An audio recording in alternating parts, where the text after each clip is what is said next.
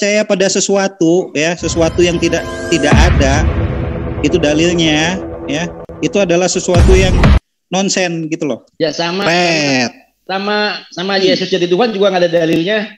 Ada banyak itu mengaku dia adalah Tuhan, banyak. Tunjukin.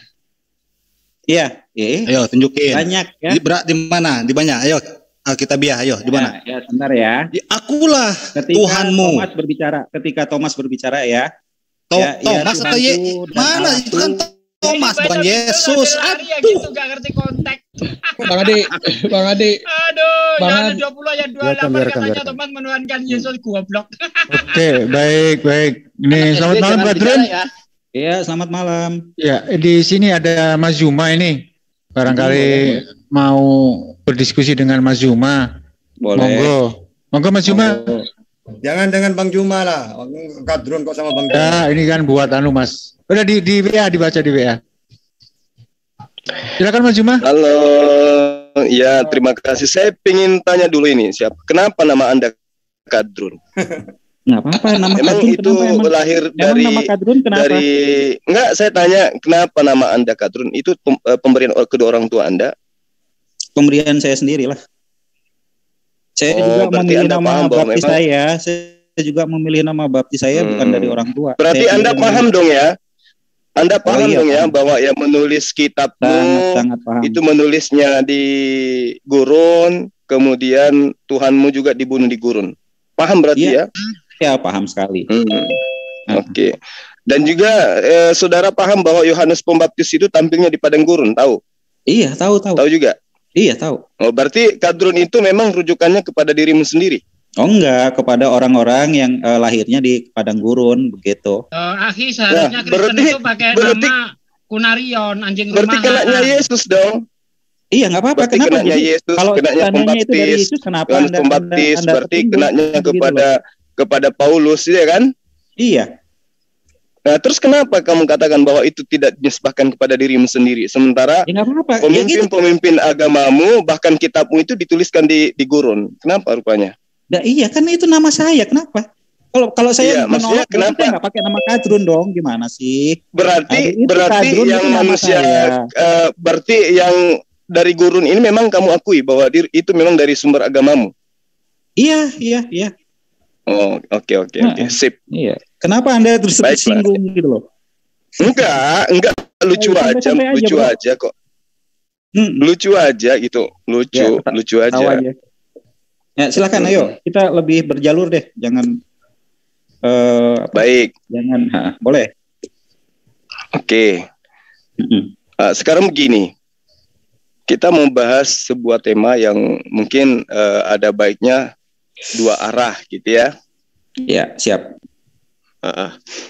Kalau yang di dalam kitabnya Bani Israel itu ya kan, praktis Yudaism itu mereka mengakui bahwa kitab mereka itu Tuhan yang mereka sembah itu mengaku sebagai pencipta langit dan bumi.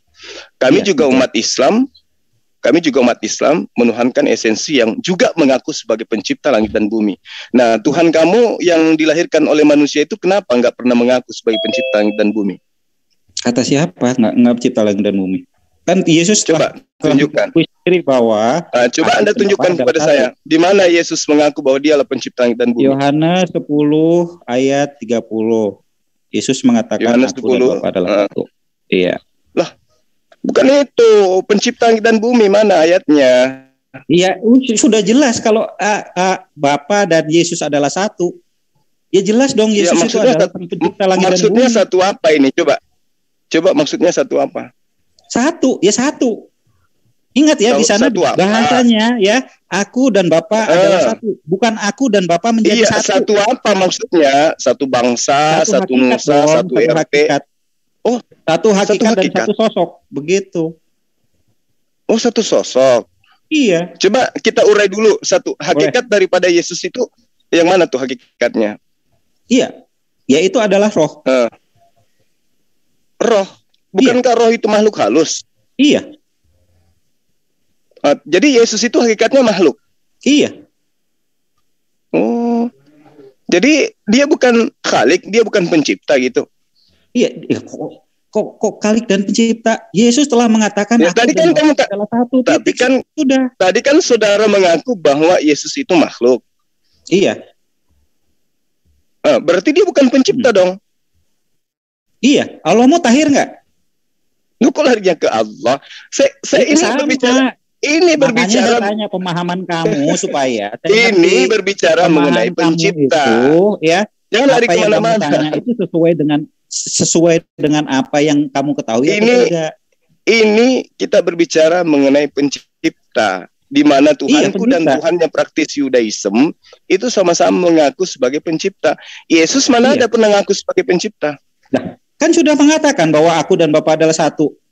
Aku adalah yang awal dan aku adalah yang akhir. Ya. Satu apa? Aku Yesus dengan Bapaknya. Ya. Jadi aku adalah roti kehidupan. Kalau kamu katakan lagi. Satu hakikat kamu katakan kan? Iya. Terus ketika Yesus mengatakan, aku tidak dapat berbuat apa-apa dari diriku sendiri. Di sini siapa? Iya, itu Tuhan, itu Tuhan itu sendiri, Bapa itu sendiri. Berarti Bapak tidak bisa berbuat apa-apa dari dirinya sendiri. Sekarang saya kasih jelas ya.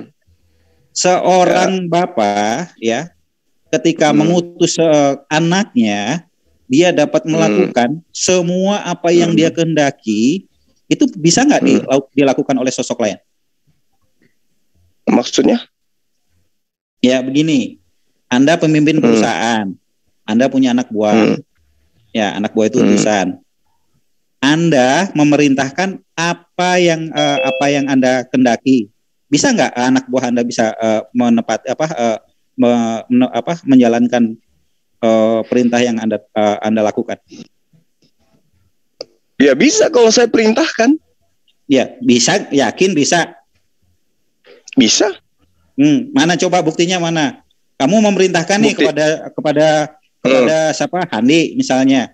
Lu tolong gini lah, beli rokok ya. Ke warung itu. Yang panggil nama gue bilang guru Handi gitu loh. Iya. Iya Bro Handi lah. Ya. Guru. Lalu Handi datang bawa rokok. Kok lu bawanya cuma sebatang? Gue mintanya sebungkus.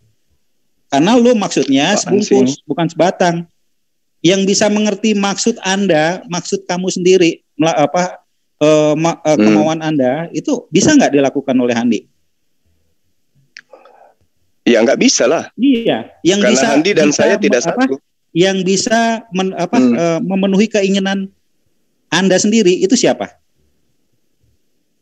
Ya saya sendiri. Nah, gampang kan? Apa yang dikatakan Bapa kepada Yesus itu semuanya. Berarti Yesus bukan Bapa kan? Bapa. Apa yang berarti Yesus bukan Bapa. Terus hakikatnya mana? Oleh Yesus. Yang kau katakan tadi aku dan Bapa satu itu kemana larinya? Ya itu tadi. Aku dan Bapa adalah satu. Emang kalau ketika Yesus mengatakan satu, itu Bapa, tapi kenapa Yesus tidak mampu berbuat apa dari dirinya sendiri? Siapa? Berarti dia dan Bapa tidak satu dong. Dia tidak dapat berbuat diri sendiri kecuali itu adalah dari Bapa. Kecuali? Ya, dari Bapa. Ya, berarti Yesus bukan Bapa. Berarti Yesus dan Bapa beda hakikat. Bapa. Itu Yesus yang mengatakan kok. Saya percaya Alkitab saya yang dikatakan oleh Yesus atau percaya di mana Yesus mengaku bahwa dia adalah Bapa? Di mana? Itu tadi sudah dikatakan. Yesus yang mengatakan itu, Bro. Aku adalah satu. Iya. Aku tidak berbuat. Aku adalah satu, betul. Yesus mengatakan aku dan Bapa adalah satu. Tapi kamu jangan lupa, itu Yesus menjawab itu karena apa? Kenapa? Ya. Karena apa? Kamu yang harus jawab. Karena apa Yesus mengatakan aku dan Bapa adalah satu? Saya sudah bilang tadi dengan apa yang saya gambarkan, saya narasikan tadi. Begitu. Ya, kalau Anda nggak bisa saya jarin. Yesus mengatakan dirinya aku dan Bapa adalah satu. Itu karena dia sedang bersoal jawab dengan orang Yahudi. Tidak. Kalau dia mau mengatakan demikian, Yesus berarti mengatakan aku dan Bapa menjadi satu. Nah itu beda. Dua jadi satu. Oh, kamu dapat ayat itu, kamu dapat kalimat itu dari mana memang? Ya, kalau Anda pengen mencari referensi yang lain silahkan. Dari terjemahan silakan kasih ke saya di sana. Saya tanya sama Anda. Anda mengatakan aku dan Bapa adalah satu. Bukti Yesus itu adalah pencipta alam semesta, betul?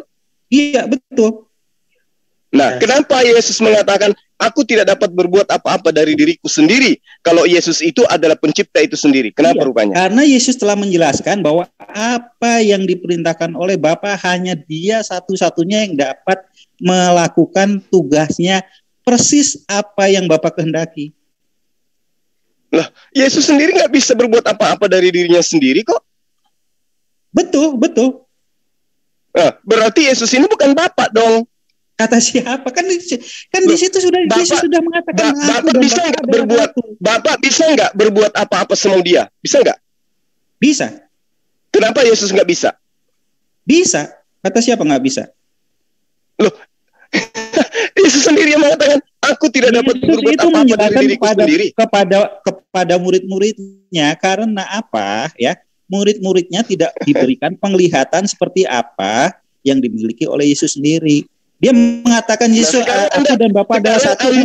Kalau seandainya dia adalah Anda dapat penglihatan. Sekarang Anda dapat penglihatan. Sebentar, saya lagi ngomong. Murid-muridnya, dengar, murid-muridnya yang sesama dengan Yesus, Anda katakan tidak dapat penglihatan. Anda yang hidup zaman sekarang dapat penglihatan gitu, sampai Anda seenaknya bicara. Oh iya, banyak. Oh, berarti Anda ini nabi juga, rasul juga Anda ini. Oh, bisa. Kenapa nggak bisa? Oh, iya. Berarti Yesus tidak dapat berkata-kata dari dirinya sendiri, tetapi Anda bisa berkata-kata dari diri Anda sendiri, seenak Anda. Tentang Yesus? Nggak bisa demikian. Ya, kan Yesus menerangkan bahwa aku tidak dapat berbuat apa-apa dari diriku sendiri. Sekarang Anda justru hebat daripada pernyataan Yesus. Ketika Yesus, berarti level Anda lebih tinggi daripada Yesus. Ya udah, selesaikan dulu deh omongan lo.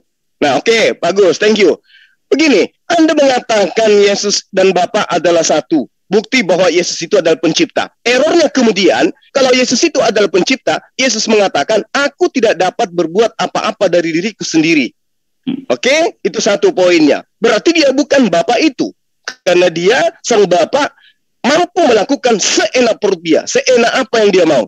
Sesuka dia. Apa yang dia mau, itu yang terjadi. Itu Bapa. Yesus nggak bisa begitu. Artinya, Yesus dan Bapa itu berbeda. Pernyataan aku dan Bapa adalah satu, itu adalah tentang misinya dia, ajarannya dia. Coba Anda lihat satu perikop dalam kitab Anda yang menceritakan tentang itu. Bagaimana orang-orang Yahudi itu. Bro, ya udah kalau dikasih kesempatan ya ngomongnya jangan lama-lama. Gitu, biar singkat. Oke. Nah, kalau kemudian Anda mengatakan Yesus itu tidak mampu berbuat apa-apa dari dirinya sendiri, sementara Bapa mampu berbuat apa-apa dari dirinya sendiri, satu hakikatnya di mana? Silakan. Ada. Hakikatnya adalah aku dan Bapa adalah satu. Iya, satunya dan itu Yesus yang dicari. Yang demikian. Saya lebih percaya Yesus atau lebih percaya celotehanmu? Lah, saya yang percaya kepada Yesus. Anda yang tidak percaya. Anda percaya sama Yesus? Pasti dong. Ya, makanya saya menjadi Muslim. Saya menjadi Muslim. Oh tidak, tunggu dulu. Yesus sendiri tidak pernah membaptis satu ekor nyamuk, apalagi manusia. Nah, sekarang ada nggak Yesus pernah membaptis orang? Banyak. Siapa yang pernah Yesus baptis? Dibaptis oleh Roh Kudus. Nah, itu adalah baptisan Yesus. Siapa yang pernah Yesus baptis? Sebutkan satu orang, siapa? Yesus sudah mengatakan ya, ada dua baptisan, yaitu baptisan secara air dan baptisan Roh Kudus. Cocok lah namamu Katru. Roh Kudus itu adalah Yesus itu sendiri. Roh Kudus itu adalah Nenekmu kiper. Kalau kau katakan Roh Kudus itu Yesus itu sendiri. Siapa yang ngajarin kamu? Aku, ya, baptislah aku dalam nama Bapa, Anak, dan Roh Kudus. Baptislah aku. Aduh. Ada tuh di belajar lagi deh. Belajar.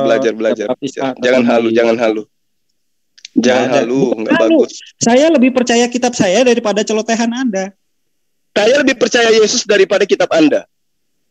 Gimana kalau Anda lebih percaya, Anda dibaptis enggak? Yesus mana ada pernah perintahkan baptis? Mana perintahnya Yesus baptis? Mana? Baca. Mana? Ampun deh. Di mana? Matius 28 itu. Matius 28 itu. Ya. Ya. Matius 28. Ya. Ayatnya itu, datanya itu offside. Harusnya Matius 28 itu tamatnya di ayat itu perkataan Yesus. Nenekmu kiper. Yes, Matius 28 itu hanya berakhir sampai nomor 15-nya, pasal 15. Coba tampilkan nomor 15 itu. Bro, yang namanya Injil, yang namanya Alkitab itu sudah dikanonkan itu jauh lebih jauh daripada ya kehadiran Islam itu sendiri. Loh, kok bawa Islam? Ini sedang membahas kitab mengatakan demikian sebelum Anda mengklaim bahwa itu Islam itu ada yang yang mengatakan Matius 28 ayat 16 sampai nomor 20 itu ada pakar Bible itu sendiri. Profesor daripada kitabmu sendiri. Kristen sendiri yang mengatakan bahwa itu dalil-dalil sisipan. Bukan Islam yang mengatakan itu, bukan sumbernya dari Islam, tapi dari bapak-bapak gerejamu yang mengatakan sendiri bahwa itu adalah data sisipan gitu loh. Mana ada data sisipan Palelupean? Ya kita ngambilin aja Gurunda. Dari kodeks itu saja ya. Iya, coba tampilkan. Ada enggak? Ayo, cari yang mana? Ini ayat 28 nih.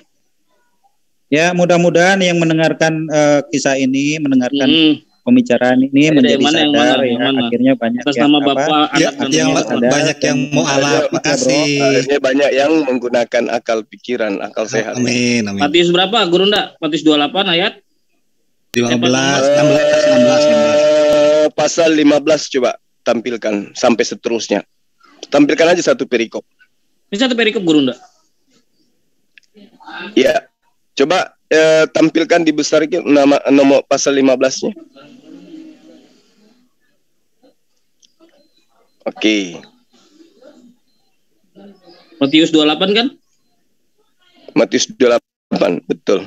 Matius 28.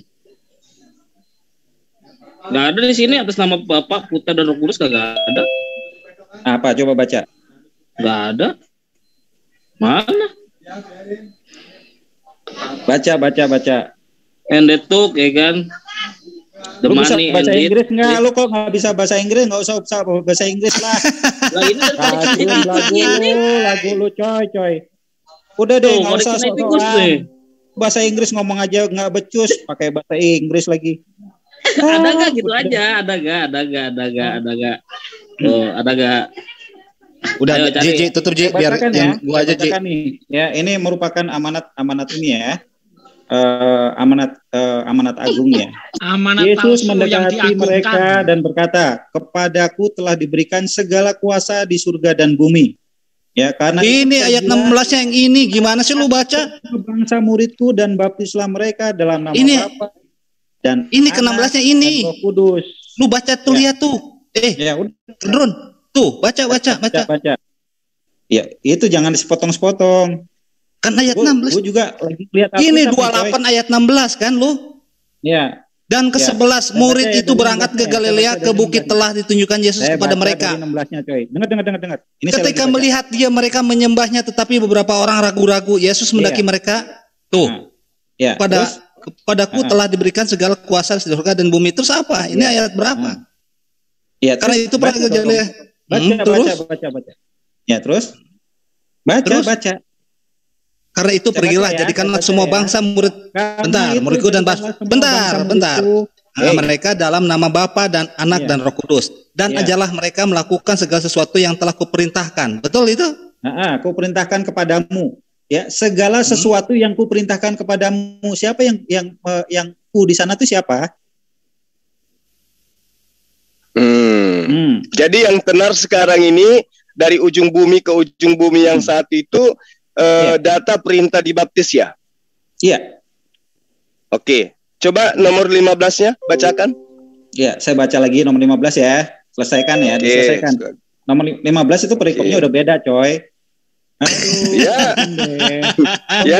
Perintah untuk memberitakan Injil, ya. Itu sudah jelas di sana.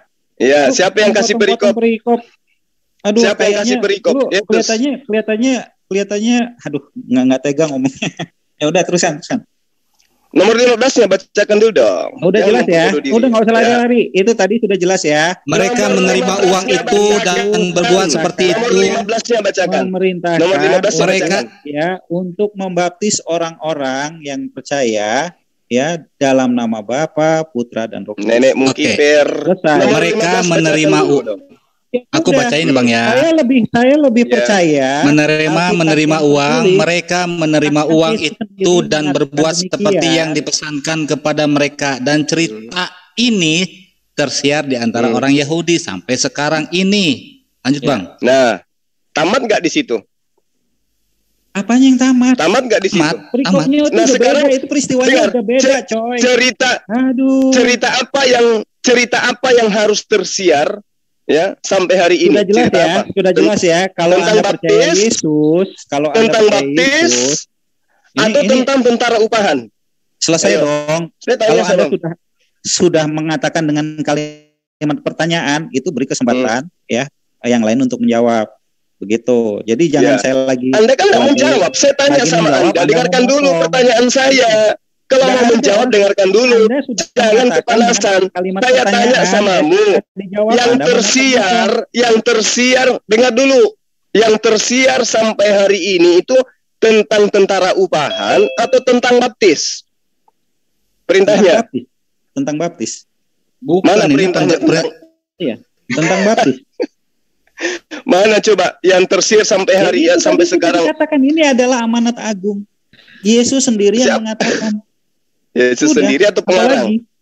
Iya, Yesus sendiri yang mengatakan.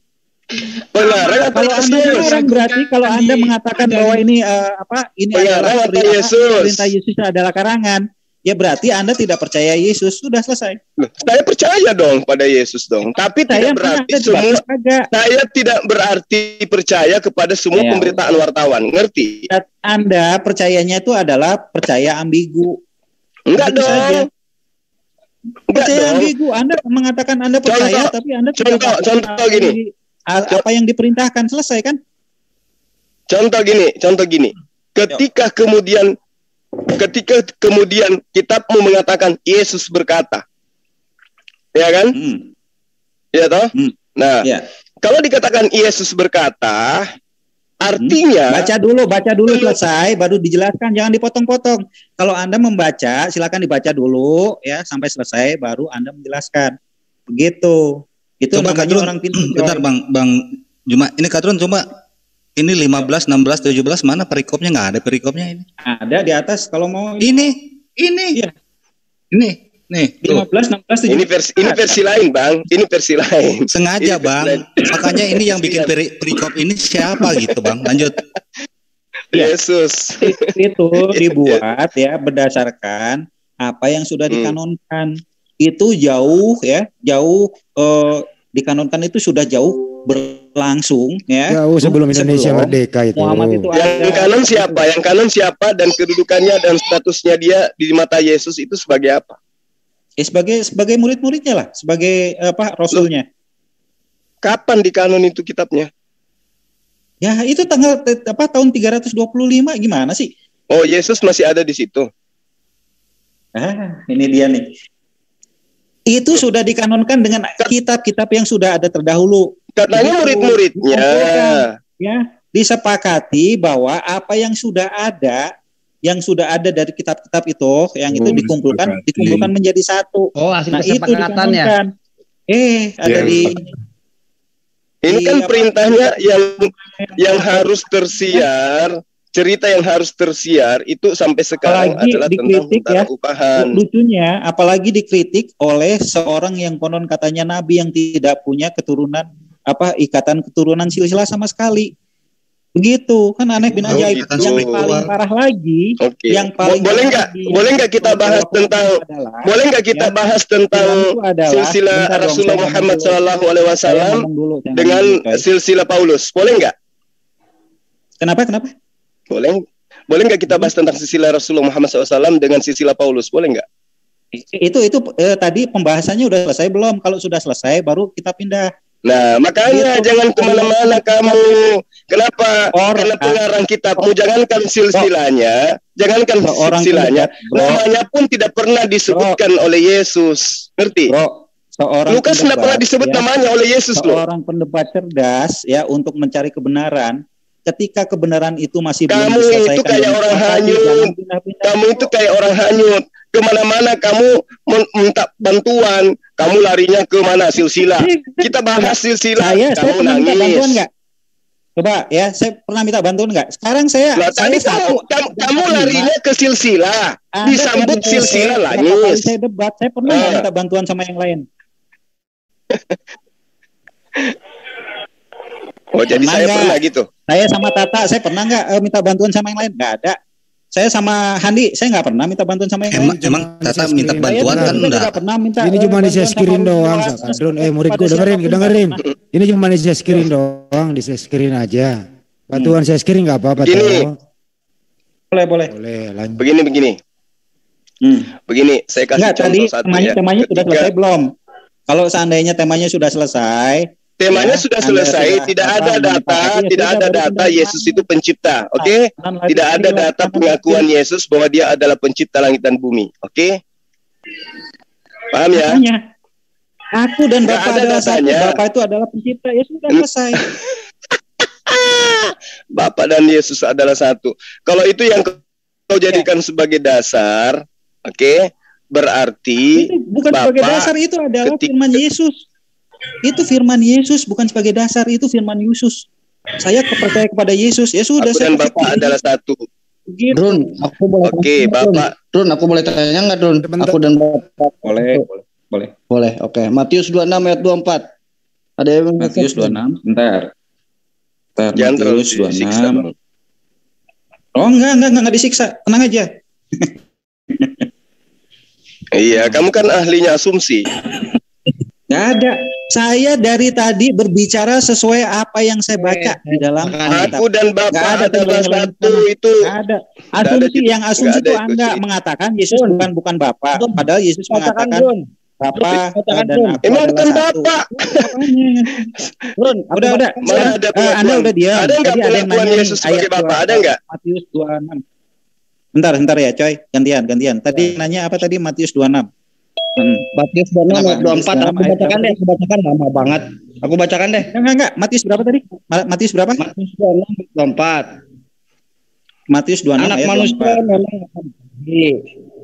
Ya. Anak manusia memang akan pergi sesuai dengan yang ada tertulis tentang dia. Ya. Akan tetapi celakalah orang yang olehnya anak manusia itu diserahkan. Ya. Adalah lebih baik bagi orang itu sekiranya ia tidak dilahirkan. Yesus berarti tidak bisa mencegah Yudas lahir kalau begitu. Enggak, karena itu sudah nubuatan, coy. Itu sudah nubuatan sudah ditetapkan sebelumnya. Ingat ketika Petrus ketika Petrus di perjamuan terakhir, ketika Yesus melakukan perjamuan terakhir, dia mengatakan kepada Petrus, kamu nanti ya pada subuh nanti kamu akan menyangkal saya. Ini dengerin. Yudas nih, Petrus mengatakan bahwa saya tidak menyangkal Tuhan. Lebih baik. Lalu akhirnya sudah selesai. Ketika sudah selesai dan lebih baik sudah subuh kemudian ada yang berkokok baru sadar bahwa betul apa yang telah dikatakan Yesus itu berlaku demikian. Begitu. Enggak, sebentar. Adalah lebih baik bagi orang itu sekiranya ia tidak dilahirkan. Berarti Yesus tidak bisa mencegah Yudas lahir. Bukan. Kalau seandainya Yudas itu tidak lahir, ya nubuatan ini kan tidak akan tergenapi. Yang menciptakan Yudas siapa, saya tanya? Iya. Ya sekarang gini loh, Anda menjadi orang yang Yudas siapa? Allah nggak bisa tuh memberhentikan orang-orang munafik. Katanya maha kuasa sama segalanya. Yang menciptakan Yudas siapa? Yang menciptakan Yudas siapa? Kan nggak bisa. Yang menciptakan Yudas siapa? Saya tanya.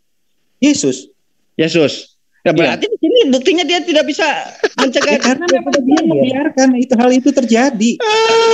Gimana saja ngomong kayak pantat ayam. Siapa yang ciptakan Yudas? Yesus. Iya. Yesus saja yang Jangan terlalu serius banyak. Jangan terlalu serius. Iya. Kak Drun, saya lagi bentar. Ya, ini ada dua ayat nih ya. Matius 28 tadi 16, 17, 18 itu ya. Kepada aku telah diberikan kuasa kan gitu ya. Bentar. Itu ya. Saya lihat dulu ini. Ya, Matius 28 tadi itu.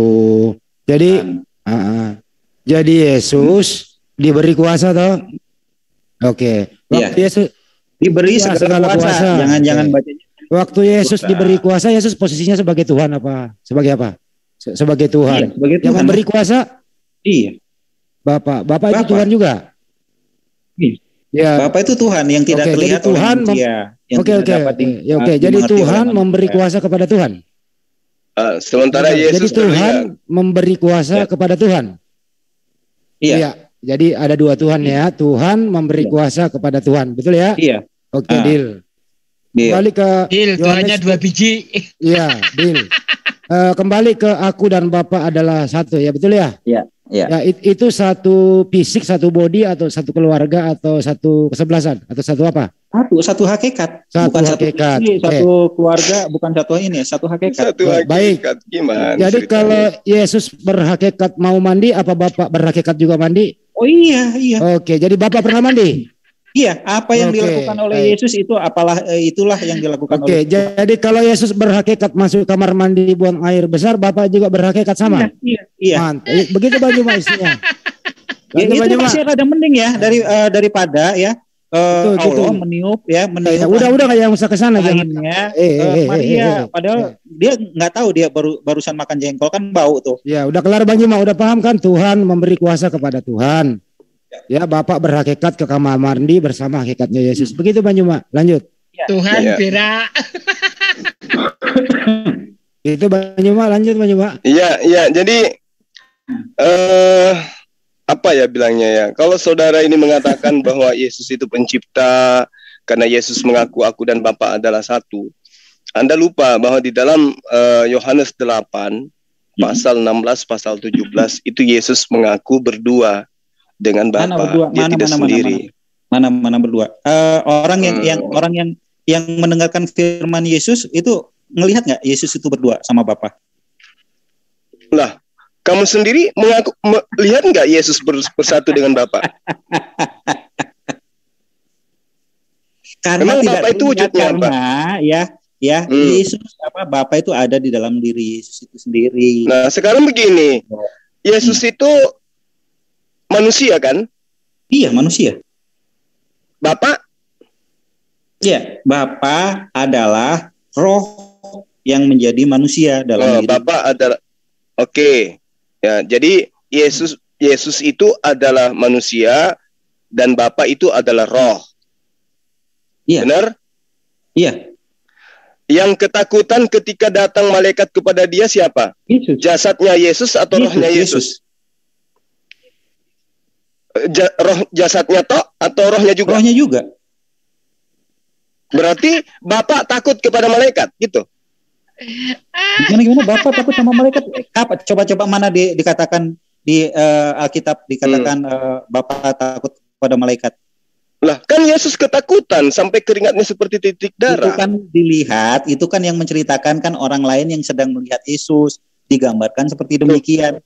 Itu bukan Yesus berarti yang mengatakan. Itu benar. Berarti yang diceritakan itu nggak benar. Itu yang berarti yang diceritakan itu, berarti yang diceritakan itu tidak benar. Tidak, itu benar. Seperti apa yang lihat karena orang tersebut melihat bagaimana orang benar itu melihat Yesus ketakutan, keringatnya seperti titik darah. Iya. Berarti orang itu benar. Iya, benar. Berarti kejadian itu benar. Iya, benar. Nah, berarti Bapak ketakutan kepada malaikat. Iya, terus masalahnya apa? Oh, ya udah, tentuin aja bahwa Bapak takut kepada penciptanya. Tidak pernah mengatakan dalam kitab manapun ya Alkitab ya, yang di dalam Alkitab ya, nggak tahu di kitab yang lain itu tidak pernah mengatakan bahwa Tuhan itu takut kepada malaikat. Lah, faktanya kamu katakan Yesus jasadnya manusia. Yang menceritakan hal demikian itu siapa? Kan berarti begitu. Bohong. Yang menceritakan itu bohong. Bohong dari mana? Itu kan sudah dia sedang saya nih ya, saya ngelihat tuh. Oke, pegang kata-katamu ya. Saya ngelihat teman saya tuh Oh, kelihatannya dia tuh sedang ngobrol serius. Padahal dia ngomong sama diri sendiri. Kan saya melihat dia menurut pandangan saya, ya, apa yang saya lihat, apa yang saya pahami, begitu. Berarti apa yang diceritakan orang pengarang kitabmu itu adalah tidak benar. Betul. Menurut pemikiran dia. Enggak, maksudnya ini firman Tuhan atau bukan? Bukan. Oh, bukan firman Tuhan. Ya, bukan dong, itu kan kitab. Itu kitab yang menceritakan kejadian apa yang dilihat oleh Yesus. Yang dilihat oleh berarti bukan firman Tuhan. Bukan. Oh, itu jadi ketika Oke. Jadi ketika Yesus mengatakan hatiku sangat sedih seperti mau mati rasanya. Itu bukan Yesus yang mana dulu? Ayatnya mana coba? Jangan ngarang bebas deh. Ayatnya berdasarkan dalil. Hatiku sangat sedih seperti mau mati rasanya. Ayatnya dulu sebutkan. Kenapa harus ada ayat? Kita kalau membahas tentang asumsi, ya nanti debat kusir. Kalau Anda bisa membuktikan, kenapa harus ada ayatnya? Ya harus ada kenapa ayat. Harus ada? Kita harus percaya apa yang dikatakan oleh Yesus, yang difirmankan, yang tertulis dalam Alkitab. Nah, itulah yang kita percaya. Karena dia ada Tuhan. Coba sahabat-sahabat coba ya, bisa tampilkan saya orang yang Matius 26 nomor 38 coba. Ya, bentar. Bisa enggak? Matius bukan firman. Repot kalau debat sama orang buta. Matius 26 ayat berapa? Matius 26 nomor 38. Oh, nomor 38. Ayat 38 bukan nomor, coy. Nomor ayat itu buat muslim, enggak ada. Beda. Nomor itu beda sama ayat beda. Nomor udah gimana gua aja nomor. Nomor itu bahasa Inggrisnya itu number, ya. Nomor. Bahasa Indonesianya nomor. Bahasa Inggrisnya itu chapter. Beda lagi. Nomor. Udah itu. Itu nomor 38, nomor 38. 38, sebentar. Nomor 38. Kenapa harus lihat ke situ? Padahal lihat ke itu aja ya. Mau, itu kan lu bisa dipotong-potong dari situ. Ini gue pakai aplikasi. Lalu katanya. Berarti yang bikin aplikasi ini bukan Kristen dong, bohongin Kristen. Bagus. Ya. Lalu katanya kepada mereka, hatiku sangat sedih seperti mau mati rasanya. Tinggallah di sini saja dan berjaga-jagalah dengan aku. Begitu, ini firman Tuhan atau bukan? Iya, firman Tuhan. Oke. Nah, yang mau mati di sini siapa? Yesus. Bukan rohnya? Iya, rohnya juga. Bukan bapaknya? Nah, berarti bapak yang takut mati? Enggak takut mati. Dia kan itu kan dibaca dong. Hatiku sangat sedih seperti mau mati rasanya. Seperti sama mati sama enggak? Berarti bapak merasa mau mati gitu? Kamu seperti sama bapakmu wajahnya. Ya, saya tanya, bapak itu merasa mau mati gitu? Iya, ya kan merasa seperti. Di sini kan dikatakan seperti. Berarti seperti bapak yang kau sembah itu begitu. Juga bisa mati? Baca kayak gitu aja masa nggak bisa? Aduh, kacau banget nih. Itu ngakunya jadi ustaz. Berarti enggak, ini tentang imanmu. Pengakuanmu tadi bahwa roh itu adalah Bapa, Yesus itu dan Bapa adalah satu, kan? Berarti yang mau mati di sini Bapa. Iya. Yang seperti mau mati itu Bapa, seperti mau mati bukan mati. Begitu. Sekarang gini loh. Allah punya kamu. Kamu orang yang mengalami mati. Kira-kira. Terus yang mau mati itu yang pernah mati dibunuh oleh tentara Yahudi itu Romawi itu siapa? Bapak juga. Iya. Jadi Bapak juga pernah mati? Iya dong, gimana sih? Oh, berarti alam ini pernah kehilangan Tuhan selama 3 hari 3 malam? Matinya itu mati seperti apa? Loh, mati seperti manusia yang dilakukan oleh mati ayam gitu maksudnya? Mati menurut Bapak. Dia mati kayak di film gitu, mati action gitu, sandiwara. Hah? Mati suri. Sabar. Ini udah jelas ya. Di sini dikatakan hatiku sangat sedih seperti mau. Enggak dikembaliin dulu Tuhan pernah mati enggak? Kembali dulu ke situ belum. Lalu logikanya aja mampet gimana Tuhan sih? Gimana mau jelasin? Justru logikamu itu yang sakit, kawan. Mana ada Tuhan pencipta alam semesta ini pernah begini, mati. Logikanya begini ya logikanya. Dengerin bagaimana dengerin. Wajah kamu itu seperti wajah bapak kamu. Apakah wajah kamu itu adalah bapak kamu? Ini bukan bercerita tentang wajah atau seperti yang kamu terangkan tadi. Yang kamu terangkan tadi, aku dan Bapak adalah satu. Dengar dulu. Yang kau katakan aku dan Bapa adalah satu di situ adalah Yesus jasadnya, rohnya itu adalah Bapa. Kan gitu ceritanya. Iya kan? Bukan seperti lagi. Kan kayak begitu kan ceritanya kan? Kalau Anda berkata, lalu belakangnya ada kalimat pertanyaan, kalau lagi saya jawab, ya nanti kalau saya juga mengatakan demikian ya begitu ya. Jadi nggak tumbang tindih malu tuh didengerin sama katanya ratusan ribu ini netizen. Aku dan Bapak adalah satu. Yang satu itu mana? Rohnya dan juga jasadnya adalah Yesus. Nah, yang mati ini adalah roh dan juga jasad kan? Artinya Bapak dan anak sama-sama mati. Iya. Berarti alam semesta ini pernah kehilangan Tuhan. Nggak pernah kehilangan. Bapak Tuhan yang Maha Kuasa ya, Bapak yang Maha Kuasa. Maha segalanya ya, dia mati, kok larinya ke sana? Dia mau berbuat faktanya baik. Tadi Tuhanmu mati, Bapak mati, anak mati. Ya. Ayo.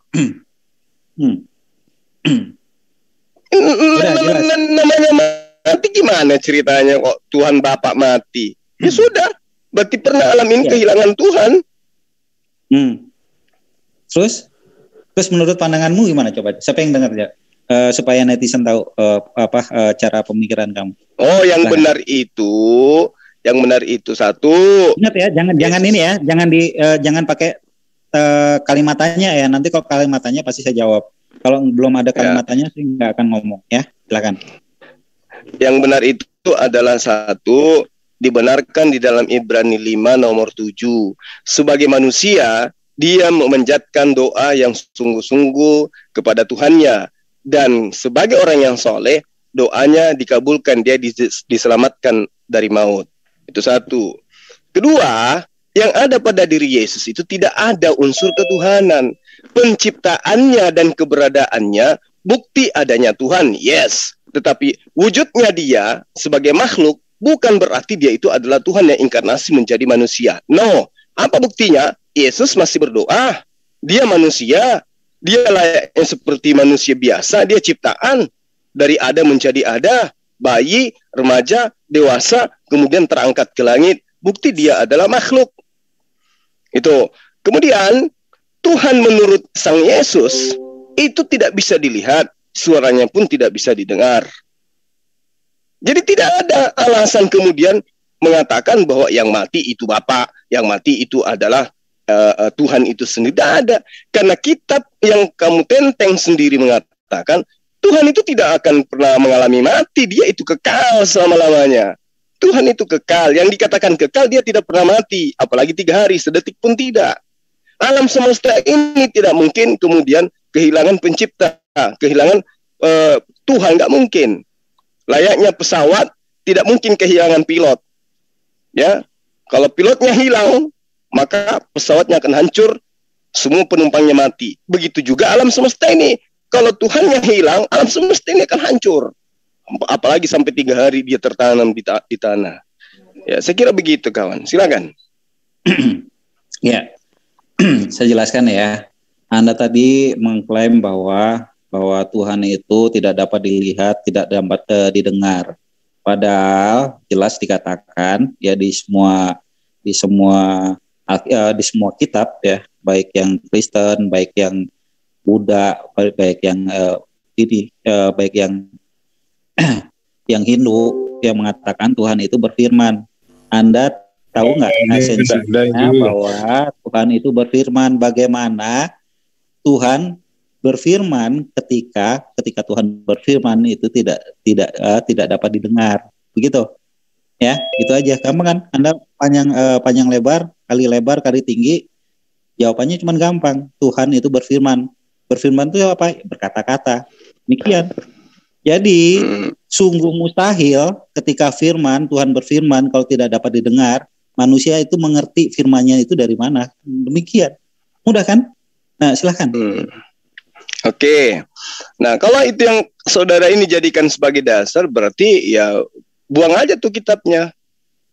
Karena kitabnya sendiri yang mengatakan Tuhan tidak bisa dilihat. Tuhan tidak bisa didengar.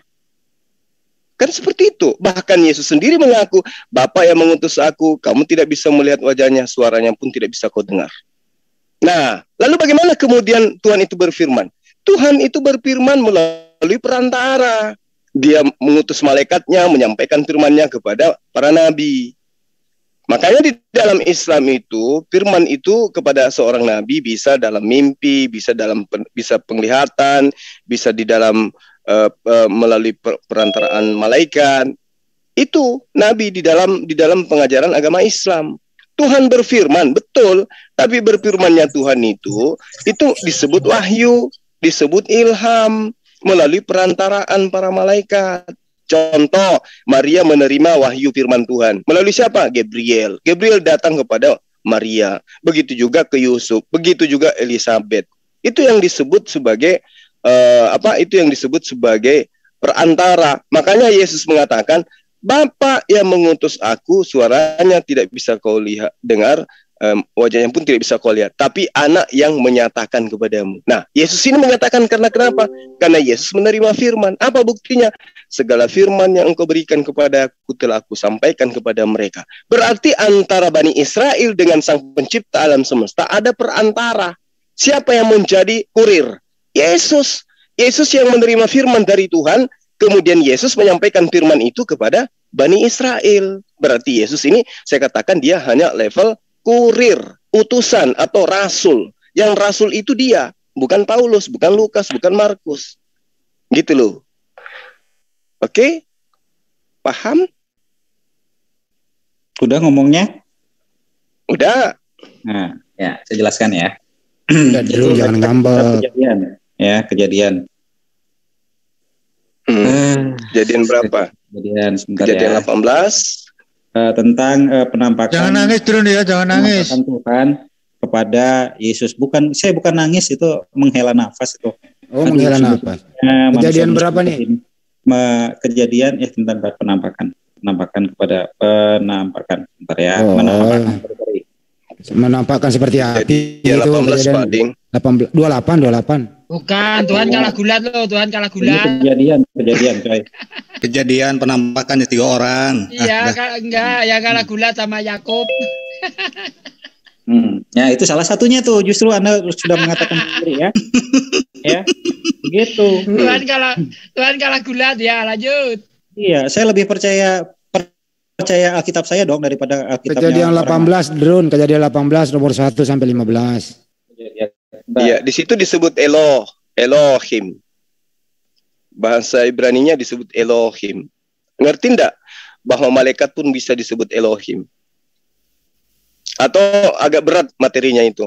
Lihat aja di dalam Yohanes 10 nomor 34, 35, 36. Siapapun yang diserahi tugas untuk menyampaikan firman, maka dia disebut Allah. Allah bergulat dengan Yakub. Mana Allah di mana? Ini kita lagi bahas apa nih? Quran apa Alkitab? Ya, kita mulai dengan Al-Quran juga kan bisa. Kalau kamu bahas Quran boleh. Oh jangan bang, sekarang juga kagak dia. Sekarang menurut Anda yang bergulat dengan Yakub itu siapa? Bro, bentar. Anda kan udah banyak ngomong nih, ya.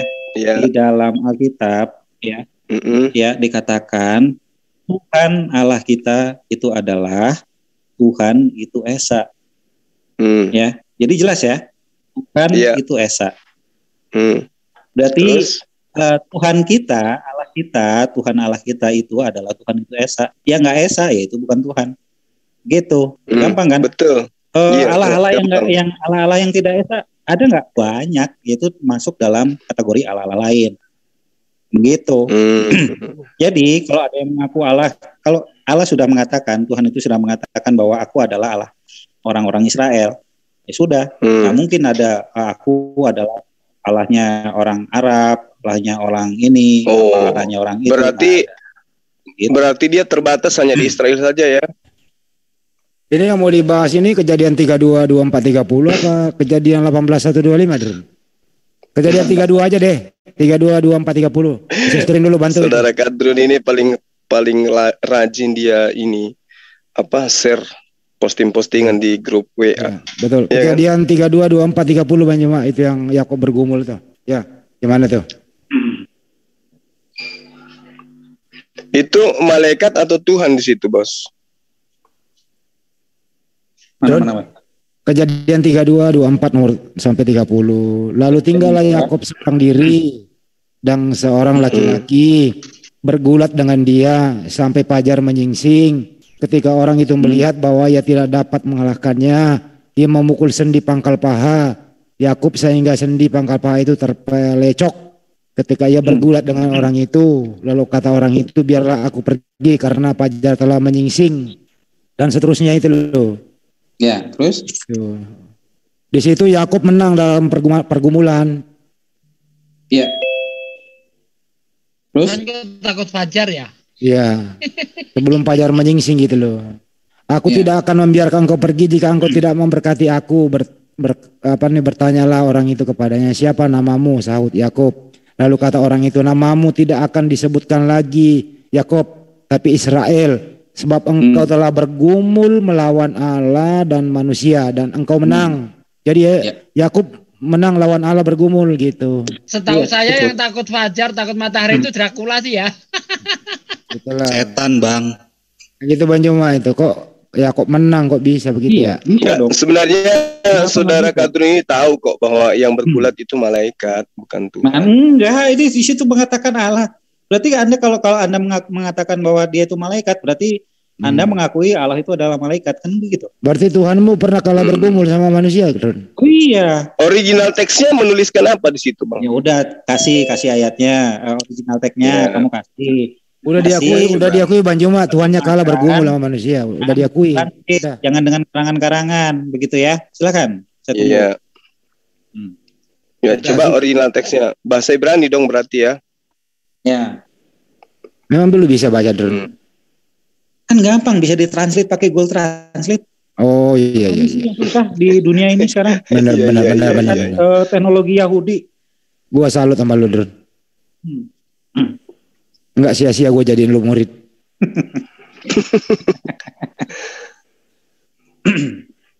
Iya. Jadi pas udah fajar, karena udah fajar, terus dia lari. Yang lari biasanya turun fajar tuh, kalau Kadrun juring, Kadrun. Ya, fajar itu apa? Fajar itu apa? Anda tahu? Enggak tahu, saya bego. Kayak lu begonya. Lanjut. Silakan. Yang tadi ayatnya tadi yang katanya Anda pengen teks aslinya nanti kasih. Kejadian 3 itu Anda ambil Google Translate, masukkan plug. Nggak usah dirubah-rubah, nanti bisa ayatnya kan keluar yang pasti di situ disebut Elohim. Ya. Ya, Elohim itu siapa? Elohim itu bisa Bapa, bisa malaikat, bisa Allah. Bisa Allah SWT nggak kira-kira? Apa? Bisa Allah SWT nggak kira-kira? Kalau dikatakan dia bisa Bapak, berarti bisa. Nah, kenapa namanya? Iya. Enggak dong. Di situ sudah dikatakan bahwa dia bergumul dengan sudah. Jangan terguncang terus. Jangan terguncang. Di situ dikatakan itu adalah kamu ini pengalaman. Kamu ini kan cuma bisanya terjemah. Elohim itu bagi yang punya kitab, bisa Tuhan, bisa malaikat, bisa utusan Tuhan. Berarti Allah itu bisa malaikat dong. Kata siapa? Nah, tadi katanya Anda tadi ini kan kita berbicara ini Elohim. Iya, ini tidak berbicara mengenai Allah. Ini bercerita mengenai Elohim. Di Islam kalau berbicara mengenai Allah berarti Subhanahu wa ta'ala. Tidak ada yang lain. Kata siapa? Kalau berbicara mengenai ilah, berbicara mengenai Rabb, itu bisa. Bisa ilah-ilah lain. Bisa kepada sembahan-sembahan lain. bisa kepada Tuhan-Tuhan lain. Tapi ketika berbicara mengenai Allah, berarti esensi pencipta alam semesta, nggak boleh ditawar-tawar itu. Nah, sama ketika berbicara mengenai Elohim, itu bisa bercerita tentang malaikat, tentang sosok utusan Tuhan. Lain cerita kalau bercerita mengenai Yod He Vav He atau Hasem. Ya. Terus? Terus? Ya, ini bukan Allah ini, bukan Allah ini malaikat. Saya tanya, malaikat menurut Anda itu Allah bukan? Oh, ya bukanlah, bukanlah. Makanya kitabmu itu bukan salah. Makanya lembaga kitab Indonesia itu keliru. Kan Anda apa yang?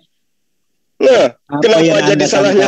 Yang salah itu adalah lembaga lupa ayat Injil, itu yang salah.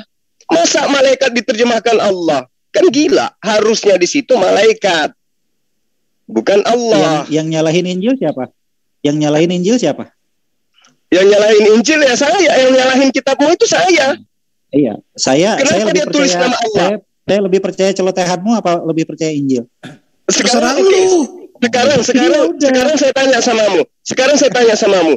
Dari mana kemudian lembaga kitab Anda mengambil kata Allah di situ? Mendudukkan kata yang harusnya Elohim. Kita ya udah baca, ini lari-lari ke kanan. Lah, kamu dapat kata Allah dari mana? Kamu dapat kata Allah itu, dari mana? Iya, kata Allah itu adalah ya sebutan atau kata sandang untuk Sang Maha Kuasa atau Sang. Dari mana? Dari mana kamu dapat? Yang dituliskan itu namanya. Dari mana? Dari mana Anda dapat? Disiplin ilmu mana di dalam Kristen yang membahas itu? Iya, ada. Di Al-Quran juga ada itu. Ya, itu di Al-Quran memang harus ada. Di Al-Quran memang harus ada, wajib. Karena itu adalah sumbernya. Nah, sekarang yang saya tanya samamu, lembaga kitab Indonesia menuliskan Allah dari kata Elohim yang original teks dalam bahasa Ibrani menjadi Allah, itu apa dasarnya? Silakan ganti. Anda ngomong dulu deh. Nanti kalau udah selesai baru ngomong. Ya, lu boleh jawab. Saya sudah selesai. Sekarang giliran Anda jawab. Ya, yang jelas ya, Allah itu bukan adalah suatu sosok yang spesifik atau yang gampang dikatakan oleh orang itu adalah proper name. Allah itu adalah ya sebutan atau kata sandang untuk mengganti ya sesuatu yang lebih tinggi daripada kita atau yang ditinggikan oleh kita. Begitu. Jadi Allah itu adalah suatu sebutan. Kalau di dalam pemerintahannya disebut presiden, begitu. Allah itu sama dengan presiden. Itu bukan ini ya. Ilmu dari mana itu? Cuman, iyalah. Ilmu dari mana? Iya, Allah kan ilmu apa yang mengkaji masalahnya Allah ya. Allah itu adalah sebuah kata yang tunjuk datanya, Drun. Jangan kita ya, itu tadi baca dong. Larang Drun. Terlalu tinggi ini pertanyaannya Bang Juma ini, terlalu tinggi Bang Juma. Biarkan nggak apa-apa, biar Kadron belajar sekalian.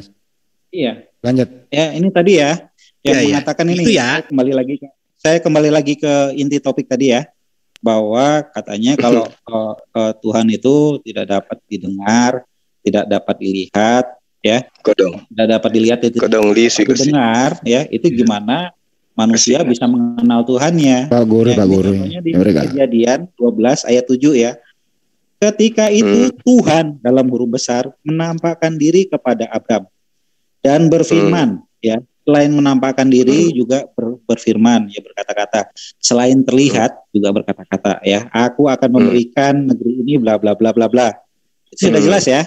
Jadi Anda kalau mengklaim bahwa ya Tuhan itu tidak dapat dilihat, tidak dapat didengar atau tidak dapat di bla bla bla gitu ya. Ya itu namanya halusinasi. Nah, gitu. Berarti Anda membantai Yesus dong. Nggak ada. Ini kan di dalam Alkitab kan ada, ya. Yesus kan menerangkan. Ketika itu siapapun Yesus menerangkan. Kejadian sebentar. Yesus menjelaskan. Saya kan baru siapapun yang diserahi tugas. Sebentar. Ya udah silakan teruskan. Saya pengen dengar. Yesus menerangkan siapapun yang diserahi tugas menyampaikan firman maka dia disebut Tuhan. Gimana? Yesus menerangkan siapapun yang diserahi tugas untuk menyampaikan. Yesus menerangkan siapapun yang diserahi tugas untuk menyampaikan firman, maka dia adalah Allah. Dan ketetapan itu tidak boleh diganggu gugat, kata Yesus. Jadi kalau misalnya di dalam perjanjian lama ada yang mengatakan Tuhan datang kepada Abraham. Bentar coy, Anda memahami Allah itu siapa? Ya, ini saya menggunakan bahasa dalam kitabmu membantu kamu supaya ngerti. Kalau tadi Allah, kan kita Allah itu. Tadi kan saya dengar dulu. Diberikan kepada orang yang lebih tinggi daripada kita. Sekarang dari mana ilmu itu Anda dapatkan? Dari perbendaharaan kata bahasa Indonesia lah. Di mana itu diterangkan seperti itu? Saya kan pakai bahasa Indonesia. Allah itu bukan bahasa Indonesia. Allah itu bukan bahasa Indonesia. Allah itu bukan bahasa Indonesia, bukan. Hanya di dalam kitabnya orang Kristen ngambil kata itu Allah, adalah bahasa kemudian membacanya Allah. Dari kata-kata Kalau kamu lebih paham, kalau kamu mau ngerti, kalau kamu punya malu, coba dengarkan saya.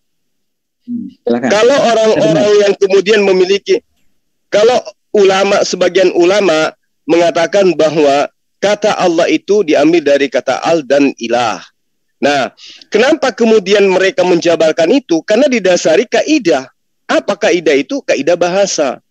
Di mana mereka mengatakan bahwa kata Allah berasal dari kata al-ilah yang merupakan turunan dari kata aliha atau ya'lahu. Nah, apakah pendiri kitab Lembaga Indonesia itu juga berdasar seperti itu, mengambil kata Allah dari sampai dia tuliskan dalam kitabnya? Kan tidak.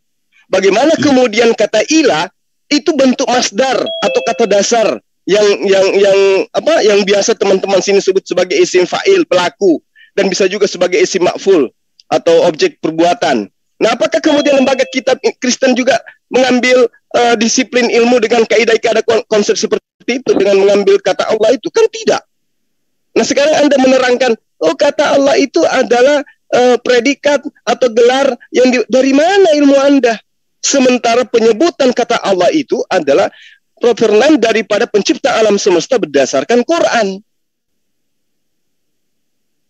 Apa dasar Anda mengatakan itu? Sementara kalau Anda mengatakan, itu diambil dari kata ini, akar katanya adalah, berarti lembaga kitab Kristen itu melakukan penelitian berdasarkan asal kata dong. Dia memahami dong apa itu ya'lahu aliha, lalu dia memahami al-ilah. Paham dong mereka. Apa iya mereka belajar tentang ilmu nahwu ibn Arab, tentang bagaimana kemudian huruf per huruf di dalam Al-Qur'an, lalu kemudian mereka gunakan untuk terjemahkan? Kan tidak. Karena itulah kemudian Anda berkata jangan panjang-panjang lah, panjang sekali, saya nggak kebagian ngomong nih. Kalau Anda mengatakan bahwa Allah itu proper name, ya, coba kasih ya di ayat mana, di surah apa, tertulis kata Allah berdiri sendiri di dalam Quran. Ada banyak. Silakan kasih mana? Oke, Quran salah satunya di surat Taha nomor 14, ayat 14. Di share screen. Oke. Enggak usah disebut, dibacain aja Bang Juma. Kelamaan, dibacain aja. Ya. Innani anallah. La ilaha. Nah, di situ ada dua objek dicerita. Allah dan juga predikatnya. Saya ngomong, Anda baca Quran, baca bahasa Arabnya biar saya dengar. Di sana ada Innani anallah. La ilaha illa ana fa'budni wa aqimis salata li zikri. Jelas. Nah, Allah yang berdiri sendiri mana tulisannya? Coba itu kasih screenshot tulisan Allah yang berdiri sendiri mana tuh? Itu ada. Anda bisa baca nggak? Itu ada. Allah. Mana nggak ada? Saya udah bisa, itu ada tulisannya. Makanya di share screen. Coba kasih ayatnya. Tulisan bahasa Arab. Minta ada kata berdiri nggak ada, Brun. Kalau minta ada kata berdiri nggak ada. Ada. Itu bukan berdiri kayak orang gitu. Al-Baqarah ayat 255. Dia minta seperti manusia berdiri, nggak ada. Drun, masa ada manusia berdiri? Nggak gini Bang Andi. Apakah Kadrun mengerti gramatikal Al-Quran? Itu aja dulu. Nggak apa-apa, biarin dia belajar. Ya, gampang kan. Ya kalau Anda mengatakan demikian ya, kalau namanya yang namanya nama ya, yang namanya nama proper name itu nggak bisa ditambahin gitu ke apa Andi ya, Andi ditambahin gitu. Asumsi. Andi, Coba tampilkan Al-Baqarah dulu. Kalau ditolak ayat 14 sekarang coba Al-Baqarah ayat 255. Al-Baqarah 255. Al-Baqarah 255. Saya juga lagi ini ya. Ya. Lu cari aja terjemahnya dulu.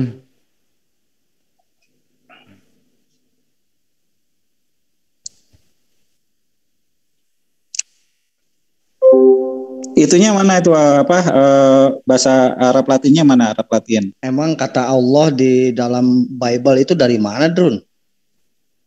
Ya dari Allah itu ambilnya dari kata Eloha. Dari mana maksudnya? Bisa disebut tuntaskan dulu ini, tuntaskan dulu ini. Gua baru dengar loh Bang, ada Eloha. Itu nggak bisa diganti-ganti ya Yahweh ya. Tuntaskan dulu ini, baru pindah. Tuntaskan dulu. Apa tuh bacanya? Mana ada ini dua kan di situ? Arab Latinnya Kenapa harus Arab Latin? Lu bisa? Ya udah. Nah, Anda berani nggak menunjukkan? Gampang aja. Kalau Anda berani dan Anda benar, kasih alif lam ha l i la ha. Tampilkan Bang, tampilkan. Udah Bang. Udah Bang. Ya, silakan. Tampilkan Latinnya, kasihan dia nggak bisa baca. Latinnya. Aduh, gua mau bikin ribet gua. Ya apa-apa. Dia belajar. Demi untuk belajar gitu. Iya. Bang, ini harus ubah lagi ini, Bun. Duh. Bentar, lanjut lu. Waduh. Lu mau main game ceritanya? Nggak kena iklan, biasa hati kan gitu.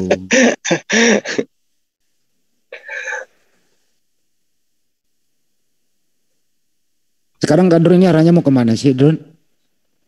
Enggak, tadi kan ngomongnya tentang proper name, katanya Allah. Oh ya, kembali ke situ aja. Kan tadi yang dipermasalahkan Allah itu siapa? Iya, oke. Ya, kalau menurut kamu nih, Drun, biar ya gua tengahin ya. Menurut kamu LAI itu kan ada kata Allah di terjemahan. Menurut kamu itu LAI ngambil dari mana? Itu dulu. Silakan. Ngambil dari bahasa Indonesia ya, yang diambil dari kata serapan dari bahasa lain. Di Bible di bahasa Indonesia itu kan banyak, bukan hanya dari bahasa Arab, ada bahasa original Bible ada, di originalnya ada. Bahasa Belanda ada. Kan jadi LAI mengambil dari Belanda. Iya. Oh iya. Ya, sebagian kan ada yang dari Belanda, bahasa serapan. Nah, itu mengambil dari Belanda Bang Cuma. Nah, itu udah dijawab. Ya, mana kata Allah berdiri aja. Mana? Ya, mana kata Allahnya berdiri sendiri mana nih? Itu tuh sudah ada tuh. Itu Allahu la ilaha illahu. Mana? Allahnya mana? Allahnya mana? Kata itu Allah, itu sudah Allah itu. Allahu. Itu sudah kata Allah. Allahu. Astagfirullahaladzim. Iya, itu bukan program. Terus apa artinya? Itu sudah jelas Allah tulisannya. Sebuah kata yang disematkan kepada seseorang atau sesuatu ya dengan suatu persepsi yang menunjukkan bahwa itu tidak dapat dirubah-rubah begitu. Lainnya Allahu disebutnya Allah, gimana sih Allah? Allahu sama Allah itu beda. Gini Drun, sebentar pinjam. Saya luruskan. Ini orang yang nggak ngerti tapi ngajarin kami. Ini cara ngajarinnya nih. Dari atas Latinnya apa Drun? Baca. Jadi gini, kalau Anda sebentar lo diam dulu. Dari Latinnya pertama apa huruf apa? Samanhu gitu namanya. Dengerin dulu guru ngomong. Dari bahasa Arabnya huruf pertamanya apa Drun? Iya baik. Tolong diam dulu. Oke, yang terjemahannya, yang terjemahan bahasa Indonesianya, apa? Bahasa Indonesia itu kan bahasa serapan yang diterjemahkan. Bahasa yang diterjemahkan dalam bentuk serapan itu tidak presisi mewakili apa yang di jadi terjemahan salah. Jadi terjemahan salah. Iya, bukan salah. Terus? Bukan salah. Itu di sana dikatakan Allah di situ, itu bukan Allah sebagai proper name. Jadi kamu lebih mengerti Al-Quran daripada Bang Juma? Bukan itu, saya kan melihat, saya kan tadi mengatakan. Oke, Anda mencari dengar proper name. Oke, dengar. Anda mencari kata Allah kan? Yang Anda baca di Latinnya itu apa tertulis? Iya, Allahu. Nah, berarti ada penambahan. Iya. Apa penambahannya? Itu huruf hu itu apa itu? Nah, hu itu apa artinya? Ya, Allahu, ya itu kalau Allahu Akbar. Allah.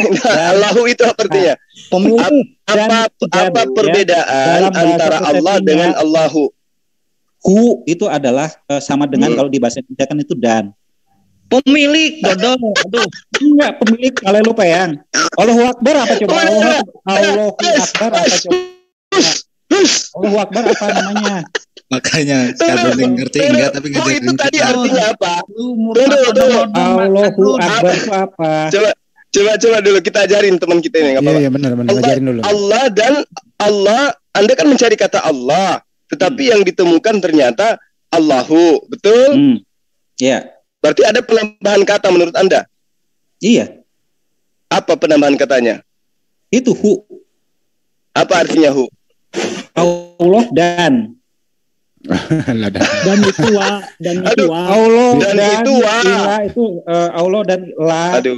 Oke. Boleh nggak saya menjelaskan kepada saudara supaya Anda bisa paham ke depannya, jangan malu-maluin kayak begini, boleh nggak? Silakan Bang Juma. Malu-maluin memang nggak ada. Ya udah Bang. Anda mengatakan di situ ada kata dan di situ. Mana ada kata dan di situ? Allahu Akbar kita ngambil. Oleh Kadrun Anda diam dulu. Kata yang lain. Kadrun. Dengerin dulu. Drun. Dengerin dulu biar Bang Juma jelaskan dulu supaya kamu ngerti dikit ya. Silakan Bang Juma. Ya. Jadi sahabatku, hu itu artinya dia. Jadi Allahu artinya dia Allah. Oke. Nah, kalau Anda mengatakan di situ dia dan, itu salah tuh. Allahu, dialah Allah, la, tidak ada, ilaha, Tuhan. Illa, kecuali, huwa, dia. Jelas bahwa Allah itu tidak ada Tuhan selain dia. Jadi Allahu itu merujuk kepada Allah. Dia Allah. Allah itu dia. La ilaha, tidak ada Tuhan, tidak ada sembahan, illa, kecuali huwa, dia. Oke, jadi sudah ya, terjawab ya, bahwa kata Allah itu berdiri sendiri. Itu bukan jawaban, coy. Itu kata milik. Baik, kalau begitu silakan. Ya sudahlah. Bro Kadrun, saya lambaikan tangan kalau begitu. Ya, silakan Mas Kadrunnya sendiri yang dengerin dulu. Silakan Kadrun yang menjelaskan ayat tadi ke Bang Juma. Silakan. Gimana? Silakan Anda menggurui Bang Juma tentang ayat tadi. Silakan. Ya, terangkan. Ya, itu adalah rangkaian sebuah kata ya. Kalau seandainya itu diterjemahkan dalam bahasa, seandainya itu Amir pergi ke pasar, ya tetap Amir, nggak bisa Amiru. Itu nggak bisa karena yang namanya proper name itu adalah sebuah nama, nggak bisa ditambah-tambah. Oh benar. Gitu. Metode apa yang Anda pakai untuk menjelaskan Al-Quran dengan ayat tadi? Metode jangan terguncang, Drun, jangan terguncang, jangan nangis. Tenangkan hatimu. Silakan biar Bang Juma belajar sama kamu ini. Bang Juma sama saya mau belajar sama kamu, silakan. Boleh silakan. Silakan terangkan. Ya, yang namanya proper name ya. Nah, ayat tadi biar tuntas dulu jelasin ke kita ini. Iya. Ya, silakan. Iya, itu kan tadi mengatakan itu maksudnya itu adalah sesembahan ya yang disembah. Itu screen-nya jangan ditutup lah. Biar dibuka dulu screen-nya biar dia Kadrun mau jadi ustaz malam ini, silakan. Dia ada mau jelaskan kata per kata lah, jelaskan kata per kata. Iya. Dia ini menggantiin ini nih Ustadz Solihin. Silakan. Ya. Bentar ya. Pakai kacamata ini kecil Mas. Jangan ambil kacamatamu, jangan kacamata las lu ambil. Kacamata las gelap. Itu maksudnya kalau di ini itu artinya ya tidak ada sesembahan ya, tidak ada sesembahan lain itu selain Dia. Tidak ada sesembahan gitu maksudnya. Itu dia bahasa Arabnya apa? Ya, itu tadi Allahu la ilaha illallah. Oh, jadi dia itu jadi Allah itu bahasa Arab. Allah itu artinya dia. Iya. Bukan dia. Iya dia bukan apa sih? Kan dia yang tidak mana yang benar? Selain dia. Gitu. Itu Allah itu di sana maksudnya itu bukan merujuk kepada nama. Yang merujuk kepada nama itu sebetulnya dia itu menuju. Enggak begitu. Kalau dia di situ dia hanya menggunakan kata hu. Kalau dia tidak ada kata Allah di situ. Contoh huwallahul ladzi la ilaha illa huwal hayyul qayyum. Itu ya. Gini bro la ilaha illahu. Sesuatu tidak ada kata Allah. Kalau dia tidak bercerita yang disebut. Udah biarkan dia Bang Juma. Ini kan Kadru mau menggurui Bang Juma nih tentang Al-Qur'an. Baik. Sesuatu yang disebut sebagai sosok yang tunggal itu bisa diambil dengan kata-kata yang pasti. Aku, dia, kamu. Begitu ya. Nggak ada yang lain.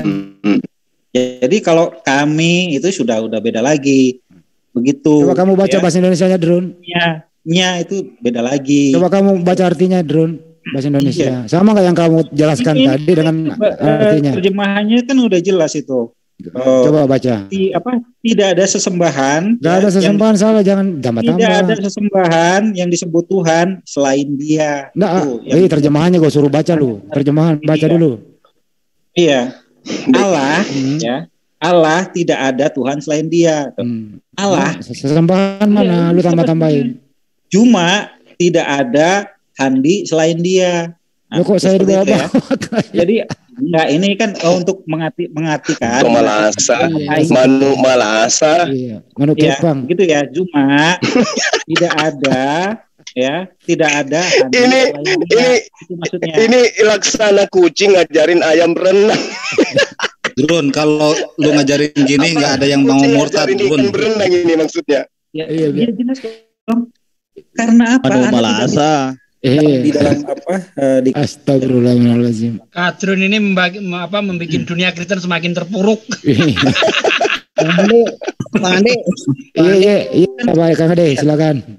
Boleh sekarang dalam masa itu gitu. Boleh saya ikut sesirin nggak? Iya, ini udahan ini ya Drun ya, lu udah mengajari kita ini Al-Qur'an nih. Gua ikut lu. Mengajari dengan kata Alkitab. Gimana sih? Saya mau sesirin. Boleh. Share screen-nya dimatiin dulu, share screen-nya. Huwal Malikul Quddus itu diawali dengan kata hu. Tapi kalau diawali dengan kata Allah itu tadi Allahu, dialah Allah, la ilaha illa, tidak ada Tuhan selain Dia. Nah, kalau yang diawali kata hu saja tidak ada Allah, contohnya War-Rahmanur Rahim atau Huwal Malikul Quddus Salamul Mu'minul Muhaiminul Azizul Jabbarul Mutakabbir. Nah, itu diawali dengan kata hu saja, tidak menyebut kata Allah. Tapi hu di situ yang dimaksud adalah Allah. Kenapa disebut sebagai Dia adalah Allah? Karena diterangkan dalam ayat itu, Subhanallahi amma yusrikun. Pasti gitu arahnya. Atau diawali dengan kata Huwallahul ladzi la ilaha illahu. Nah, itu pasti merujuk kepada Allah. Jadi antara ilaha dengan Allah itu berbeda. Ilaha itu adalah gelar, Allah itu adalah objek yang memiliki gelar itu. Huwallahul ladzi la ilaha illahu wal malikul quddus. Siapa yang maha suci di situ? Allah. Nah, itu gitu cara belajar kalau Al-Quran. Berbeda dengan belajar tentang kitab. Oke, silakan sahabat yang lain. Kita sedang membahas tentang proper name, yang namanya proper name. Ya, sebentar kadang apa? Itulah Allah, bukan gelar Allah itu. Apa yang mau disampaikan Kang Ade? Silakan Kang Ade. Jadi begini ya. Sebentar Kadrun, Kang Ade mau bicara dulu sebentar. Sebentar, lanjut Kang Ade. Apa maksudnya nih Kang Ade? Kemit Kang Ade. Kemiut itu kayaknya. Buka Bang Ade.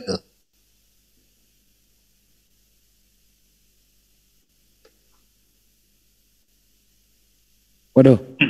Ya. Coba kamu udah lihat nggak di layar tuh? Ya saya 40 ayat 10 coba kamu bacakan. Ya, silakan baca dong. Coba baca. Enggak bisa baca dialah. Ya, silakan baca lah. LAI-nya LAI. Bentar, saya baca ya. Bentar. Ya, saya 9 nomor. Ya, saya 40 ayat 10. Bentar. Ya saya. Sia-sia namanya Kadrun. Ya saya berapa tadi? 40 ayat 10. Suaranya putus-putus, Bro. Ya saya 40 ayat 10. Ya, 40 ayat 10. Oke. Coba bacakan, Drun. Mulai. Coba bacakan. Lihat, itu Tuhan Allah yang besar ya. Oke.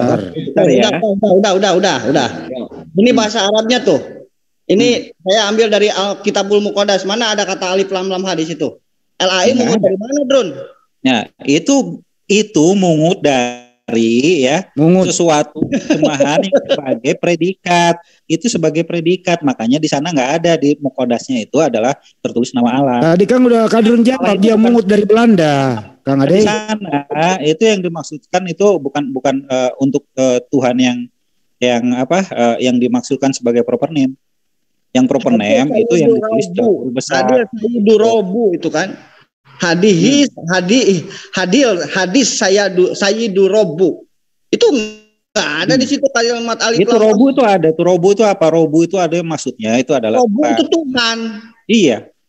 Nah, di situ mana? Allahnya alif lam lam hanya mana? Ya enggak ada. Makanya itu disebutnya Allah di situ. Dari mana? Kalau itu di sana itu bisa dipakai untuk segala jenis yang dimaksudkan kepada orang yang Astagfirullahaladzim. Gini. Pertanyaan Kang Ade itu di Alkitabul Muqaddas tidak ada alif lam lam ha. Kenapa di terjemahan ada? Dari mana ngambilnya? Karena gitu. Ya, LAI itu mengambil dari Belanda. Kosakata dari kosakata bahasa Indonesia diambil dari bahasa serapan dari bahasa Arab. Oh ya, bukan dari kota Kudus, bukan?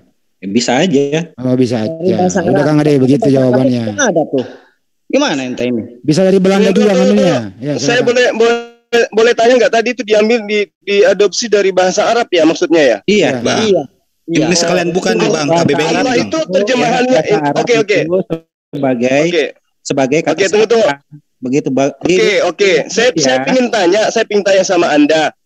Allah ini perspektif bahasa Arab, Allah itu artinya apa? Ya, itu tanya sama yang menyerap bahasa Arab sebagai dijadikan bahasa Indonesia lah, kok nanyanya ke saya. Nah, iya, maksudnya Allah itu dalam bahasa Arab ketika diterjemahkan ke bahasa Indonesia artinya apa? Diterjemahkan ke bahasa Indonesia adalah sesembahan. Astagfirullahaladzim. Iya, adalah. Mana ada? Ada. Mana ada Allah itu sesembahan? Iya, kan sesembahan itu adalah ilah. Begini, Bro. Ilah. Begini, Bro. Ya. Kenapa dirujuk kepada bahasa ngawur Anda ini mabuk kayaknya memang ya. Ini arti Allah dari KBBI nih. Iya. Coba. Karena adalah nama Tuhan dalam bahasa Arab. Iya. Itu nama berarti proper name. Tulisannya jelas ya. Ya, di situ bahasa serapan dalam bahasa Indonesia. Mana ini bahasa serapan nama Tuhan dalam bahasa Arab? Tuhan, sebentar lah. Nama Tuhan, lihat nama Tuhan tuh. Halo, selamat malam. Ya, sebentar Pak Yusuf. Sebentar Pak Yusuf. Malam. Si Kadrun lagi menggurui kita. Nama Tuhan dalam bahasa Arab, pencipta alam semesta yang maha sempurna. Demi Allah, hamba Allah, insya Allah. Udah, mau dibuka lagi, hancur lo. Kan baik bang. Ngadain satu Tuhan ya. Ya udah kembali ke Bang Joma. Silakan ada nama Tuhan kok. Ya, jadi tolonglah, jangan kemudian Anda itu so tahu sesuatu yang Anda tidak tahu. Di sini orang paham Al-Qur'an. Anda so tahu tentang Alkitab, Anda bisa aja. Tidak ada yang tidak saya tahu tentang kitab Anda. Nggak ada, semua saya tahu. Apa yang Anda ingin tanyakan kepada saya tentang kitab Anda? Saya tahu. Coba. Begini bro, saya jelasin ya. Apa yang Anda, saya kasih waktu Anda 1 jam untuk bertanya ke saya tentang kitab Anda, silakan. Pakai kitab Anda ini lagi bahas kata Allah ya, Allah apa diambil dalam bahasa Indonesia. Sekarang kalau Anda so tahu tentang kitab saya dari bahasa serapan, sebentar dong, saya lagi ngomong nih ya. Enggak, bagi saya kamu enggak pantas berbicara tentang kitab saya. Oke, sudah cukup waktu kamu dikasih, tapi tong kosong. Kau katakan kata Allah itu adalah bahasa serapan. Dari siapa, nenekmu mana yang ngajarin itu? Betul. Bahkan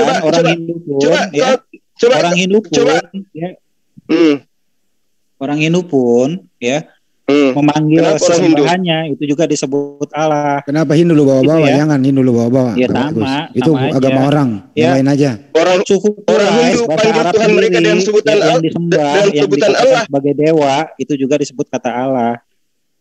Ngipul. Dalilnya. Ini penipu ini. Ini bukan di gereja loh ya. Saya ingatkan samamu ya. Ini bukan di gereja. Jadi kamu jangan asal ngomong. Kan Anda tahu ini disiarkan sekian banyak Iya. Nah sekarang saya tanya, di kitab mana di Hindu punya ada kata Allah? Nggak ada. Itu terjemahan dalam bahasa Indonesianya. Makanya aku bilang, dengarkan kata-kata saya, dengarkan. Nenekmu kiper. Dewa-dewanya Hindu, ya itu disebut sebagai Allah. Begitu. Di mana itu? Bahasa serapan. Sang Hyang Widi, mana kata Allahnya di situ? Sang Hyang Widi bahasa apa? Lah, itu panggilan mereka kepada dewa mereka. Mana penyebut? Saya berbicara tentang.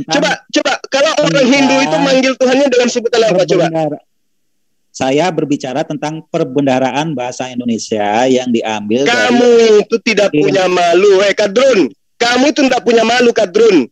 Kamu mau mengambil kata Tuhannya umat Islam untuk mendudukkan Tuhanmu. Kamu nggak malu? Kenapa kamu menggunakan kata Tuhan saja? Nggak malu, karena memang terjemahan dalam bahasa Indonesianya demikian. Kenapa harus malu? Nenekmu kiper, kata Allah itu bukan terjemahan. Ngerti kau? Kata siapa bukan terjemahan?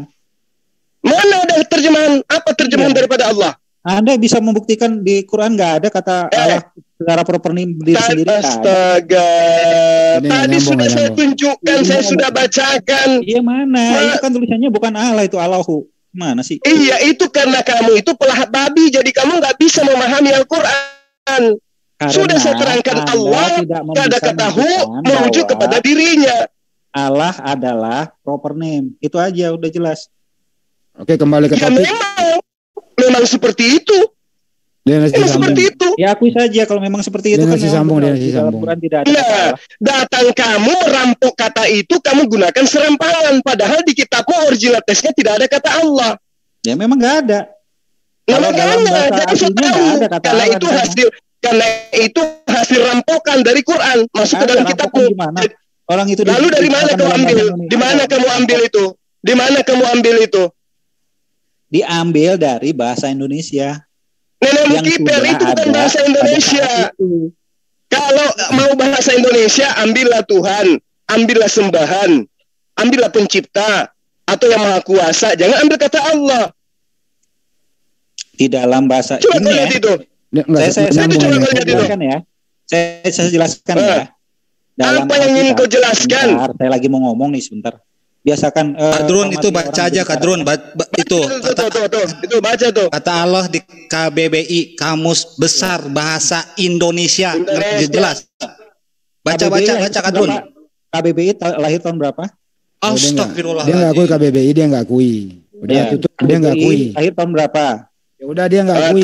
Terus lembaga kitab Indonesia itu lahir tahun berapa? Iya, kan bahasa Indonesia itu kan lahir jauh lebih lama daripada KBBI. Nah, kitabmu yang saya tanya ini, kitabmu yang saya tanya, kitabmu yang saya tanya. Kapan dibentuknya itu secara resmi, kapan? Kitab Alkitab itu sudah ada dari tahun 50-an lebih. Yang sudah tahun 1954 Kadrun, 1954. Udah ngerti kau. KBBI atau bahasa Indonesia itu 52, Drun. Iya. Lembaga Kitab Indonesia itu 54. 54. Gampang. 54. 19 Februari 1954 itu kitabmu didirikan. KBBI lahir tahun berapa? 54. 19 Februari 19 KBBI 52. KBBI 52 lebih dulu. Kenapa sih KBBI nggak ada Indonesia 52, merdeka juga belum. 45 bego. Indonesia merdeka. Orang bahasa Indonesia ya. Orang dengan guru bahasa Indonesia yang denger ini ngetawain kalian. Terus maumu apa? Jadi tahun 52 Indonesia belum merdeka gitu. Aduh. Indonesia merdeka tahun 1945 coy. 45 juga sudah ada itu. Si Kadrun nih pas belajar bahasa Indonesia cabut sudah ada. Sebentar yang lain terlalu banyak. Kadrun, duluan mana Indonesia merdeka dengan LAI? Duluan mana Indonesia merdeka dengan LAI? Duluan LAI kan mana? berubah. Enggak, saya tanya kamu dulu nih. Sesuai bahasa yang guru yang nanya. Guru yang nanya, dengerin. Sebelum LAI itu sudah ada Alkitab berbahasa Indonesia. Ya, duluan mana Indonesia merdeka dengan LAI? Duluan LAI. Duluan bahasa apa? Merdeka Indonesia merdeka. Indonesia merdeka. Iya. LAI tahun 54 kan gitu ya. Terus bahasa Indonesia itu tahun berapa KBBI-nya? Sebelum Indonesia merdeka sudah ada bahasa Indonesia. Tahun 1928 sudah ada bahasa Indonesia. Artinya LAI mengambil terjemahan itu dari dari bahasa-bahasa yang memang pada saat itu digunakan. Oke. Terus kemudian itu KBBI kamu percaya apa enggak? Untuk saat ini dalam gaya bahasa sekarang yaitu harus percaya. Kamu percaya? Oke, tampilkan tadi KBBI Pak Ian, dia udah percaya, silakan. Dia udah percaya. Silakan. Dia udah percaya KBBI.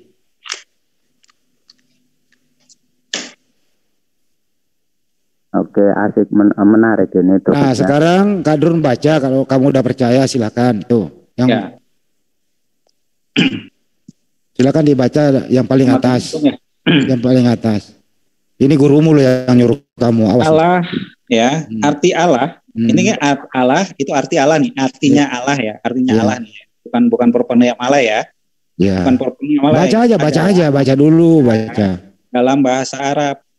Baca dulu, KBBI-nya baca, jangan ditambahin, baca. Allah dalam kurung, arti Allah di KBBI adalah nama Tuhan dalam bahasa Arab, pencipta alam semesta yang maha sempurna. Tuhan contoh bla bla bla bla bla. Ya, yang kamu tangkap di sini apa yang kamu pahami, yang kamu baca tadi? Iya, ada itu kan disebutkan arti Allah di KBBI. Oke. Jadi artinya Allah. Jadi Allah itu tadi yang kamu baca itu Allah itu bahasa apa? Iya, artinya Allah itu adalah itu Allah Tuhan. Itu. Dengerin guru ngomong, itu Allah itu bahasa apa di KBBI? Iya, bahasa apa? Bahasa apa dulu? Bahasa apa? Iya, dalam bahasa Arab, bukan bahasa dalam Arab. Bahasa Islam loh ya. Oke, bahasa Arab ya, bukan bahasa Islam ya. Allah juga digunakan oleh bangsa Quraisy itu ribuan tahun sebelum Kristen dan Islam ada. Gak usah kesana lah, kamu gak akan ngerti. Gak usah kesana bang. Ini aja KBBI apa? Nama tuh. Ya udah. Allah berarti nama tuh. Itu sebut dong artinya arti Allah. Arti Allah di KBBI adalah nama tuh. Nama Tuhan dalam bahasa Arab. Nah, dalam bahasa Indonesia apa? Iya. Dalam bahasa Indonesia Allah. Ya apa? Ya Allah, apalagi? Ya apa itu nama Tuhan tuh KBBI, lihat tuh. Ya. Aduh, itu ya Allah. Arab sudah ada, itu Arabnya Arab itu sudah digunakan sebelum ada Islam. Oke, di Arab, Di Arab apa? Nama Tuhan atau sesembahan? Sesembahan. Nama Tuhan. Sesembahan. Kalau itu nama Tuhan di dalam bahasa Arab, berarti nama Tuhan. Sesembahan. Logikanya di mana sih Kadrun? Lu belajar. Aduh, ya Allah. Allah yaitu dalam Bang Handi ya, yang perkumpulan dari bahasa ilah al-ilah begitu. Allah itu adalah dua kata. Ya. Halo, saya Allah boleh itu adalah sambungkan sedikit. Dua kata, yaitu disebut al-ilah. Nah, itu adalah sebutan. Begitu. Silakan. Ya, halo, saya boleh sambung sedikit ya. Coba kini kawan-kawan di CCC ya, coba lihat, perhatikan baik-baik. Allah dalam KBBI adalah nama Tuhan dalam bahasa Arab. Coba kita seleksi baik-baik secara logik. Hal seperti ini. Jika Allah sudah ada di dalam KBBI, Kamus Besar Bahasa Indonesia, kenapa di situ ditulis adalah nama Tuhan dalam bahasa Arab? Coba kita refleksi baik-baik tentang kalimat ini. Koreksi baik-baik. Ada sesuatu yang mengganjal di sini. Lu ngomong apa sih, nggak ngerti gue? Bukan, nggak apa-apa. Oke. Bang Yusuf, kita jumpa lagi, Bang Yusuf. Oke. Ya, jumpa lagi.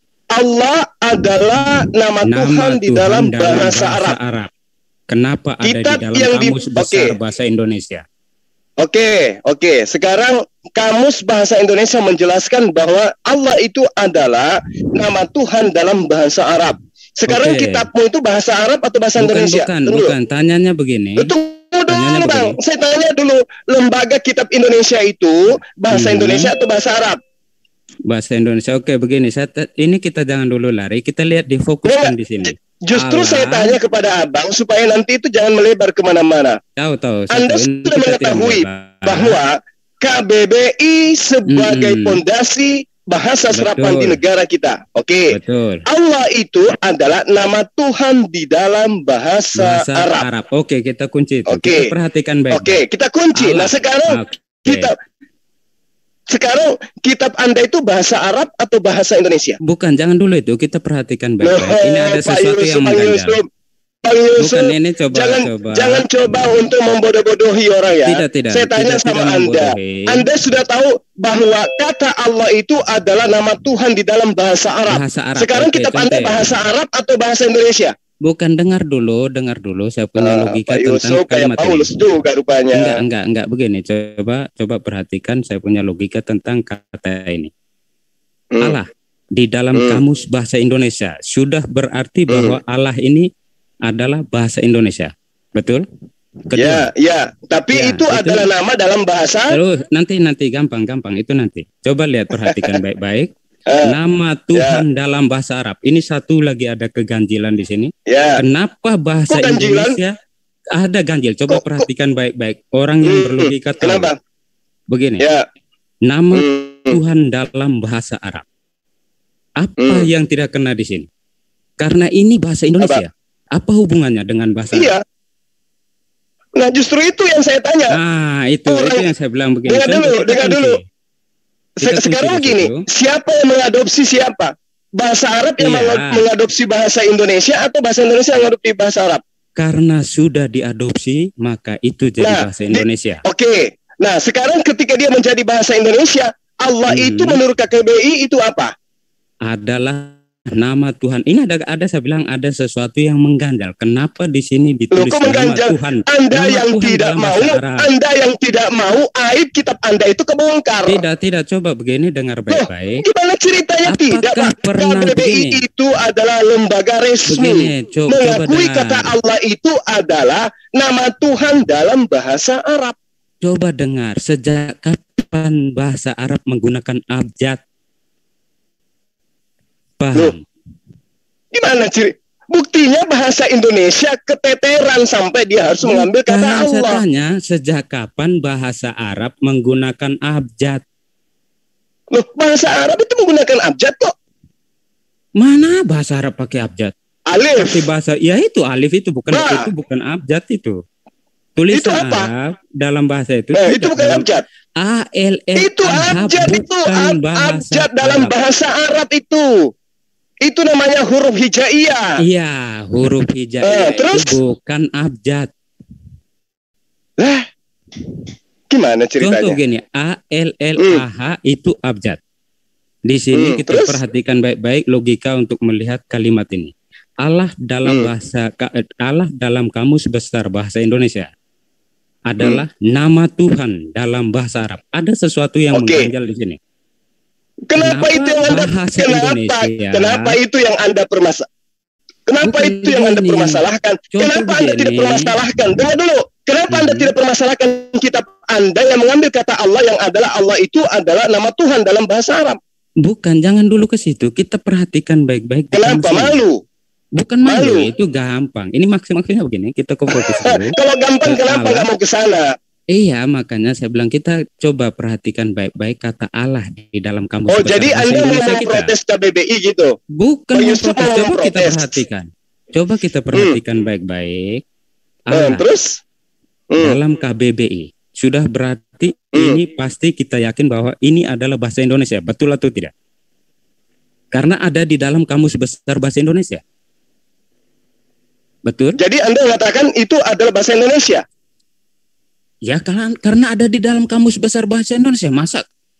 Terus kalau di dalam kamus bahasa Indonesia, apa yang diurai di dalam situ? Di dalam kamusnya? Ya.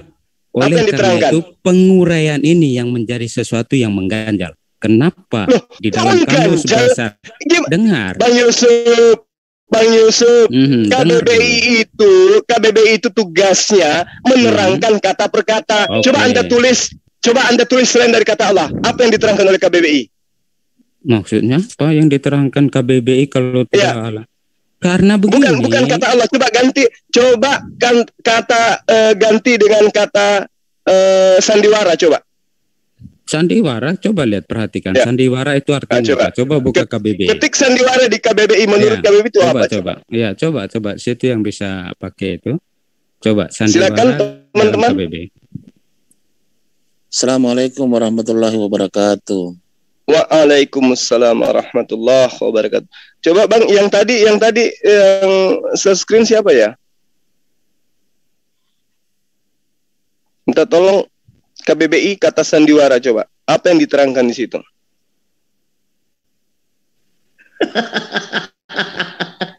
Ada yang ketawa. Santai Bang Suma, santai. Mau ngetawain. Iya, ngetawain saya bilang santai. Oke, silakan dilanjutkan ya, Pak Yusuf ya. Saya mau sandiwara di sini ada nggak? Sandiwara di sini ada nggak menceritakan bahwa ini adalah nama dari bahasa Arab? Ada nggak? Aduh, tanya begini ke saya bagaimana? Itu sandiwara arti sandiwara di KBBI sandiwara adalah pertunjukan lakon atau cerita yang dimainkan oleh orang. Oke. Ada nggak di situ? Ada nggak di situ dijelaskan? Ada nggak di situ dijelaskan bahwa ini adalah nama Tuhan dalam bahasa Arab? Ada nggak? Aduh, ini maksudnya apa? Nggak ada kan? Nggak ada kan? Apa? Maksudnya nggak ada. Makanya saya tanya, nggak ada kan? Jangan ketawa lu. Nggak ada kan? Bukan, ini maksudnya apa? Nggak, jawab aja Bang. Nggak ada kan? Karena yang sandiwara nggak mungkin berarti bahwa nama Tuhan dalam bahasa Arab. Nah, berarti Allah itu sudah jelas nama Tuhan dalam bahasa Arab, betul? Oke, begini. Paham kan? Begini. Bahwa KBBI itu akan menjelaskan asal-usul kata. Begini, contoh. KBBI mampu menjelaskan kata sandiwara, tapi KBBI tidak mampu menjelaskan apa itu Allah selain dia menerangkan bahwa Allah itu adalah nama Tuhan dalam bahasa Arab. Oke? Finish? Begini. Tunggu. Kita perhati. Apanya lagi? Tadi dengan logika. Saya bilang kita perhati baik-baik. Jika apalagi yang mau Allah adalah nama Tuhan dalam bahasa Arab, satu-satu kita koreksi. Pertama, ada suatu kerancuan di mana di sini ketika dia mengatakan adalah nama Tuhan dalam bahasa Arab.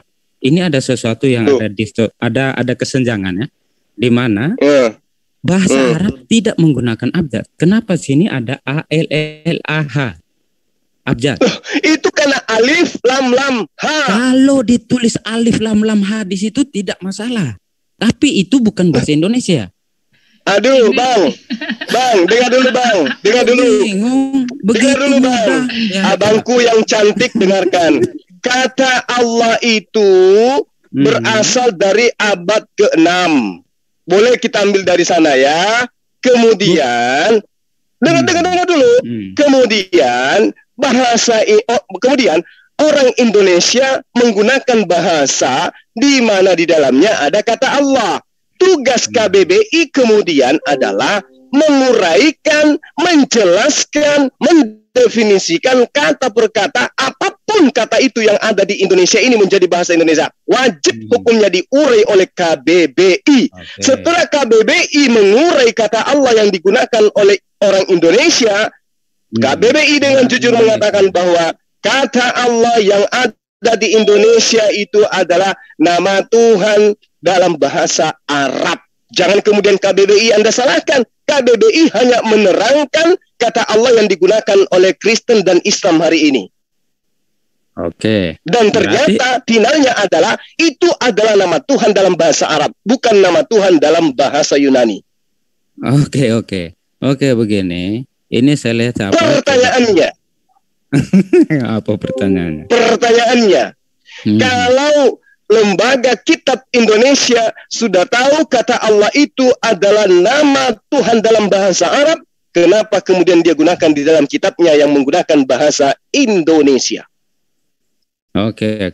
Itu pertanyaan gampang itu udah. Kenapa digunakan? Ya karena Allah. Tapi jawabnya nanti. KBBI. Allah sudah ada di KBBI. Sekarang kita lihat begini. Ini belum selesai KBBI. Karena dengar dulu baik-baik statementnya. Dengar dulu baik-baik. Apa yang menjadi argumentasi saya? Allah di Kamus Besar Bahasa Indonesia. Ini satu poin kita pelan-pelan ya. Sudah berarti ini adalah bahasa Indonesia, betul ya? Kalau sudah ada di dalam Kamus Besar Bahasa Indonesia, oke, itu adalah satu bahasa Indonesia. Kedua, diartikan adalah nama Tuhan dalam bahasa Arab. Ini bagaimana bisa menjelaskan begini? Apa tidak ini istilahnya kurang kerjaan apa orang KBBI memberitahukan bahwa nama bangsa apa bahasa mana-mana ini tentang bahasa Indonesia. Ini hanya mempermasalahkan tulisan Pak Yusuf ini. Gini loh Pak, alif lam lam ha. Kalau ditulis pakai Indonesia jadinya A L L A H gitu loh Pak. Gitu aja nggak paham sih. Sekarang begini, Pak Yusuf, sedikit Pak Yusuf, 1 menit, Pak Yusuf, Bang Yusuf. Saya belum tadi menguraikan ini. Bang Yusuf dengar dulu. Bang Yusuf yang cakep, dengarkan dulu. Kalau KBBI menjelaskan begini, pendeta adalah kayak sandiwara tadi ya. Pendeta adalah orang yang disucikan di dalam agama Kristen. KBBI benar nggak? Maksudnya? Ketika KBBI mengatakan pendeta adalah orang yang menjadi imam di dalam gereja, benar nggak pendeta itu? Benar nggak KBBI? Benar, masih benar. Karena gereja dalam bahasa Indonesia. Oke, sekarang begini. Kalau kemudian ada sebuah buku yang menceritakan bahwa pendeta beberapa ekor pendeta makan rumput di pagi hari. Salah kan? Salah. Kenapa salah? Diartikan pendeta adalah maling ayam gitu, boleh enggak? Bukan. Salah enggak? Itu salah. Salah. Nah, sekarang Anda sudah tahu. Sekarang Anda sudah tahu. Sekarang Anda sudah tahu KBBI sudah menjelaskan Allah itu adalah nama Tuhan dalam bahasa Arab. Kenapa masih ada dalam kitab Anda? Bukan yang saya tanya. Atau begini. Kenapa pendeta masih disebut makan rumput di pagi hari? Bukan. Coba jangan alihkan. Tidak cocok. Anda melanggar. Kitab Anda melanggar.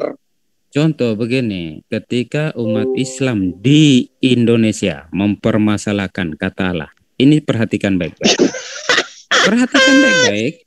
Memang bermasalah karena KBBI pun sudah menerangkan Allah itu adalah nama Tuhannya yang orang Islam yang ada dalam bahasa Arab. Kenapa Anda gunakan dalam kitab Anda yang bahasa Indonesia? Coba kita perhatikan baik-baik. Kenapa di situ ditulis dalam bahasa, apalagi masuk Kamus Besar Bahasa Indonesia? Karena sudah digunakan oleh penduduk Indonesia. Betul itu.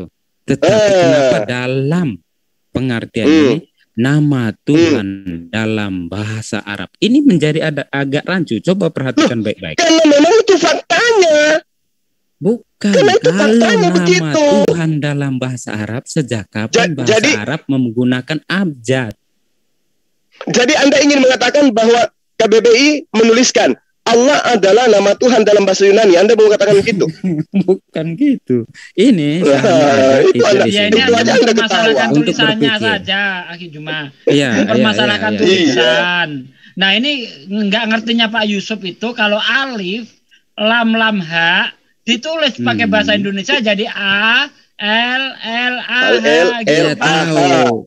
Begini ya, kok dalam gitu aja artinya dipermasalahin sih. Yang jadi masalah itu ketika Allah nama Tuhan dalam bahasa Arab dikutip oleh Bible jadi predikat ini yang jadi masalah. Makanya diumpamakan tadi, boleh nggak pendeta itu kalau dimasukkan ke buku lawan jadi maling ayam? Boleh nggak kira-kira begitu? Gini, oke, lanjut Bang Juma. Iya, gini gampang. Karena saya bilang apa? Kita coba logika fokus di pengertian ini. Jika sudah ALLAH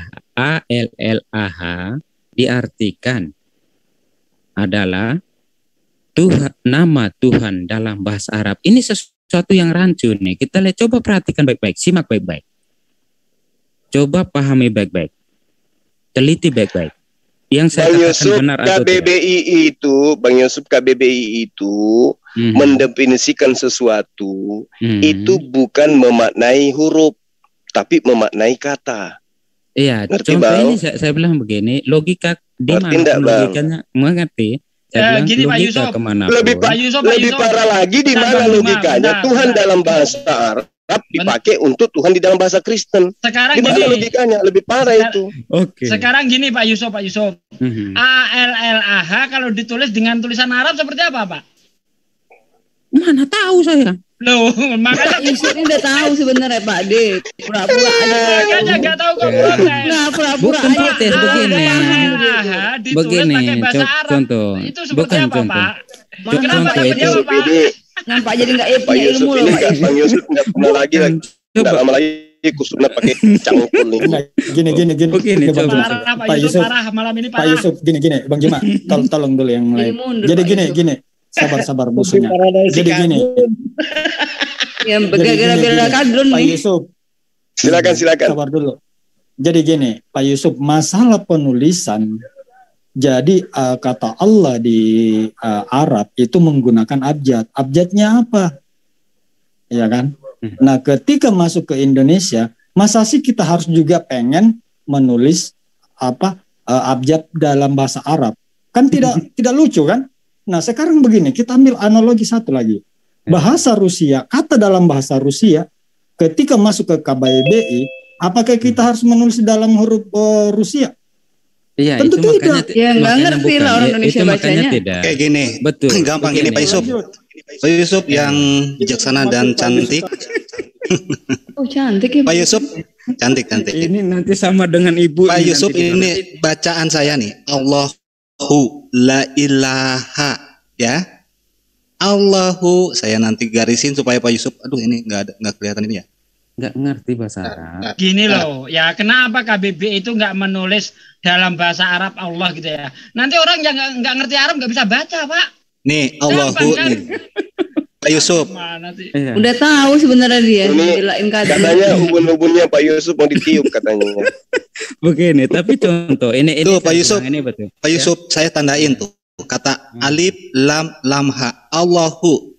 Terjemahannya apa nih dalam Indonesianya? Allah, oke, ALLAH, oke. Nah, sekarang la ilaha, tidak ada Tuhan. Masa nggak ada? Di sini nggak ada lagi kata Allah. Kalau Allah begini tulisan alif lam ha, pasti terjemahannya Allah, Pak. Nggak dibacanya pakai bahasa Indonesia jadi Allah. Iya. Allah. Laksana Yusuf, apa terjemahannya Yusuf? Jangan gitu. Nggak ada kan, Bang? Bukan, itu betul. Tapi coba kita cobain ya, coba malam ini kita coba fokuskan ke kata ini. Ini saya lihat ada sejak Bang Yan yang waktu malam tahun baru, setelah tahun baru mengatakan ini, saya mulai berpikir, oh iya ya, ada sesuatu keganjilan di sini. Allah dalam KBBI adalah nama Tuhan dalam bahasa Arab. Ini saja sudah ada sedikit ini. Masa nggak merasa ada sesuatu yang lain? Masa seperti ini? Ada. Kalau coba kita berpikir secara jernih, kita lihat. Jika bahasa Arab lo ini masalah, dia bilang nama Bang Tuhan Yusuf. dalam bahasa Arab. Sejak kapan Bang Yusuf. bahasa Arab menggunakan abjad? Bang Yusuf. Ya. Kata Allah itu diawali dengan huruf alif. Huruf alif di dalam abjad kita itu huruf A. Betul, itu saya paham itu. La itu lam.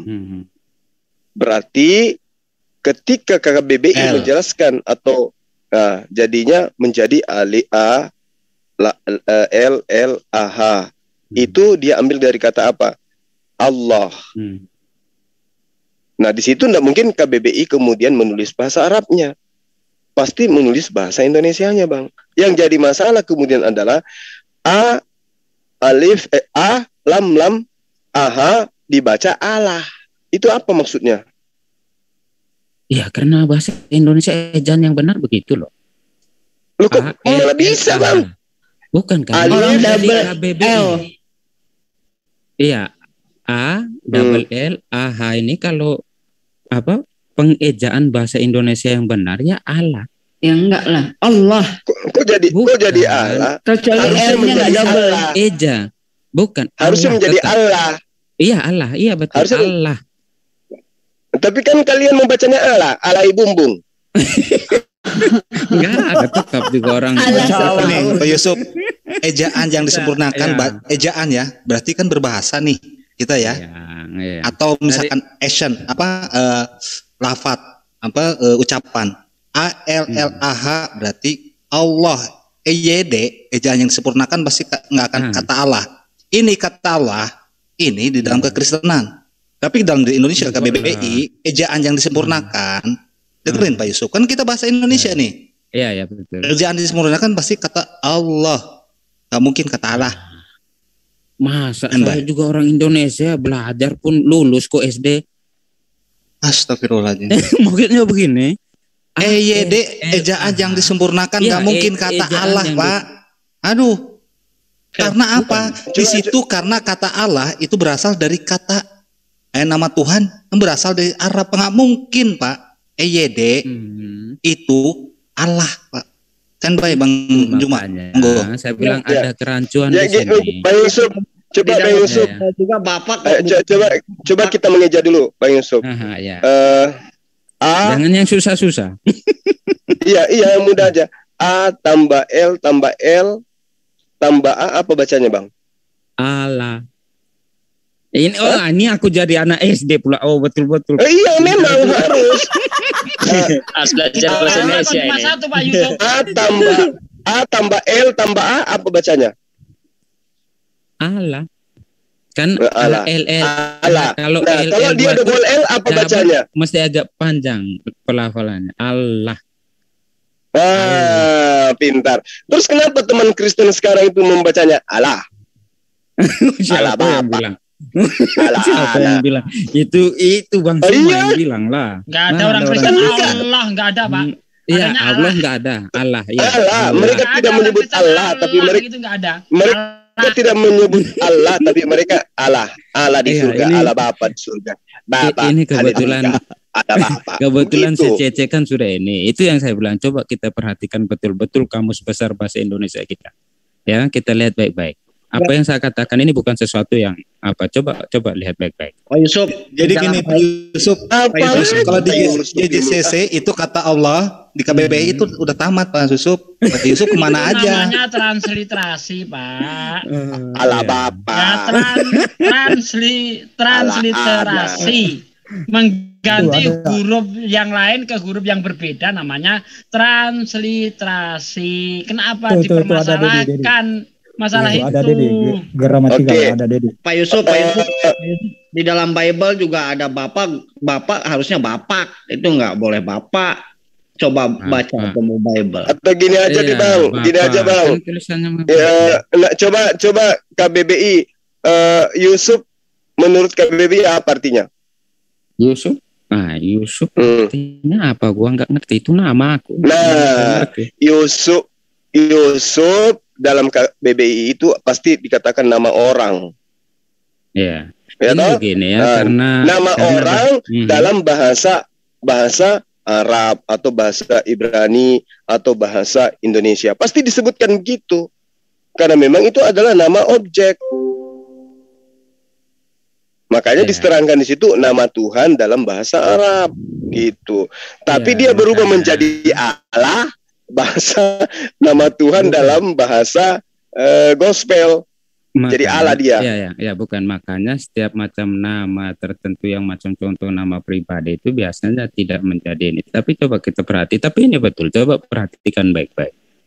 Supaya jadi bahan. Bukan ini coba koreksi baik-baik tentang hal ini. Ini memang bisa masuk. Ini saya kasih contoh, Pak. Sugiono adalah nama orang dalam bahasa Jawa. Ketika ke Inggris nggak bisa Sugiono jadi presiden. Nggak bisa, Pak. Itu tetap nama-nama, nggak bisa berubah jadi tapi begini. Oke. Sugiono, kita contoh ke Inggris ya. Ke sana, kalau dia pakai Sugiono sudah diserap dalam bahasa Inggris, tidak mungkin lagi dia mengatakan ini nama dalam bahasa Indonesia. Kurang kerjaan apa pembuat kamus bahasa Inggris di sana? Itu iya, itu karena kurang kerjaan. Bukan maksudnya begini, seperti ini di juga. Amerika datang ke Indonesia tidak bisa jadi artinya Pak Lurah, nggak bisa, Pak. Iya betul. Tuan Black ya Tuan Black. Saya mengerti. Apalagi dirubah jadi Pak Item, nggak cocok. Pak Yusuf, Black ya Black. Iya. Gitu loh. Pak Yusuf gini. Semua kata-kata serapan di KBBI itu butuh penjelasan dari mana asal kata itu diambil. Oke. Itu. Jadi kata Allah betul. Itu selamat malam semuanya. Boleh saya membagikan sesuatu mengenai kata-kata serapan? Ini boleh. Ini mungkin agak lebih cerdas daripada Yusuf. Ya. Siapa ini? Ya, jadi ini saya Alfa. Nah, oke. Jadi begini, di sini kan ada ayat, nah bunyinya begini, lalu Allah memberikan kepadanya perjanjian sunat, dan demikianlah Abraham memperanakan Ishak, lalu menyunatkannya pada hari yang ke-8, dan Ishak memperanakan Yakub, dan Yakub memperanakan kedua belas bapa leluhur kita. Nah di sini kan kata yang saya mau ambil ini sebentar. Nah, jadi kata ini ya, perjanjian sunat kepada Abraham ya. Abraham di sini Abraham. Ini perjanjian sunat. Nah, kemudian kita buka dari bahasa Ibrani ya. Nah, dari bahasa Ibrani di sini perjanjian sunat itu ini bunyinya, Brit Milah ini. Nah, begitu. Brit Milah atau Brit Amilah. Nah, itu. Ini tentang sunat ya, contoh kalau berbicara bahasa serapan. Kemudian yang kedua dari sebentar ya, saya buka mengenai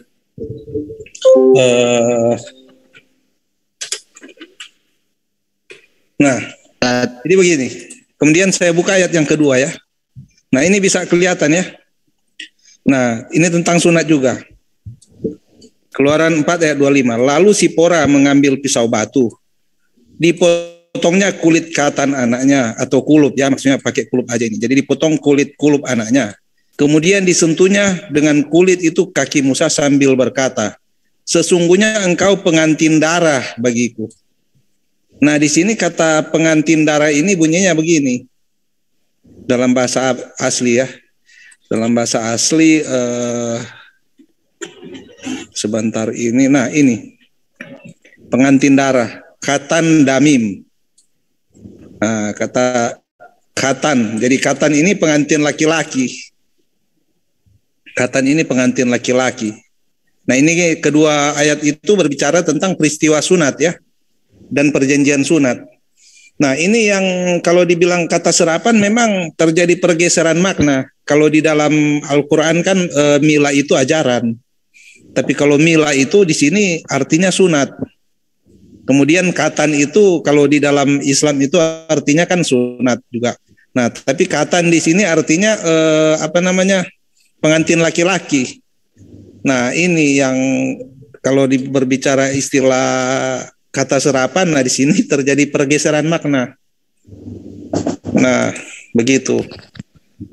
Ya, oke, kembali lagi yang jadi begitu ya. Kalau di Islam kan jadi mila apa? Kalau mila itu diterjemahkan kan di dalam Al-Qur'an itu sebagai selesai ajaran. Pak Bilun udah selesai.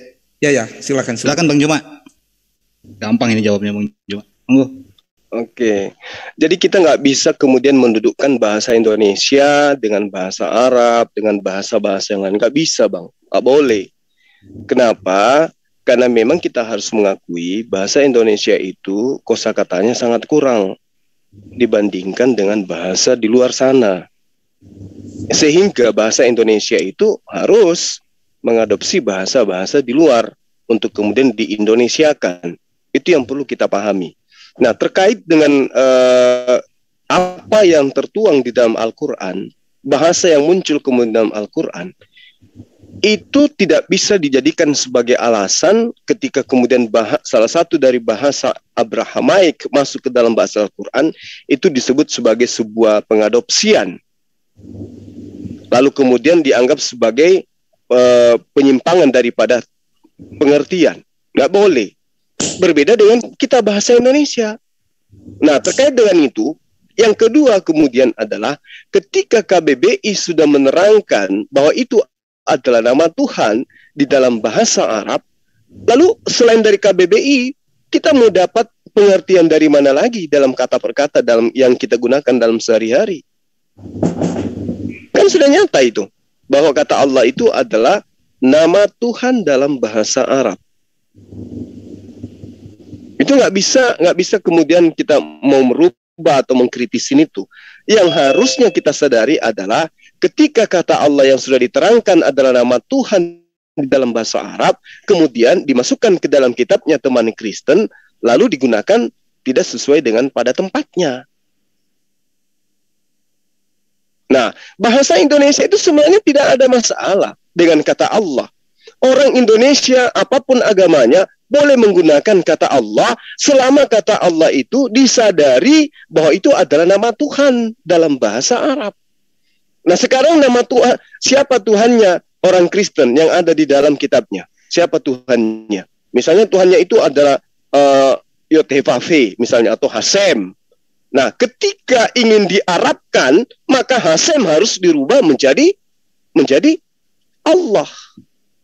Kalau Yesus adalah Tuhan, maka Yesus harus diganti sebagai Allah. Dalam perspektif Allah dalam bahasa usulnya, asal usulnya. Jangan kemudian dikatakan Allah dilahirkan pada hari ke-8 Allah disunat. Enggak bisa. Karena yang disunat itu bukan Tuhan dalam perspektif asal usul dari kata Allah itu. Enggak boleh digunakan serampangan layaknya kata pendeta. Nggak boleh saya katakan 3 ekor pendeta berlari di lapangan. Nggak boleh.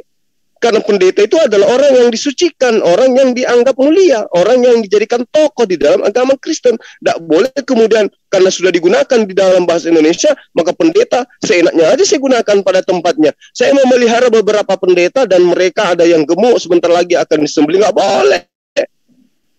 Nggak boleh, karena itu menyalahi kaidah bahasa. KBBI itu meluruskan makna bahasa, arti bahasa, dan menjelaskan asal-usul bahasa. Itulah gunanya kita belajar bahasa Indonesia, supaya kita bisa mendudukkan kata per kata pada tempat yang seharusnya menurut rasa bahasa Indonesia berdasarkan kamus. Gitu loh Bang, dari saya. Terima kasih. Ya, tambahin sedikit Bang, tambahin dikit. Ya, silakan. Dikit ya. Jadi yang dicontohkan Pak Bilun itu berbeda dengan yang kita bahas. Yang kita bahas itu jelas nama. Nah, sementara yang dicontohkan Pak Bilun itu seperti saya kasih contoh ini ya, butuh di Indonesia itu beda dengan butuh di Malaysia. Bukan berarti orang Malaysia merubah kata butuh. Jangan disamakan. Milah di dalam bahasa Ibrani dengan milah di dalam bahasa Arab itu beda. Bukan berarti Arab ini merubah kata Ibrani. Tidak bisa seperti itu. Nah, sementara Allah jelas KBBI sendiri mengakui itu nama ya sesembahan dalam bahasa Arab gitu loh. Nah, dipakai di Indonesia terus berubah jadi predikat. Ini merubah dari master bahasanya itu sendiri. Itu tidak betul. Makanya betul yang dicontohkan Akhi Juma, pendeta adalah dia orang yang disucikan. Lalu ketika dipakai di buku menjadi maling ayam, ya jelas nggak boleh seperti itu. Oke, dilanjut. Ya, jadi halo, saya tambah sedikit. Jadi begini, tadi kan berbicara mengenai kata serapan dan pergeseran makna. Nah, kalau mengenai kata Allah itu saya setuju, itu memang nama ya, proper name di dalam Islam. Nah, itu benar. Nah, cuma memang ada kemiripan, mungkin kenapa dipergunakan oleh LAI, karena mungkin ada kemiripan dengan kata elo ya. Nah, cuma memang terjadi juga pergeseran makna kan di situ. Nah, dari yang semula itu dalam Islam itu nama, nah tetapi di dalam Alkitab itu bukan nama, menjadi gelar. Nah, tapi sekali lagi bahwa sebenarnya yang diterjemahkan sebagai Allah itu bukan Yahweh atau Hashem, itu kebanyakan dari Elohim atau Eloah. Nah, dan ini juga sebenarnya ada di dalam, saya lihat kan sudah pernah dibahas tempo hari di sini mengenai surat 22 ayat 40 Al-Hajj atau 22 ayat 40 kan, di mana di situ disebutkan juga di dalam gereja dan sinagog Yahudi itu disebut nama-nama Allah. Nah, ini mengenai tadi kenapa bisa aja itu ayat tadi Al-Hajj itu benar, tetapi memang di dalam Alkitab itu kata-kata yang mirip dengan Allah itu semuanya adalah gelar, bukan nama. Nah, kemudian yang tadi kan kata milah. Milah itu artinya sunat dalam bahasa Ibrani. Nah, kemudian kata khatan itu sebenarnya pengantin laki-laki yang mana kata itu bukan pertama. Kata itu digunakan menjadi satu istilah itu pada waktu peristiwa di mana Musa itu disunat oleh istrinya. Nah, jadi ini kan kata ini pada akhirnya diserap di dalam Islam juga. Nah, cuma memang ada pergeseran ya, kalau kata khatan itu yang harusnya pengantin menjadi sunat, dan mila itu yang seharusnya sunat menjadi ajaran. Begitu, itu aja. Ya, saya sedikit begitu. Bisa? Ya, silakan. Oh ya, begini saya sedikit ya. Ini coba macam kebetulan ada Bang Suma atau siapa lagi yang di sini yang belajar linguistik atau bahasa Indonesia yang baik dan benar. Coba tolong perhatikan yang saya katakan tadi. Ini memang ada sesuatu yang saya pun terkejut ketika tanggal 2 itu dikatakan itu. Saya langsung berpikir ini ada sesuatu yang enggak ini. Saya tidak bicara tentang nanti apa serapan bahasa, tidak. Tapi dari Kamus Besar Bahasa Indonesia sendiri. Kita lihat baik-baik. Coba kita kritisi apa yang ada di sini. Bukan berarti kita ini, tapi coba kita perhatikan dengan saksama. Ini ada sesuatu yang mengganjal, betul-betul mengganjal. Allah adalah nama Tuhan dalam bahasa Arab. Ini saja kalau kita serapi baik-baik, ini ada sesuatu yang mengganjal ya. Ini memang ada satu macam, saya bisa katakan, ini juga mungkin yang membuat kerancuan ini. Jika itu sudah dalam Kamus Besar Bahasa Indonesia, bagaimana dia mengatakan ini nama Tuhan dalam bahasa Arab? Itu A-L-L-A-H dalam bahasa Arab. Ini ada sesuatu yang ketidaksinkronan ya. A-L-L-A-H bahasa Arab. Nah, ini ada sesuatu yang tidak betul ya. Jadi menurut Anda KBBI itu harusnya nulis pakai bahasa Arab ya, gitu, coba gitu ya? bukan Oh, ini bukan masalah maksudnya? itu. Bukan begitu maksudnya, tapi coba macam ya dalam Islam itu memang nama, Pak. Memang benar itu nama. Saya tidak bicara tentang itu. Saya tidak bicara tentang itu. Dia mempermasalahkan tulisan, Pak. Mempermasalahkan tulisan. Bukan bicara tentang itu, tidak. Saya bicara tentang bahasa Indonesia. Allah dalam Kamus Besar Bahasa Indonesia. Namanya juga pakai bahasa Indonesia, Pak. Ya. Tapi ini sudah. Kita lanjut topik lain. Tambah hari tambah bodoh. Gimana? Bukan, ini yang betul. Coba perhatikan, coba ajukan kepada Bang Dedi mau bicara. Bukan pakar bahasa Indonesia. Coba perhatikan apa yang saya ajukan ini benar atau tidak, logik atau tidak. Perhatikan, kalau Anda bilang saya semakin bodoh, coba perhatikan. Tanyakan ke pakar bahasa Indonesia. Abang, tadi kita sudah jelaskan bahwa orang Indonesia lebih dulu menggunakan kata Allah, kata Allah daripada dibentuknya KBBI. KBBI datang kemudian mengurai kata per kata yang kita gunakan sehari-hari. KBBI setelah melakukan penyelidikan ternyata kata Allah itu adalah nama Tuhan dalam bahasa Arab, gitu loh Bang. Itu pendefinisian inilah, pengartian ini apa yang salah? Di lapangan itu sudah benar. Coba perhatikan baik-baik. Apanya yang rancu? Coba lihat ALLAH adalah nama Tuhan dalam bahasa Arab. Ini sudah memang rancu ini. Memang bahasa Arab sejak kapan menggunakan abjad? Itu namanya transliterasi, Pak. Transliterasi itu menulis apa ya? Dari huruf yang berbeda ke huruf yang lain, itu transliterasi, nggak masalah seperti itu. Gimana sih Pak Yusuf ini? Masa KBBI nulisnya pakai tulisan Arab Allah, lah nanti orang yang nggak ngerti baca Arab gimana? Nggak bisa baca dong. Ayolah, cerdasi kita Pak, cerdasi kita. Makanya begini, makanya saya bilang ini ada satu yang mengganjal dari penggunaan kata ini. Apa yang mengganjal bagi orang yang ini paham? Ada sesuatu yang tidak sinkron, tidak. Karena coba saya paham dari bahwa dulu itu transliterasi. Iya, menulis saya dari dulu pun tidak tahu ini. Alif lam lam ha ditulis alif ditulis A L L A H. Itu namanya transliterasi. Terus salahnya di mana? Terus itu misalnya yang saya bilang, menulis, kita coba kritis misalnya ya. nih, saya menulis Theos pakai bahasa tulisan Indonesia. Apa nggak boleh itu saya katakan ini bahasa Yunani? Begini, apa yang menjadi poin saya bisa dimengerti tidak? Apa yang menjadi poin saya? Misalnya saya tulis YHWH. Apa nggak boleh saya permisi dulu ya. Ibrani? Terima kasih buat kesempatan tadi yang diberikan. Saya cuma menambahkan terima kasih banyak. Selamat malam semuanya. Silakan Bang Dendi yang tadi. Silakan. Mohon izin nih Pak Yusuf, boleh ngobrol sebentar? Saya hanya ingin menambahkan sedikit. Tadi Pak Yusuf dari awal saya mendengarkan bahwa di sini ada kejanggalan ya kalau di dalam KBBI itu menggunakan tulisan ALLAH gitu ya.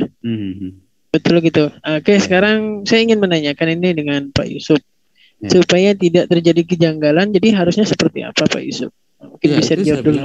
Bukan, saya pun belum bisa mencapai titik pencerahan yang betul tentang hal ini, tapi ini saya sudah ada melihat keganjilan ini. Kenapa di tulisan abjad ALLAH bisa diartikan nama Tuhan dalam bahasa Arab? Seharusnya orang KBBI bukan tunggu. Orang KBBI harus menyadari bahasa Arab tidak. Berarti Anda lebih pintar daripada KBBI ya? Bukan, kita kan malam ini Anda menyalahkan, tapi Anda nggak berani mengaku lebih pintar, gimana sih? Sekarang gini Pak, contoh begini. Saya saja pengguna bahasa Indonesia. Saya tulis pakai bahasa Indonesia Pak. Elohim itu apa otomatis berubah jadi bahasa Indonesia? Enggak lah. Enggak lah, ini ALLAH Allah. Bukan, karena tidak ada contoh. Kalau Elohim masuk di dalam kamus besar bahasa Indonesia, itu kita kaji. Ini masalah ALLAH masuk dalam kamus besar. Saya potong Pak Yusuf ya. Iya, karena kita gunakan kata itu di sini. Iya, sekarang begini Pak Yusuf. Menurut Pak Yusuf tadi, kalau memang ini rancu, jadi supaya tidak rancu itu harusnya seperti apa Pak Yusuf? Supaya kami di sini mendapatkan edukasi gitu loh. Bukan, saya bukan pakar di bahasa Indonesia, itu hanya saya mengesan. Nah, jadi begini Pak Yusuf, saya potong ya. Jadi kalau misalkan memang Pak Yusuf sendiri belum tahu ini apa yang benarnya ya. Coba ini kasih contoh yang sama nih, ditulis Yahweh dalam KBBI. Coba tulis Yahweh KBBI. Coba tulis. Nah, coba lihat. Definisi arti kata Yahweh di Kamus Besar Bahasa Indonesia KBBI adalah Yahweh Tuhan bahasa Ibrani. Apakah ditulis Yahweh itu berarti salah Pak di situ Pak? Coba. Ini sama nih, sama. Coba lihat Yahweh. Yahweh, tulis Yahweh. KBBI. Ayo, apakah itu nggak bisa dikatakan bahasa Ibrani? Coba lihat. Coba Yahweh. Yahweh Di share screen Pak, di share screen. Coba yang bisa di share screen Yahweh. Yahweh adalah nama Tuhan dalam bahasa Ibrani. Coba nah, lihat. Itu ditulis pakai abjad Indonesia salah, Pak? Iya, coba lihat. Bukan coba lihat. Assalamualaikum warahmatullahi wabarakatuh. Waalaikumsalam warahmatullahi wabarakatuh. Bukan coba lihat itu Yahweh. Dalam bahasa Indonesia ya, di Kamus Besar Bahasa Indonesia. Coba lihat, ada kayak itu. Yahweh dalam ditranslate biar semua tahu, Pak. Bukan translate. Ditranslate di share screen. Di share screen maksud saya. Di share screen biar semua tahu. Mirip enggak itu dengan Allah kata-katanya ya, di situ? Itu bisa dimengerti. Kalau itu. Dan kenapa? Ya, apa bedanya? Coba saya pun baru tahu yang tanggal 2 itu, baru tahu makanya. Nah, berarti sama. Coba lihat. Mana coba lihat. Kalau seandainya sama berarti ini kasus yang sama. Berarti kesalahan itu ada. Gak bisa, Pak. Oh, ya udah salah semua. Coba lihat arti kata Yahweh. Oke. Pak Yusuf nih maunya itu Yesus adalah Tuhan gitu loh, Pak. Tunggu Yahweh itu mana tadi yang Yahweh tulis yang Kamus Besar Bahasa Indonesia? Ya itu, udah itu. Apa ini? Turunkan. Bahasa Indonesia. Yang KBBI itu. KBBI. Yahweh. Tunggu. Arti kata ejaan dan contoh penggunaan kata Yahweh menurut Kamus Besar Bahasa Indonesia KBBI. Berikut ini dan tulisan kata Yahweh yang benar. Aduh, mana? Bukan ini, bukan di sini. Coba KBBI. Itu yang kotak kuning itu. Yang tadi. Udah ini aja udah. Nggak paham itu Pak Yusuf itu.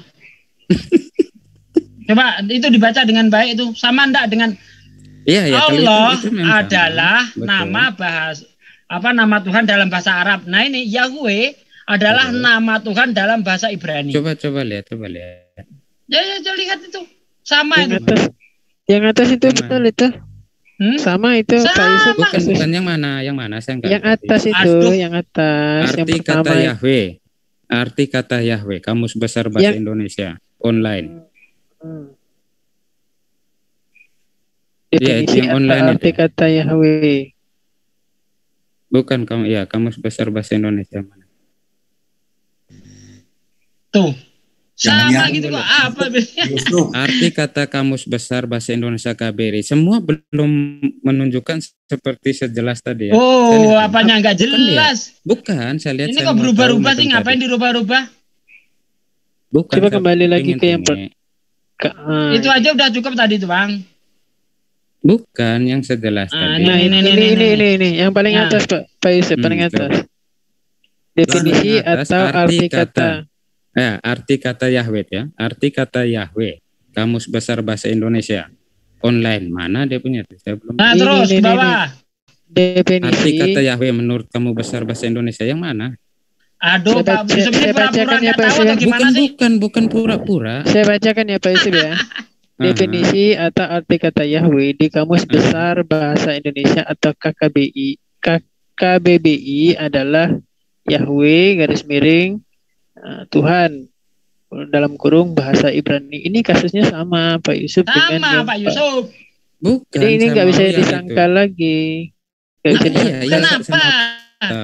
Berarti Pak Yusuf maunya itu tulisan aslinya. Iya, ini harusnya ini ditulis aslinya juga ini. Bukan, saya tahu. Ya, monggo. Apakah Anda sedang mencari? Coba lihat. Pak Yusuf. Kejauhan itu Pak Murah Rizky nih. Ya kita kembali lagi Pak Yusuf ke masalah Allah ya. Saya pengen ngobrol-ngobrol sama Pak Yusuf soal Allah. Iya. Bukan yang ini Bang Rizky. Kebetulan ada Bang Rizky. Coba tolong perhatikan tadi saya mengatakan seperti itu Bang Rizky. Nanti kita bahas Allah dulu. Saya punya data yang baru lagi nih dari kekristenan juga ini. Oke. Dari kalangan Jesuit. Kalau kemarin kan dari kalangan Jesuit ya. Sekarang dari kalangan Kristen Arab, tapi bukan Jesuit, tapi dari Kristen Arab juga. Saya mau tanya gini sama Pak Yusuf. Pak Yusuf kan meyakini bahwa Allah itu generic name ya, berarti gelar ya Pak ya? Iya. Nah, setuju nggak Bapak sama saya Allah itu diambil dari kata bahasa Arab? Saya bukan ahli linguistik, jadi saya tidak bisa. Ya enggak, setuju apa enggak gitu kalau kata Allah itu adalah kata dalam bahasa Arab? Sepengetahuan Pak Yusuf. Serapan dari bahasa Arab. Orang Kristen di Indonesia pakai kata Allah dipertahankan sampai sekarang rujukannya salah satu ininya ya, premisnya orang Kristen Arab juga kan pakai kata Allah kan, setuju nggak? Orang Arab menggunakan kata Kristen Arab, bukan orang Arab. Kristen, orang Arab masih universal. Ya, Kristen Arab pakai kata Allah juga. Tidak, saya tidak punya premis seperti itu, tapi begini, kata Allah yang saya tahu adalah serapan dari bahasa Arab. Ya, yang saya tanya gini deh, orang Kristen Arab pakai kata Allah nggak, Pak? Ya, saya sendiri kurang pasti ya. Saya bukan. Kurang pasti? Iya, karena saya tidak ceburi dunia linguistik Arab, tidak ya. Oh, oke. Saya kasih tahu Pak, orang Kristen Arab juga pakai kata Allah, Pak. Jadi? Nah, kan sering kali nih saudara-saudara yang Kristen itu kalau misalkan dibilang jangan pakai kata Allah karena kalian memaknai generic name bukan proper name, itu kan suka protes ya, Pak Yusuf ya. Kalau orang Kristen Arab juga pakai kata Allah gitu kan, sama aja gitu. Nah, jadi masalah gini Pak, kalau menitik beratkan saya sering banyak hujah-hujah seperti itu, makanya saya langsung tembak aja ke dasar orang Kristen mengklaim orang Kristen Arab pakai kata Allah, jadi orang Kristen Indonesia boleh juga pakai Allah. Nah, saya ambil ke premis sana gitu. Jadi masalah gini, menurut Pak Yusuf, tebak-tebakan aja nih, tebak-tebak buah manggis ya gitu loh. Salah juga nggak apa-apa sih. Menurut Pak Yusuf, orang Kristen di Arab itu memaknai kata Allah itu generic apa proper name? Ya, seperti Bang Rizky bilang di Libanon ya, waktu itu Libanon ya. Iya. Di kamus itu menggunakan bahwa itu adalah proper name. Proper name. Ya, apa yang informasi dari Bang Rizky kasih tahu? Saya belum merisik itu, tidak. Saya tidak terlibat atau mau mengkaji hal-hal seputar linguistik itu, tidak. Nah, gini Pak, masalahnya biar kita fair. Kalau kita ngomong sebuah pemaknaan, itu jangan langsung diseret ke semantik Pak. Jangan. Kita harus lihat dulu asal katanya. Kata tersebut dianggap apa dari bahasa asalnya, seperti itu. Karena yang saya tahu ya, memang semantik dibenarkan. Semantik itu kan pengembangan makna dari sebuah frasa, iya kan? Itu semantik namanya. Nah, cuma jadi masalah semantik nggak berlaku untuk proper name, Pak, gitu loh. Nah, mungkin ya betul, semantik itu nggak berlaku untuk proper name. Nah, di sini saya sekadar mengingatkan aja ya. Nanti saya kasih dokumen 3, 5, 10 juga bisa sih. Malam ini saya kasih 10 juga bisa. Oke. Yang Tadu sabar Pak. Izinkan saya jelasin dulu. Sabar. Nah, tentu Pak Yusuf pernah ya saya tunjukin dokumen ini ya, yang dari kalangan Jesuit dari Lebanon ya. Saya kan Allah Ismu al-Dzat al-Wajibul Wujud. Nah, penjelasan orang Kristen Lebanon itu menjelaskan kata Allah itu adalah Ismu al-Dzat, nama suatu zat yang maha ada yang menjadikan segala satu ada. Nah, ini nggak cuma satu Pak dari Kristen Timur Tengah ya. Saya kasih satu lagi aja lah. Jangan 10 lah, 10 nggak kelar-kelar kita sampai subuh juga nanti. Nah, saya stop lagi. Ini bahkan dari kalangan Kristen Protestan Timur Tengah itu mengacu juga pada dokumen yang satu ini Pak. Nah, kita bicara dokumen di sini. Ini lebih ajib lagi, dan saudara-saudara saya Muslim ini pasti akan tersenyum lebar juga kalau saya tunjuk ini.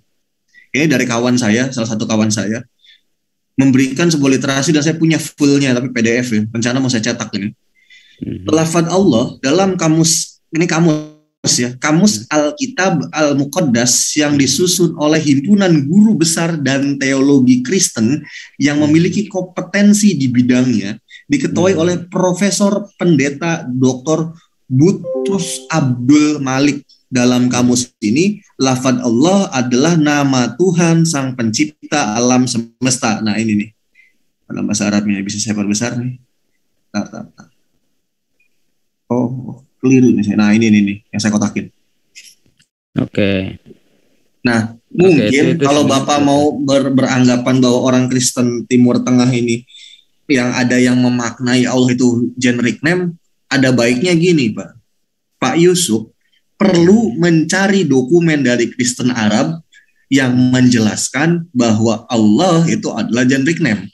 Kalau saya udah punya 2 dan 3, sebenarnya saya pernah tunjukkan lagi juga satu lagi, Kamus Alkitabul Muqaddas yang bukan karya Dr. Brutus ini, bukan, tapi ada yang satu lagi karya Dr. George Post. Dia ahli leksikal bahasa Arab Kristen. Sama juga, Allah itu adalah begini. Ya, saya paham tentang itu, penjelasan tentang memperkuat apa yang dikatakan kata Allah. Nah, ya karena gini, tadi dulu Pak. Jadi pertanyaannya begini, Bang. Saya belum selesai Pak, biar nggak ngambang nanti. Jadi gini Pak, kalau kita mau bicara pemaknaan artikulasi sebuah makna, itu rujukannya bukan sebuah kitab atau doktrinal Pak, tapi kamus. Kita bicara kata itu kaitannya sama linguistik Pak. Kalau mau dikaitkan semantik, kita perlu tahu dulu gitu. Konteks dalam frasa tersebut diartikan proper name atau bukan proper name gitu loh. Generic name masih bisa dimaknakan semantik, memang masih bisa. Jadi kalau proper name tidak bisa ya? Tidak bisa Pak. Gitu. Sekarang begini, yang menjadi pertanyaannya begini Bang Rizky. Ya. Ketika Allah sudah dalam proper name, pengertian Islam dalam proper name, enggak dalam Islam Pak, Kristen Arab juga proper name. Iya, saya tahu, saya bilang begitu. Iya. Oke lah dalam Kristen dan Islam di sana. Yang menjadi pertanyaan, kenapa mesti ada perubahan?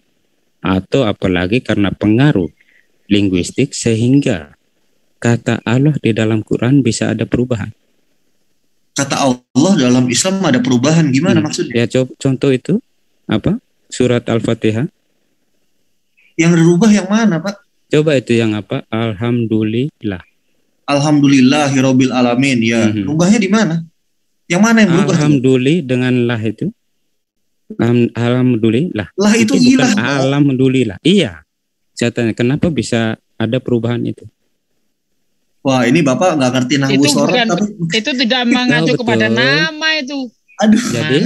Jadi ini berhubungan dengan apa? Artinya Tuhan apa? Coba di situ Pak, diartikan Tuhan itu. Pak Yusuf, Alhamdulillah. Itu beda hal Pak. Itu contoh dari bukan ya saya tanya. Ini karena saya tidak tahu makanya saya tanya.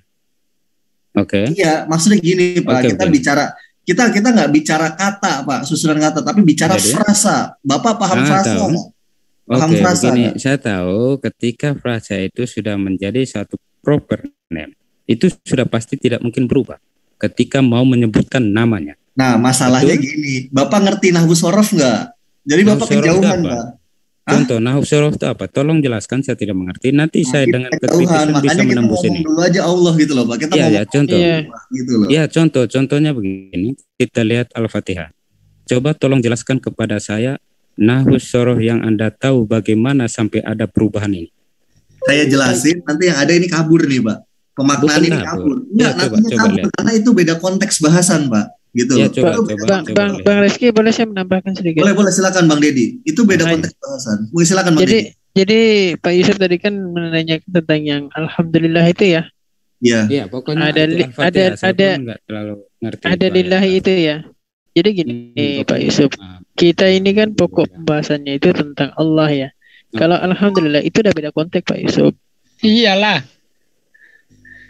Nggak nyambung nanti Pak Yusuf kalau Pak Yusuf mengaitkan ke situ. Begini, saya coba melihat ketika mungkin gini Pak Yusuf, boleh nggak saya jelasin dikit ya? Di situ kan nggak usah jauh-jauh ke alhamdulillahi. Yang paling pertama aja Bismillahirrahmanirrahim. Bismillahi. Ya, itu ada kata bismillahi. Ya, lalu ro-nya karena ada tasdid jadi terpengaruh ro. Jadi bismillahirrahman. Nah, bismillahi di sana itu memiliki arti kepemilikan Pak, kata isim kalau dalam nahwu sorof. Jadi lillahi, kata lillahi itu artinya Allah, kepemilikan Allah artinya. Pemaknaannya seperti itu. Bapak ngerti nggak kalau saya jelasin kayak gitu? Coba terus jelaskan. Ya itu udah saya jelasin, itu penjelasannya. Alhamdulillah, iya. Jadi kalau kata nanti saya coba lihat, perhatikan bagaimana. Ya, saya jelasin. Ini apakah terpengaruh atau tidak? Jelasin dulu, coba Bapak diam dulu makanya, gitu loh. Ini sebenarnya pertanyaannya seperti kayak saya awal berdebat dengan yang katanya ahli Arab, ahli bahasa Arab juga ya di Sidabutar, tapi ternyata blow on gitu loh. Karena gini, dulu saya akan ambil kata contoh lillahi semuanya. Satu di dalam surah Al-Fatihah yang satu bismillahi. Ada lillahi lagi di sana. Lalu juga di surah lain ya seperti yang pernah ditanyakan Edi Sidabutar kepada saya. Lillahi samawati wal ard. Itu kan artinya Allah yang memiliki langit dan bumi. Seperti itu kan. Dia bertanya kepada saya Pak Yusuf pernah. Ini ada kaitannya dengan ditanyakan oleh Pak Yusuf. Kayaknya didengarkan baik-baik. Reski, ada kata lillahi samawati wal ardi di sana. Saya mau tanya sama kamu, itu terjemahannya betul apa ada yang disisipkan ketika diterjemahkan Allah yang memiliki langit dan bumi? Kata saya nggak ada. Oh berarti kalau kayak gitu, coba saya mau tes kamu. Kata miliknya dalam bahasa Arab yang mana? Itu yang bikin saya tertawa terpingkal-pingkal. Karena kenapa? Kata lillahi itu artinya Allah yang memiliki. Ada kata isim di sana, atau kata kepemilikan kalau dalam nahwu sharaf. Seperti itu. Jadi kalau ada konteks ya, diartikan Allah yang memiliki atau itu milik Allah, maka Allah di sana ada tambahan akhiran vokalnya i, lillahi. Hi-nya itu artinya kata isim kepemilikan. Seperti kata tadi dulu, jangan di stop dulu. Pak Yusuf gak akan ngerti. Pak Yusuf gak akan ngerti kalau belum selesai saya jelaskan. Sabar. Gitu, karena Bapak bukan ahli bahasa Arab masalahnya. Ya kan, dengerin dulu. Ketika dikatakan sana Bismillahirrahmanirrahim, ya, artinya kan dengan menyebut nama Allah. Nah, bismi ini kan dengan menyebut nama. Kepemilikan siapa sana? Lillahi. Jadi nama yang disebut itu milik Allah pemaknaannya. Ada kata lillahi, miliknya Allah. Ada tambahan akhirnya hi. Nah, itu kalau sudah dirangkai dalam kata, Pak. Dan tapi tetap masih disebut di sana Allahnya. Kenapa kok berubah namanya? Nah, itu namanya nahwu sharaf, Pak. Seperti contoh gini, dalam Ibrani ya, bahasa asli kitabnya Bapak yang sebelumnya, itu juga berlaku hal seperti itu. Seperti contoh kayak gini. Ada kata moreh. Moreh artinya apa? Guru artinya. Ketika dikatakan di situ ada kepemilikannya, ya, jadinya mori. Artinya guru aku. Mori itu ada peleburan kata. Dan dalam bahasa Semitik itu berlaku, Pak, seperti itu, termasuk Arabiah. Nah, makanya kalau Bapak mau ngomongin itu konteksnya beda. Gitu loh saya katakan. Begini Bang Rizky. Ya, silakan. Coba perhatikan baik-baik apa yang coba saya mau ungkapkan. Memang saya tidak dalam linguistik yang ini ya. Coba Pak Yusuf mau ngomongin sama saya, mau ngomong linguistik. Oke, begini. Aramaik ayo, Ibrani ayo, Grikoine ayo. Begini, coba dengar baik-baik. Ketika ini sudah menjadi proper name. Ya. Allah. Paten ini. Paten, ya. Bagaimana mungkin bisa terpengaruh nahsusoro atau apapun itu sehingga ada tambahan atau pengurangan atau penambahan belakang? Tidak mungkin ada. Ini nama-nama Moreh tutup dulu Moreh, boleh share screen ya. Tadi alhamdulillah ya. Alhamdulillah. Biar Bang Dedi yang menjelaskan itu. Secara Granada. Alhamdulillah lagi jelas itu ya. Nah, mungkin secara Granada biar lebih sederhana. Ya, biar pakai Granada, biar terangkan Bang Dedi. Boleh Pak Yusuf ya, saya memaparkan ya. Oke, saya ambil contoh bahasa Indonesia dulu ya Pak Yusuf. Contoh ya. Misalkan kita ambil akar kata ya. Kita ambil akar kata yang kita pahami lah sehari-hari itu tari ya. Tari ketika mendapatkan imbuhan me di awal, maka jadinya itu kan bukan metari tapi menari, kan begitu. Kenapa kok jadi menari? Kenapa T-nya itu belum melebur menjadi N? Itu dikarenakan memang lidah kita sulit menyebutkan metari. Kita lebih gampang menyebutnya menari. Nah, itu contoh kalau dalam bahasa Indonesia. Kalau mentari jadi matahari dong. Karena kalau tari kalau dapat imbuhan me itu kan harusnya metari. Tapi kita bukan menari. Kenapa? Karena sulit lidah kita. Itu contohnya. Nah, sekarang kita mengaitkan dengan alhamdulillahirabbil alamin. Tadi kan di situ Pak Yusuf menanyakan lillahi ya. Ini kalau dalam konteks tata bahasa itu sebenarnya lillahi itu asalnya itu adalah li plus Allah. Jadi jadi aslinya itu adalah li Allahi.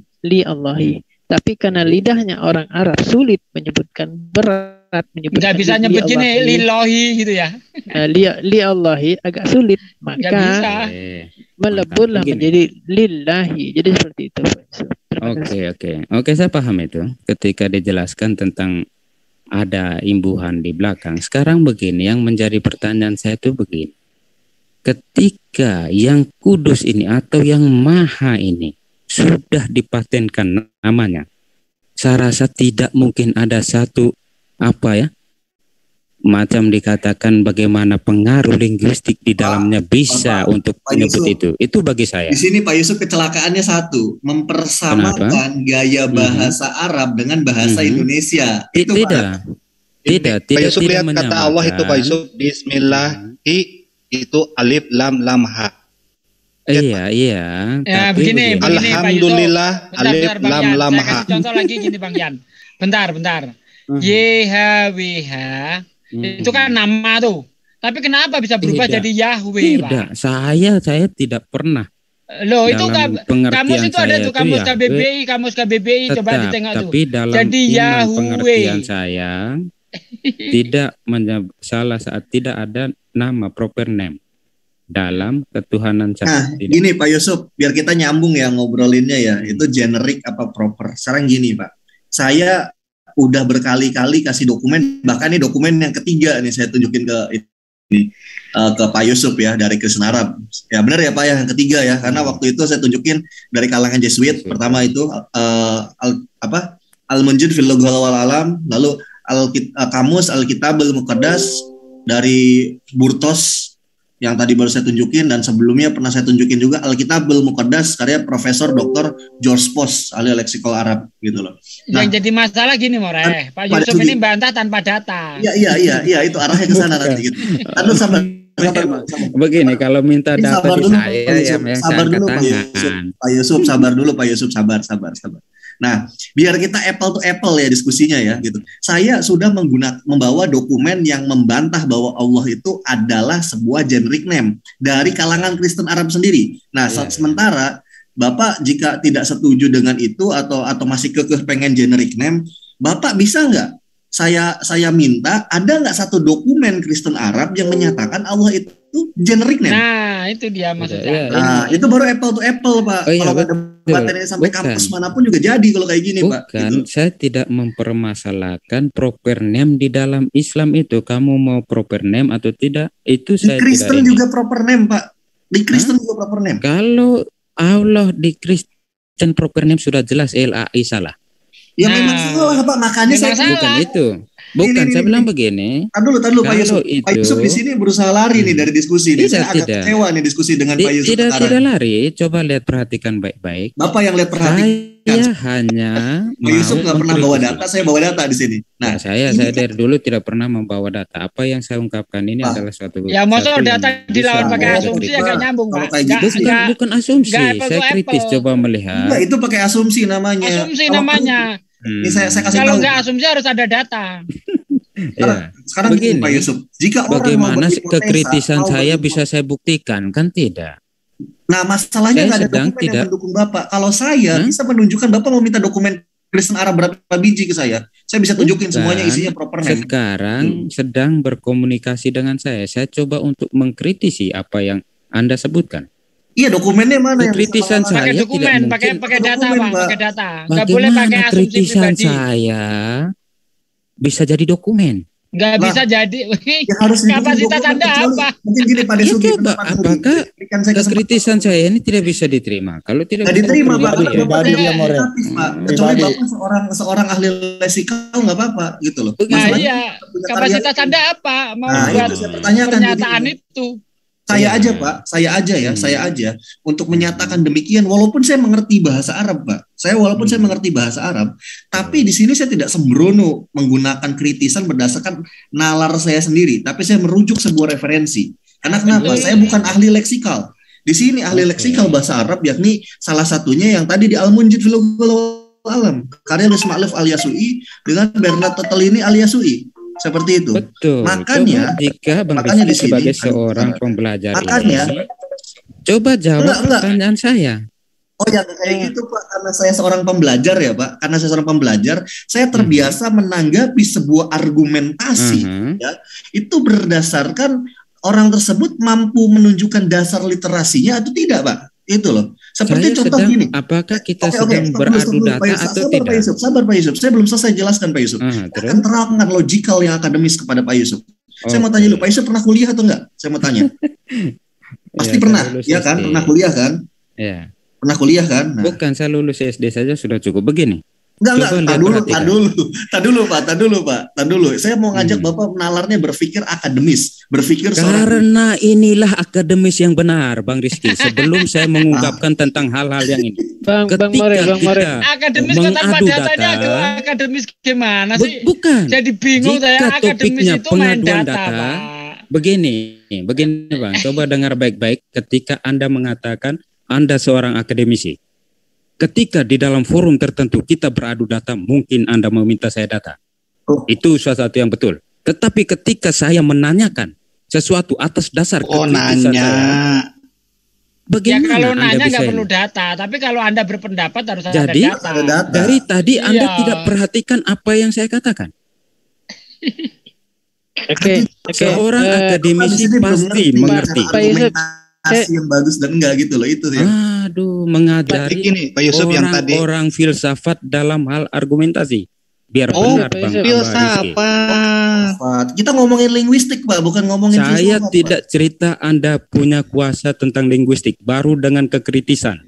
Saya coba untuk menerobos. Filsafatnya juga kemana, Pak? Coba, oke, Pak, saya mau tanya dulu sama Pak Yusuf, filsafat artinya apa, Pak? Enggak usah lah kita bicara. Enggak apa-apa, kita adu data juga di sini tentang filsafat gitu loh. Filsafat itu artinya apa, Pak Yusuf? Maunya Pak Yusuf ini apa ya?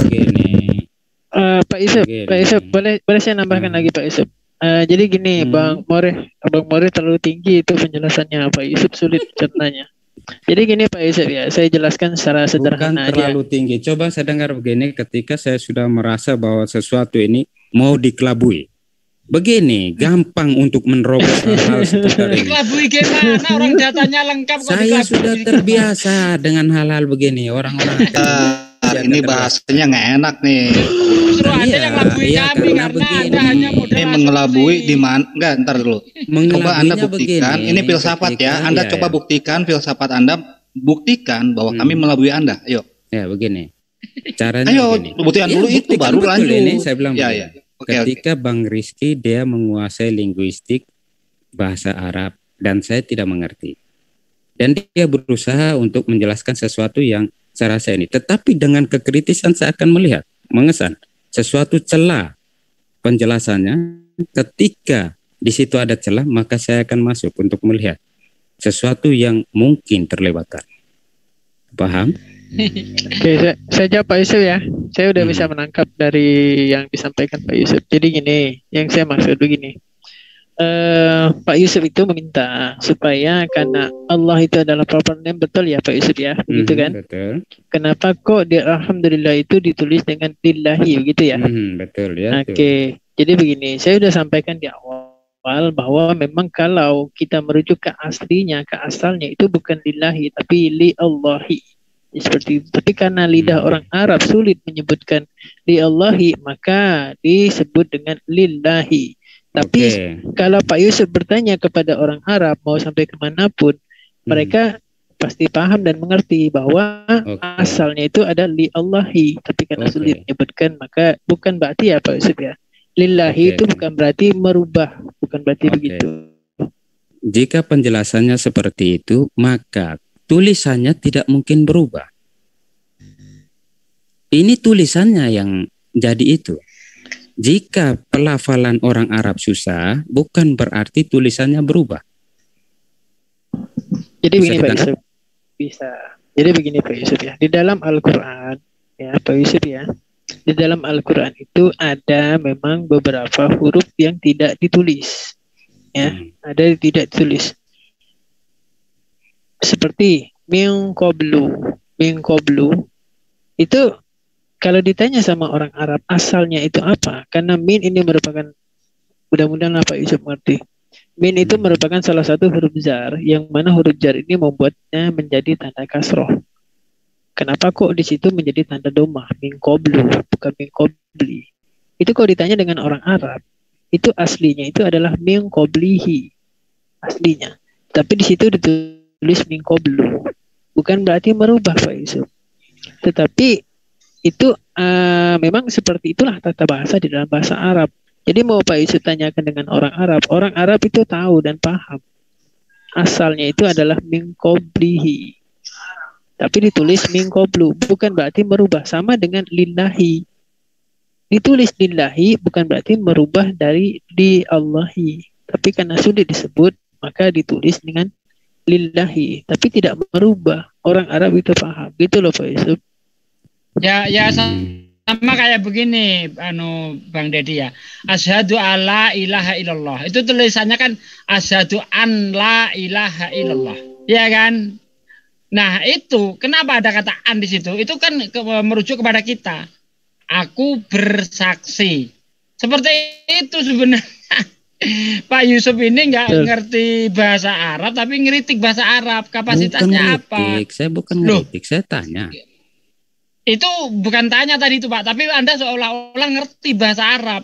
Iya. Kalau saya ngerti, saya sudah ngomong bahasa Arab dari tadi. Loh, bukannya begitu. Anda bukan tanya di situ. Diterangin Pak, tapi Bapak ngeyel loh Pak. Iya, Anda bukan tanya, Anda mengkritik di situ. Ini Pak, saya bilang pikiran kritis. Kita ketika dikatakan seperti ini.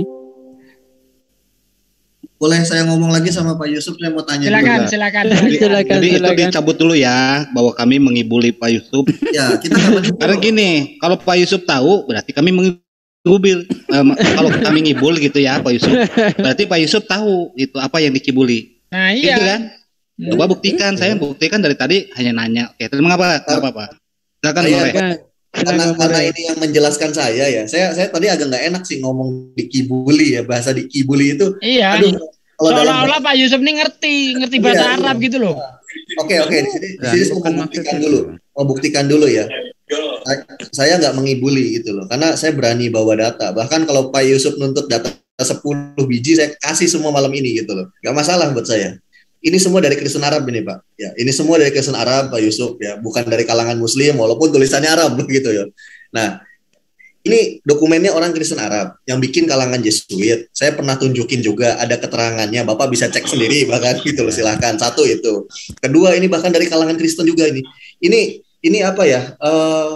Seperti kalau di dalam apa ya? Di dalam kitab King James Version ya, itu interlinearnya Pak. Jadi bisa dibilang apa ya, pencantuman strong number-nya gitu lah. Ini namanya kamus dari Alkitabul Muqaddas, Biblos yang pakai bahasa Arab. Di sini sama Pak penjelasannya, Allah itu adalah sebuah nama Pak, gitu loh. Ini dari kalangan Kristen bukan kalangan Muslim gitu loh. Jadi kalau disebut saya menipu dalam hal apa Pak? Manipulasi data gitu maksudnya.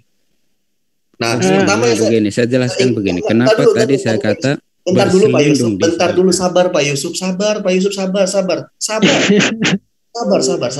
Saya yakin Pak Yusuf ini orang yang punya Roh Kudus, sabar. Lanjut. Ya, sabar. Saya nggak punya Roh Kudus aja, saya sabar gitu loh ngadepin Pak Yusuf gitu. Karena kenapa? Pak Yusuf dengan saya bersahabat. Saya mau ngomong ngebentak aja, saya nggak tega gitu loh Pak Yusuf. Karena Pak Yusuf sahabat saya gitu loh. Walaupun kita beda keimanan, makanya saya katakan sabar gitu loh. Di sini Pak Yusuf, saya bawa dokumen, semua dokumen Kristen. Bapak mau dari yang Katolik atau dari yang Protestan, saya bongkar di sini. Semua dari Kristen Arab. Terserah mau yang Kristen Katolik atau Protestan, bisa saya kasih di sini. Nah, di sini saya nggak ngerti. Ketika Bapak ngomong kepada kita, saya udah biasa dengan penipuan. Tipunya di mana Pak? Gitu loh. Tuh. Makanya saya cuma pengen ditunjukkan pada Pak Yusuf, karena saya menganggap Pak Yusuf sahabat saya loh, gitu loh. Nah, saya lucu juga ini. Orang yang saya anggap sahabat, tapi memfitnah saya, menipunya di mana Pak? Saya bawa data loh Pak, gitu loh. Saya bawa data. Bapak bisa screenshot, Bapak bisa screenshot semua data saya yang ada di sini dan konfirmasi silakan sama orang yang mengerti Arab dari Kristen Arab. Ini dokumen Arab, dokumen Kristen apa bukan? Silakan. Bukan. Tadi saya katakan menipu, tidak ya? Saya mengatakan berselindung di balik bahasa asli. Anda mengatakan mengibuli. Kita bisa reply Pak videonya Pak. Coba lihat. Bukan coba lihat. Coba replay. Tadi dikibuli. Ya, dikibuli itu kan nipu Pak, dibohongin artinya Pak. Anda mengatakan mengibuli Pak. Ya, saksi banyak di sini. Perlu saya buka kamus Pak, arti mengibuli itu apa Pak? Bukan. Coba replay apa yang saya katakan. Apakah Bang Rizky mengibuli saya? Saya rasa tidak. Enggak usah itu buang-buang waktu saya Pak. Bapak nanti bisa. Saksi banyak di sini. Ya. Ini saya tanya ke LC. Nanti Pak Yusuf putar video aja lagi Pak Yusuf. Sekarang gini Pak Yusuf ya. Makanya tadi saya tanya, Bapak pernah kuliah apa enggak gitu. Kalau udah pernah kuliah pasti pernah. Ya, itu yang saya langsung cepat pressure naik ketika dikatakan gini. Tentang hal-hal seputar kekritisan tidak perlu mengajari. Karena apa? Ketika Anda juga seorang akademisi sudah tahu. Ketika saya tidak belajar tidak mungkin saya bisa mencerna pembicaraan kalian dengan baik. Saya buktikan di sini kompetensi saya yang tertulis, yang diterbitkan dari mana, dan kekritisan saya teruji Pak di sini Pak. Dan itu lembaga pendidikan tinggi yang menerbitkan. Pak Yusuf kekritisannya sudah ada yang menguji belum? Saya mau tanya. Gak apa-apa Pak, kalau kita mau adu kayak gitu gak apa-apa. Saya bongkaran di sini gitu loh. Nah, tapi harus apple to apple. Pak Yusuf ada nggak kekritisan yang menguji?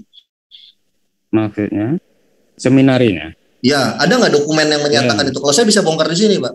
Saya keluar dari situ, bagaimana dokumennya? Nah, ya kalau keluar berarti Bapak belum teruji, Pak. Kalau saya udah lulus, Pak, masalahnya 3 kali bahkan, Pak. Begini. Itu aja, terima kasih, Pak. Oke. Pak Yusuf boleh menambahkan?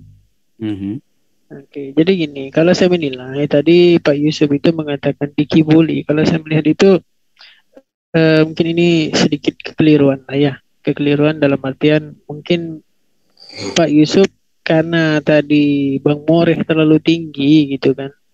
Yang dipaparkan. Jadi Pak Yusuf itu merasa dikibuli gitu loh. Itu kalau saya melihat. Makanya saya katakan tadi Pak Yusuf, kita ambil contoh yang sederhana saja supaya Pak Yusuf bisa mengerti gitu loh.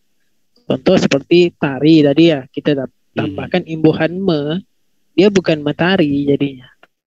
Tapi menari gitu loh Pak Yusuf. Perjelas itu bukan karena itu. Ketika ditanya Anda lulus kuliah atau apa? Anda kuliah enggak? Itu yang menjadi itu sebenarnya gini Pak Yusuf. Enggak, itu gini. Apa sih pendidikan? Ya, itu bukan gini Pak Yusuf, itu sebenarnya bukan bermaksud untuk merendahkan atau menjatuhkan Pak Yusuf. Enggak, itu hanya mempertegas saja Pak Yusuf. Mungkin Pak Yusuf di situ ketika kata-kata itu sudah berarti merendahkan. Bukan begitu Pak Yusuf, maksudnya ketika Anda mengkritisi itu harus ada ilmunya gitu loh. Anda mau mengkritisi komputer, sudah pasti. Anda harus tahu tentang komputer. Anda mengkritisi komputer tapi nggak ngerti tentang komputer ya ngaco. Begini, makanya di sini dipertanyakan kapasitas Anda, gitu loh. Iya. Ketika kekritisan itu dianggap seperti sesuatu yang tidak betul, itu mungkin saya dipertanyakan. Tetapi kekritisan saya dari tadi apakah ini sesuatu yang apa? Dikatakan ini tidak orang-orang tidak berpendidikan atau bagaimana? Sekarang saya jawab ya Pak Yusuf ya. Tadi Pak Yusuf bicara tentang masalah mengkritisi ya. Mengkritisi itu ada dibagi menjadi 2 macam Pak Yusuf. Ada orang yang mengkritisi secara membabi buta, ada juga orang mengkritisi secara akademik gitu loh. Nah di sini Bang Moreh itu hanya ingin mempertegas saja gitu loh. Ketika Pak Yusuf mengkritisi itu harus mengkritisi secara akademik gitu loh. Bukan ada maksud untuk menjatuhkan Pak Yusuf. Jadi jangan disalahpahami lah. Ini saya rasa hanya sekedar inilah salahnya aja. Pak Yusuf udah pernah isi kuliah di mana Pak Yusuf? Ini ada salah satu dokumen undangan saya waktu diisi kuliah Pak Yusuf. Di mana? Dari UIN IAIN. Saya sarjana di Kupang. Lanjut ke itu di Jogja hanya nggak sampai. Dan ini bisa dicek Pak ke IAIN Purwokerto Pak. Saya filsafat Kupang ya. Ya, ada dokumennya Pak. Saya sedang bekerja. Nah, berarti belum teruji kalau gitu Pak. Jadi jangan ini loh. Saya kecewa loh sama Pak Yusuf malam ini. Saya di Unika Kupang. Sampai selesai Pak? Selesai lah itu sampai ke selesai lah. Hanya di situ tidak selesai, di Jogja itu tidak selesai. Oh ya udah, kalau saya selesai semua saya Pak. Ya untuk jenjang S2-nya nggak selesai keluar. Jadi saya bisa diuji Pak gitu loh. Kekritisan saya dan kompetensi saya sangat bisa diuji gitu loh. Oke. Dalam bidang-bidang tertentu kekritisan bukan diukur dari. Dan kita sekarang lagi bicara linguistik Pak. Gitu. Oke. Dari itu tadi saya katakan kepada Anda apa? Dan Bapak linguistik adalah bagian saya kan tidak? Iya, makanya saya bilang gini, makanya saya tanya gitu loh. Makanya saya tanya di sini gitu loh. Kenapa saya bilang tanya? Ini penjelasan dari saya loh Pak. Di sini saya nggak ngerti sahabat saya kok bisa salah paham sama saya gitu. Kayak nggak pernah ngobrol sama saya aja gitu loh. Kenapa saya sampai tanya kayak gitu Pak? Kenapa? Bapak coba tabayun sama saya. Kenapa kok Reski ini nanya sama saya kok pernah kuliah apa enggak? Karena yang saya lihat baru kali ini nih Pak Yusuf ini apa ya, ngalor ngidul, nggak bener-bener nggak pakai kaidah akademis, baru kali ini saya apa yang membuat Anda berpikir bahwa pertanyaan saya tidak mencerminkan pengetahuan saya? Oke. Saya bilang gini, kalau kita bicara akademis Pak gitu loh, itu harus ada data yang bisa ditujukan, dijadikan pijakan Pak, bukan hanya sekadar nalar-nalar Pak. Kecuali Bapak seorang profesor yang pemikiran Bapak dirujuk dalam dunia akademis, baru silahkan Bapak mau ngomong apapun gitu. Oke. Nah sementara saya mau tanya, ada nggak satu pemikiran Bapak? Sebentar dulu Pak. Sabar. Saya katakan sabar. Saya meyakini kok sahabat saya ini walaupun beda agama memiliki Roh Kudus, sabar makanya. Jadi jangan malu-maluin Roh Kudusnya, sabar gitu loh. Saya belum selesai. Ya. Jadi begini, Bapak itu sudah mengajari ikan berenang. Karena kenapa? Saya katakan mengajari ikan berenang, Bapak memaksakan standar parameter linguistik menurut nalar Bapak sendiri, sedangkan Bapak tidak punya kompetensi di situ, Pak. Nah, betul itu. Oke, begini. Pertanyaan apa yang membuat Anda sampai mengatakan bahwa pertanyaan saya tidak layak untuk dicerna? Oke, karena Bapak bertanya tidak berdasarkan referensi apapun. Contoh, Bapak bawa bandingannya gitu loh. Dalam bandingan ya, misalkan kamu seleksi sebentar dulu Pak, jangan dibantah dulu Pak, jangan dibantah dulu. Bukan. Karena saya lihat sudah terlalu kacau begini. Ketika dalam forum kita berdebat, adu data, adu argumen, mungkin Anda mempertanyakan mana data Anda. Kita sedang dalam hal apa? Nah, salahnya Bapak kan udah beberapa kali bahas ini dan topik ini diangkat, saya masih ingat Pak. Semuanya ada 6 kali. Ini malam ini kali ke-6 Pak. Tapi saya pikir Bapak ada sebentar dulu Pak. Bapak ini kebiasaan loh. Sekarang saya baru tahu loh Pak Pak Yusuf kok etikanya nggak berlaku banget itu untuk malam ini gitu loh. Kecewa berat saya dengan sahabat saya satu ini. Saya paling tahu Bapak ini orang yang paling beretika Pak Yusuf ini kalau ngomong. Apalagi kita beberapa kali dialog santun loh. Tapi baru kali ini kok ngegas Pak Yusuf sama saya. Sabar Pak. Gitu loh. Saya mau menjelaskan biar nggak miskonsepsi di sini Pak. Gitu loh.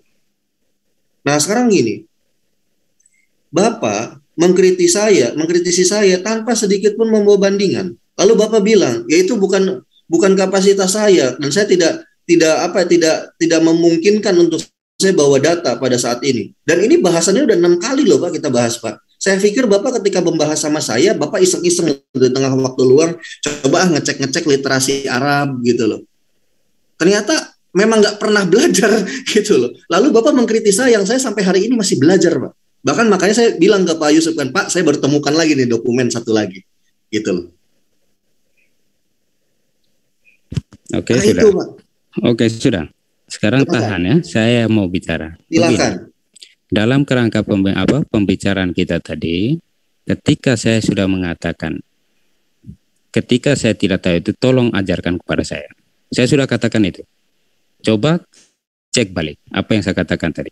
Ketika pertanyaan yang saya ajukan hanya karena saya mengatakan ini tidak mungkin karena nama proper name itu saja menjadi masalahnya. Bukan berarti saya tidak tahu atas pertanyaan saya. Saya tahu apa yang saya tanyakan. Oke. Jadi karena itu menyikapi begini, hal-hal seperti ini, ketika kita duduk di meja yang sama, coba untuk membuat suatu kajian ilmiah. Kemungkinan data yang Anda minta mungkin menjadi wajar. Tetapi kalau berbicara tentang hal ini, apalagi ketika saya bertanya, coba mengkritisi dari jawaban Anda, dan Anda mengatakan bahwa saya tidak punya kompetensi ketika tidak membawa data, ini yang tidak benar siapa? Boleh saya tanggapi Pak Yusuf? Oke, Bang Deddy dulu. Nanti saya mau nanggapi lagi lebih panjang dari ini. Jadi begini Pak Yusuf, walaupun kita berbicara di sini kan tadi tentang proper name itu ya tadi ya, intinya kan itu tadi.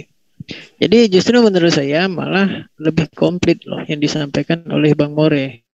Karena Bang More itu ketika menjawab pertanyaan Pak Yusuf itu juga disertai dengan data, lebih akurat gitu loh Pak Yusuf. Itu jadi ketika kita menjawab sesuatu kalau hanya berdasarkan asumsi saja saya rasa itu kurang akurat jawabannya. Nah ini Bang More Rizky ini beliau menjawab selain memaparkan beliau juga membawa data gitu loh. Jadi apalagi yang mau disangkal gitu loh Pak Yusuf. Silakan Bang More. Terima kasih. Saya juga sebelumnya mohon maaf nih sama sahabat saya. Saya agak tensinya agak naik nih gitu kan, karena saya dituduhnya yang macam-macam itu loh sama sahabat saya satu ini, Pak Yusuf ini. Saya masih menghormati Pak Yusuf loh sebagai sahabat sebaik saya gitu. Nah di sini Pak Yusuf berusaha, yang saya tangkap ini ya, nanti bisa dikonfirmasi silahkan. Pak Yusuf yang saya tangkap itu berusaha menstandarkan standar sistem dalam bahasa Arab harus sama seperti dengan bahasa Indonesia yang Bapak mengerti gitu. Ketika proper name tidak boleh berpengaruh begini, masalahnya saya mau tanya dulu, Bapak mengerti sistem kaidah bahasa Arab nggak? Dalam bahasa Arab proper name itu bisa melebur Pak dengan kata subjek, dengan apa namanya, dengan kepemilikan isim, bisa Pak seperti itu. Dan gak hanya bahasa Arab, bahasa Ibrani pun bisa seperti itu Pak, proper name pun gitu loh. Jadi yang namanya proper name tidak terpengaruh linguistik. Kalau dalam semitik, bahasa semitik nggak berlaku Pak seperti itu Pak. Nah di sini permasalahan kita terjadi miss-nya. Saya mengerti, Bapak enggak, itu yang jadi masalah gitu loh. Jangan sakit hati loh Pak. Ini saya berbicara dengan fakta. Kalau saya punya kompetensi tentang bahasa semitik saya gitu loh. Makanya saya punya literasi saya banyak. Dan ketika tadi Bapak nggak bawa literasi, ini kesalahan Bapak soalnya. Kenapa saya bisa katakan kesalahan Bapak Yusuf? Saya bukan maksud pengen menyalahkan, pengen dianggap benar dan saya nyalahkan Pak Yusuf membabi buta. Enggak, saya nggak mungkin menyalahkan sahabat saya membabi buta. Tapi di sini pun saya mengingatkan, bahasan ini kan bukan bahasan yang pertama gitu loh Pak. Bahkan saya sering kasih tunjuk sama Pak Yusuf gitu loh. Saya pikir Pak Yusuf ini ya entah ya, karena saya banyak bergaulnya sama cendekiawan ya. Jadi ketika ditunjukkan sebuah hal tuh dia kembangkan gitu. Dan saya pun menganggap sahabat saya ini cendekiawan gitu loh. Ketika kemarin lalu-lalu saya pernah membahas ini, mungkin dia punya keinginan terdorong untuk mencari data yang serupa juga. Ternyata ya cuma modal ngomong kayak gini diulang-ulang ya. Saya kecewa juga ya, berarti ekspektasi saya salah gitu loh. Seperti itu. Ekspektasi saya salah. Saya pikir Bapak cari dokumen juga gitu loh, sama gitu kayak saya. Bahkan saya masih berkembang Pak, sampai hari ini kalau ada dokumen lain masih saya cari juga gitu loh. Bahkan target saya pengennya lebih dari 20 kamus dari kekristenan Arab mau saya kumpulin semua. Artinya apa sih Allah itu? Seperti itu Pak. Mungkin itu aja yang mau saya jelaskan. Silakan Pak Yusuf mau menanggapi. Oke, begini. Sebenarnya itu bukan itu yang saya katakan standar ke bahasa Indonesia, tidak. Saya sudah katakan dari perbincangan kami awal, saya bukan ahli bahasa Indonesia. Hanya ketika saya belajar filsafat, maka kekritisan itu saya gunakan dalam perdiskusian. Oleh karena itu, hal-hal mudah seperti ini bisa diterobos, bisa dilihat secara kritis. Ketika penjelasan seperti itu, ketika ini anggapan seorang pembelajar filsafat, sesuatu harus bisa dibuktikan sampai ke akarnya. Oleh karena itu, ketika memberi penjelasan tentang proper name dan pengaruh linguistik di dalamnya, pengaruh bahasa-bahasa yang berkembang di situ, seharusnya bisa dijelaskan. Ini berhubungan bukan dengan nama benda, nama orang, nama materi. Ini berhubungan dengan nama yang maha kuasa. Itu yang menjadi tolak ukur saya untuk berpikir. Bukan perbandingan bahasa. Tidak. Bisa dipahami apa yang saya katakan? Saya bisa Pak Yusuf. Boleh saya tanggapi Pak Yusuf, sahabat saya. Boleh. Ya, jadi gini Pak. Ini kita kan lagi-lagi saya tekankan lagi, kita bahas linguistik, bahas bahasa. Kalau Bapak mau tarik ke arah filsafat, Pak, Bapak harus condongnya bukan filsafat umum, Pak, tapi filsafat bahasa yang dipakai, gitu loh. Nah, dari apa yang dijelaskan sama Pak Yusuf tadi, itu menandakan Pak Yusuf nggak ngerti filsafat bahasa. Harusnya ketika orang filsafat murni, yang saya jelaskan sih saya lihat baca, Bapak menerangkan bahwa saya mengerti filsafat murni, arahnya ke sana. Nanti bisa diklarifikasi kalau saya salah, silakan ya, bisa dikonfirmasi. Kalau misalkan apa yang saya tangkap salah, nah, saya dengan terbuka Pak, saya orang yang bisa dikritik gitu loh. Bukan, filsafat bahasa itu apa? Oke, nah makanya bingung ya kalau bukan membahas. Bingung. Nggak pernah dalam pendidikan ada filsafat bahasa. Serius Pak? Serius nggak ada filsafat bahasa Pak? Betul, ada filsafat bahasa memang. Oke, saya tunjukin sama Pak Yusuf ya.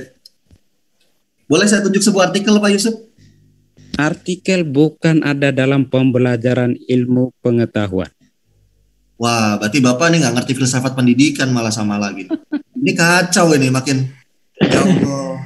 Bang More, nanti saya tambahkan ya nanti. Oke. Saya jelaskan dulu ya Pak ya. Siap. Filsafat itu dasar dari semua ilmu Pak. Dan semua cabang ilmu ada filsafatnya Pak. Bahkan sampai filsafat olahraga pun ada Pak. Filsafat IT pun ada Pak. Sampai bahasa pun ada filsafat bahasa. Saya kasih kuliah Bapak beberapa menit nih tentang filsafat bahasa. Apa itu filsafat bahasa? Filsafat bahasa itu adalah sebuah ilmu yang menggunakan pendekatan filsafat untuk menggali pemahaman dari sebuah linguistik, frasa dari sebuah linguistik, untuk menyelidiki keakuratan dari pemaknaan tiap bahasa.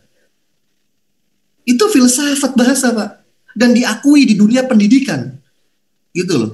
Kalau ada yang menolak dan penolakan itu resmi, Pak, saya siap kasih Bapak 100 juta, Pak. Bukan, filsafat bahasa itu mana yang menempatkan filsafat bahasa sebagai subjek pembelajaran?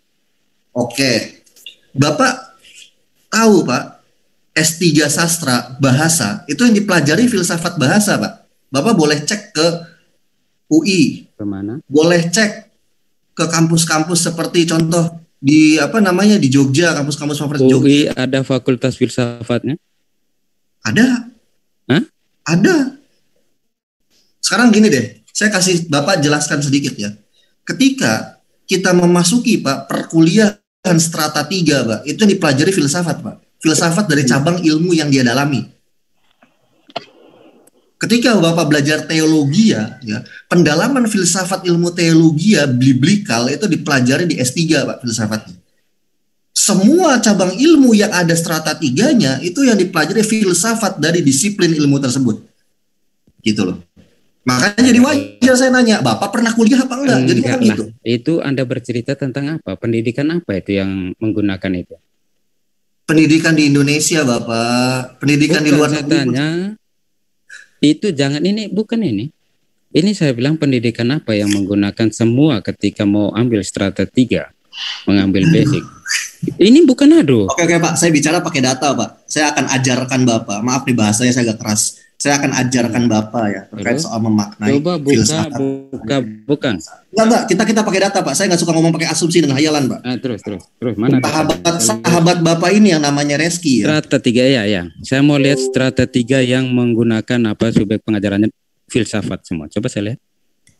Sebenarnya itu filsafat sains juga ada itu, Pak Yusuf. Itu ada. Saya pernah dengar tapi ketika ada satu subjek.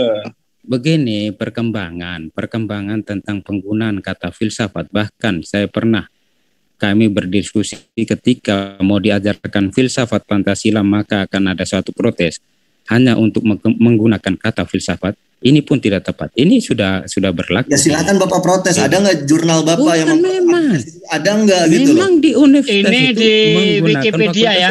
Bentar, ini di Wikipedia nih. Bentar. Di Wikipedia. Pak, pakai data nih Pak. Ini dari FIB UI nih Pak. Terus mana? Lihat nih ya. Ini ilmu filsafat Fakultas Ilmu Pengetahuan Budaya Universitas Indonesia. Ilmu filsafat loh Pak, gitu loh. Terus? Nah, ini bahkan maaf maksud saya.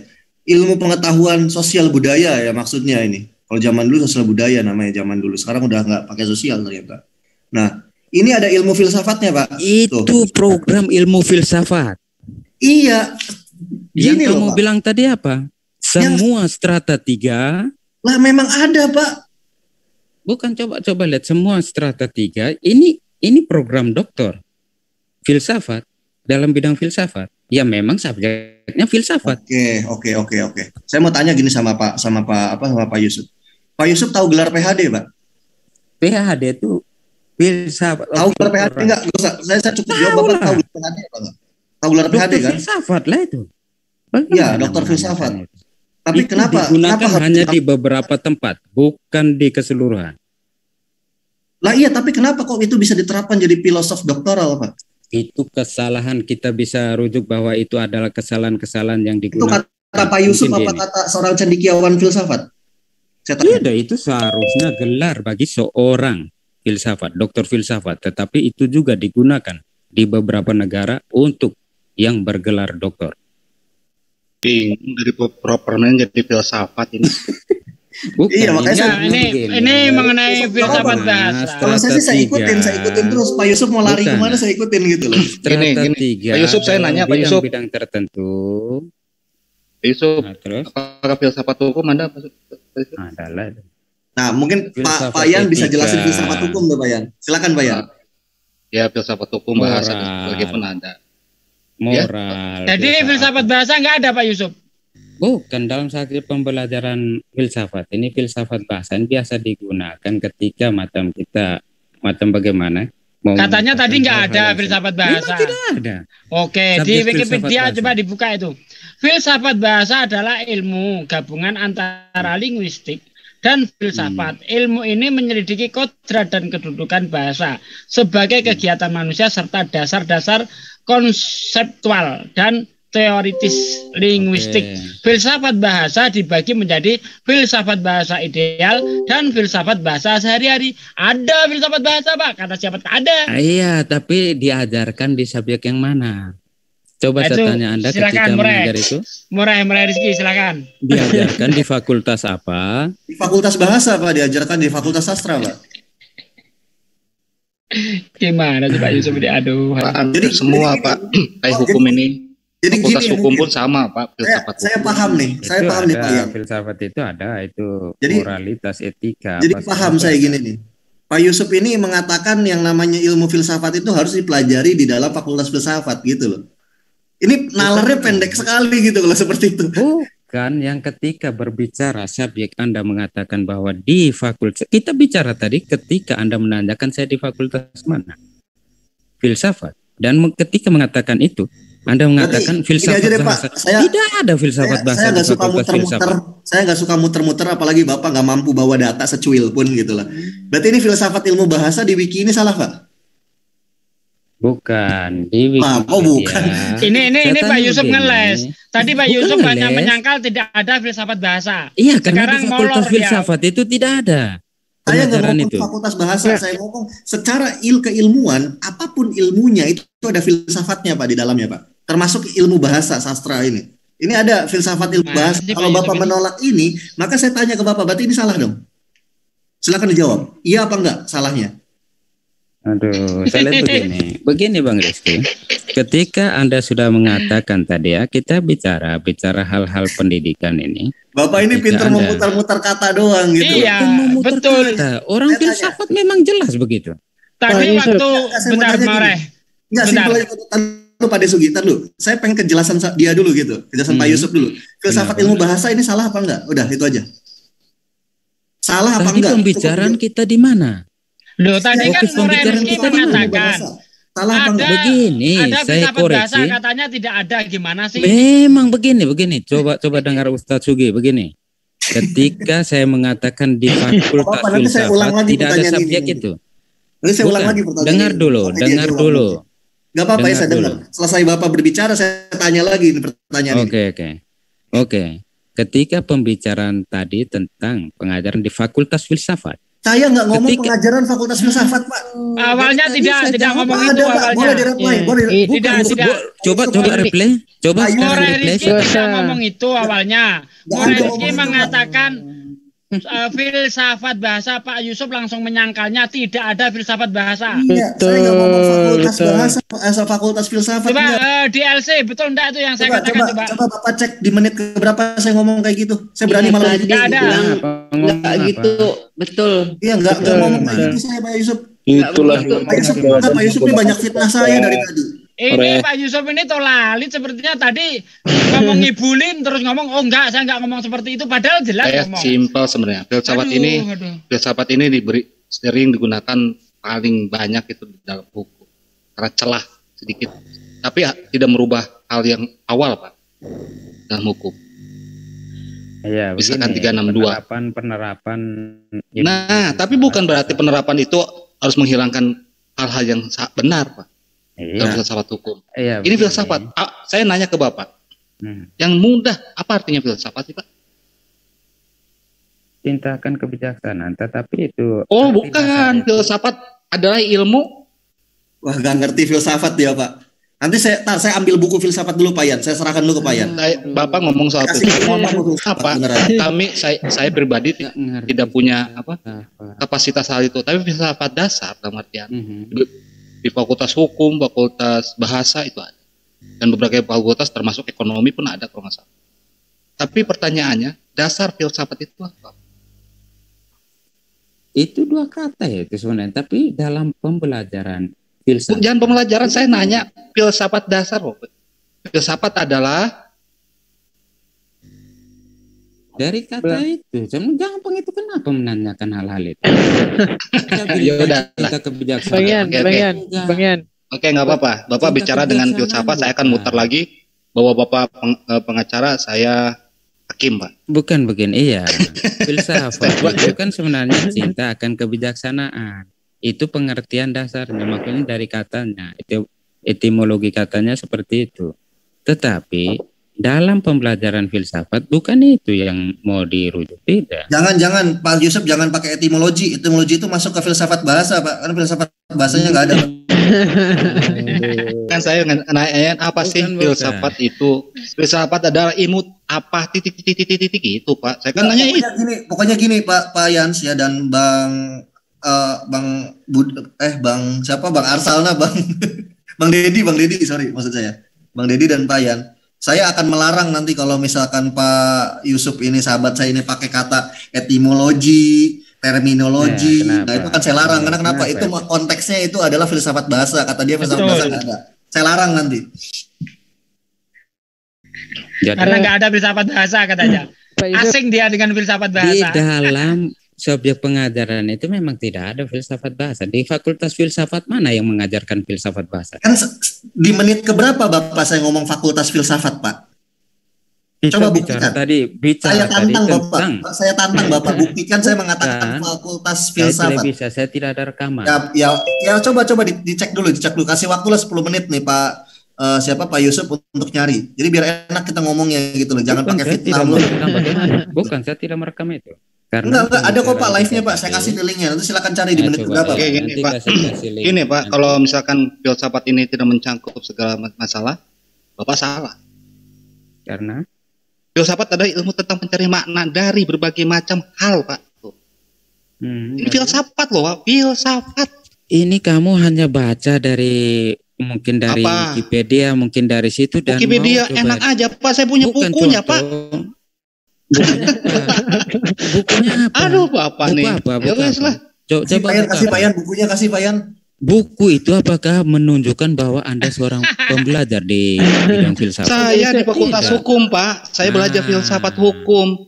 Dasar filsafat hukum di emang sekarang gini, Pak. Bapak perlu bicara pembelajaran nggak, dengerin dulu Bapak saya. Saya sebelum filsafat hukum berarti saya harus belajar dulu dasar-dasar filsafat. Gak mungkin saya langsung filsafat hukum, Pak. Bukan, saya tanya. Di fakultas hukum, apakah ada pertama kali mengajarkan di semester awal tentang dasar-dasar filsafat? Saya rasa itu tidak. Walaupun saya tidak sekolah di fakultas hukum. Tidak ada. Memang tidak ada itu? Tidak ada, Pak. Jadi kamu bilang tadi apa?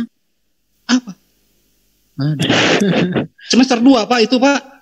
Saya malah ragu Pak Yusuf pernah kuliah ini. Gini loh, Pak Ades, Pak Yusuf. Ini kan saya bilang filsafat ini adalah ilmu tentang pencarian makna dari berbagai macam hal, Pak. Di sini aja udah ceras, itu artinya filsafat. Katanya pernah kuliah filsafat, kok kayak gini sih? Filsafat juga disebut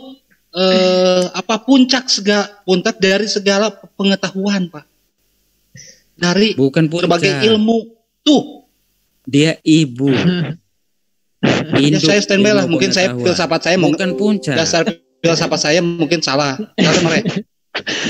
Pak Yusuf, kembali ke tema aja loh. Tadi sebenarnya nggak Pak Yusuf. Boleh saya potong ya Yusuf ya. Jadi gini Pak Yusuf, saya hanya ingin mencoba kita ini mengkerucut, jangan terlalu melebar. Karena kalau ini diteruskan Pak Yusuf semakin terpojok nanti. Jadi begini, kita kalau di bidang saya ya saya tahu lah. Saya belum selesai. Sebaiknya kalau bicara yang sesuai bidang saja Pak, yang nggak sesuai bidang nggak usah bicara. Gini aja, Dad. Intinya tadi mempertanyakan yang Allah. Itu sudah terjawab, tapi Pak Yusuf kan tidak pernah mengakui itu sudah terjawab. Iya. Dengan bahasa Arabnya. Oke, saya coba kembalikan ke awal ya Pak Yusuf. Jadi gini Pak Yusuf. Tadi kan Pak Yusuf menanyakan tentang penulisan Allah bentar itu dulu, Bang Deddy. Satu aja Bang Deddy. Saya sebelum saya nanti keluar ya. Siap.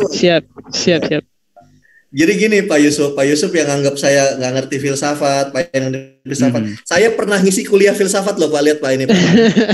Ini dokumennya nih Pak, undangannya Pak, di kampus loh ini Pak, gitu loh. Nih, lihat. Mana? Ya ini lihat coba, makanya lihat Pak, jangan malu, santai aja Pak, lihat Pak, saya nggak mau mempermalukan sahabat saya kok. Lihat.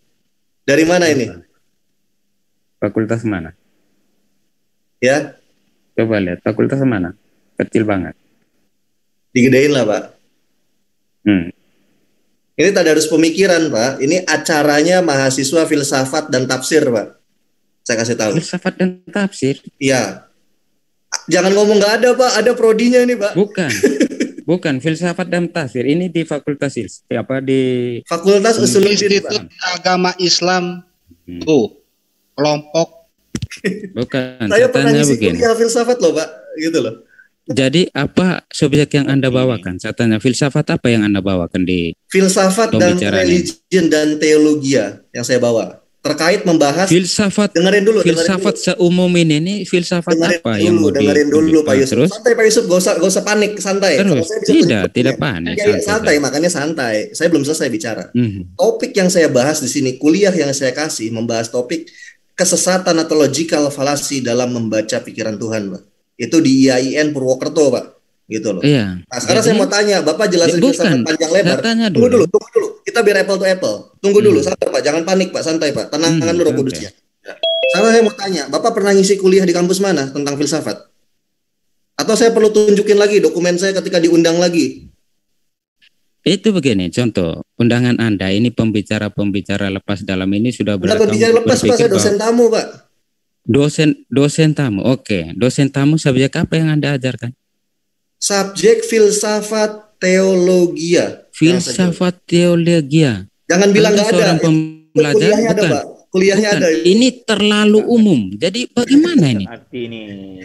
Wah, filsafat teologia. Udahlah. Ternyata bukan filsafat levelnya ini bukan setara anak mahasiswa S1 ya, aja enggak. Udah enggak boleh. Enggak. Gini aja Pak Yusuf. Saya udah taraf dosen Pak. Pak Yusuf kan gitu. Adalah cantiknya hamba ya.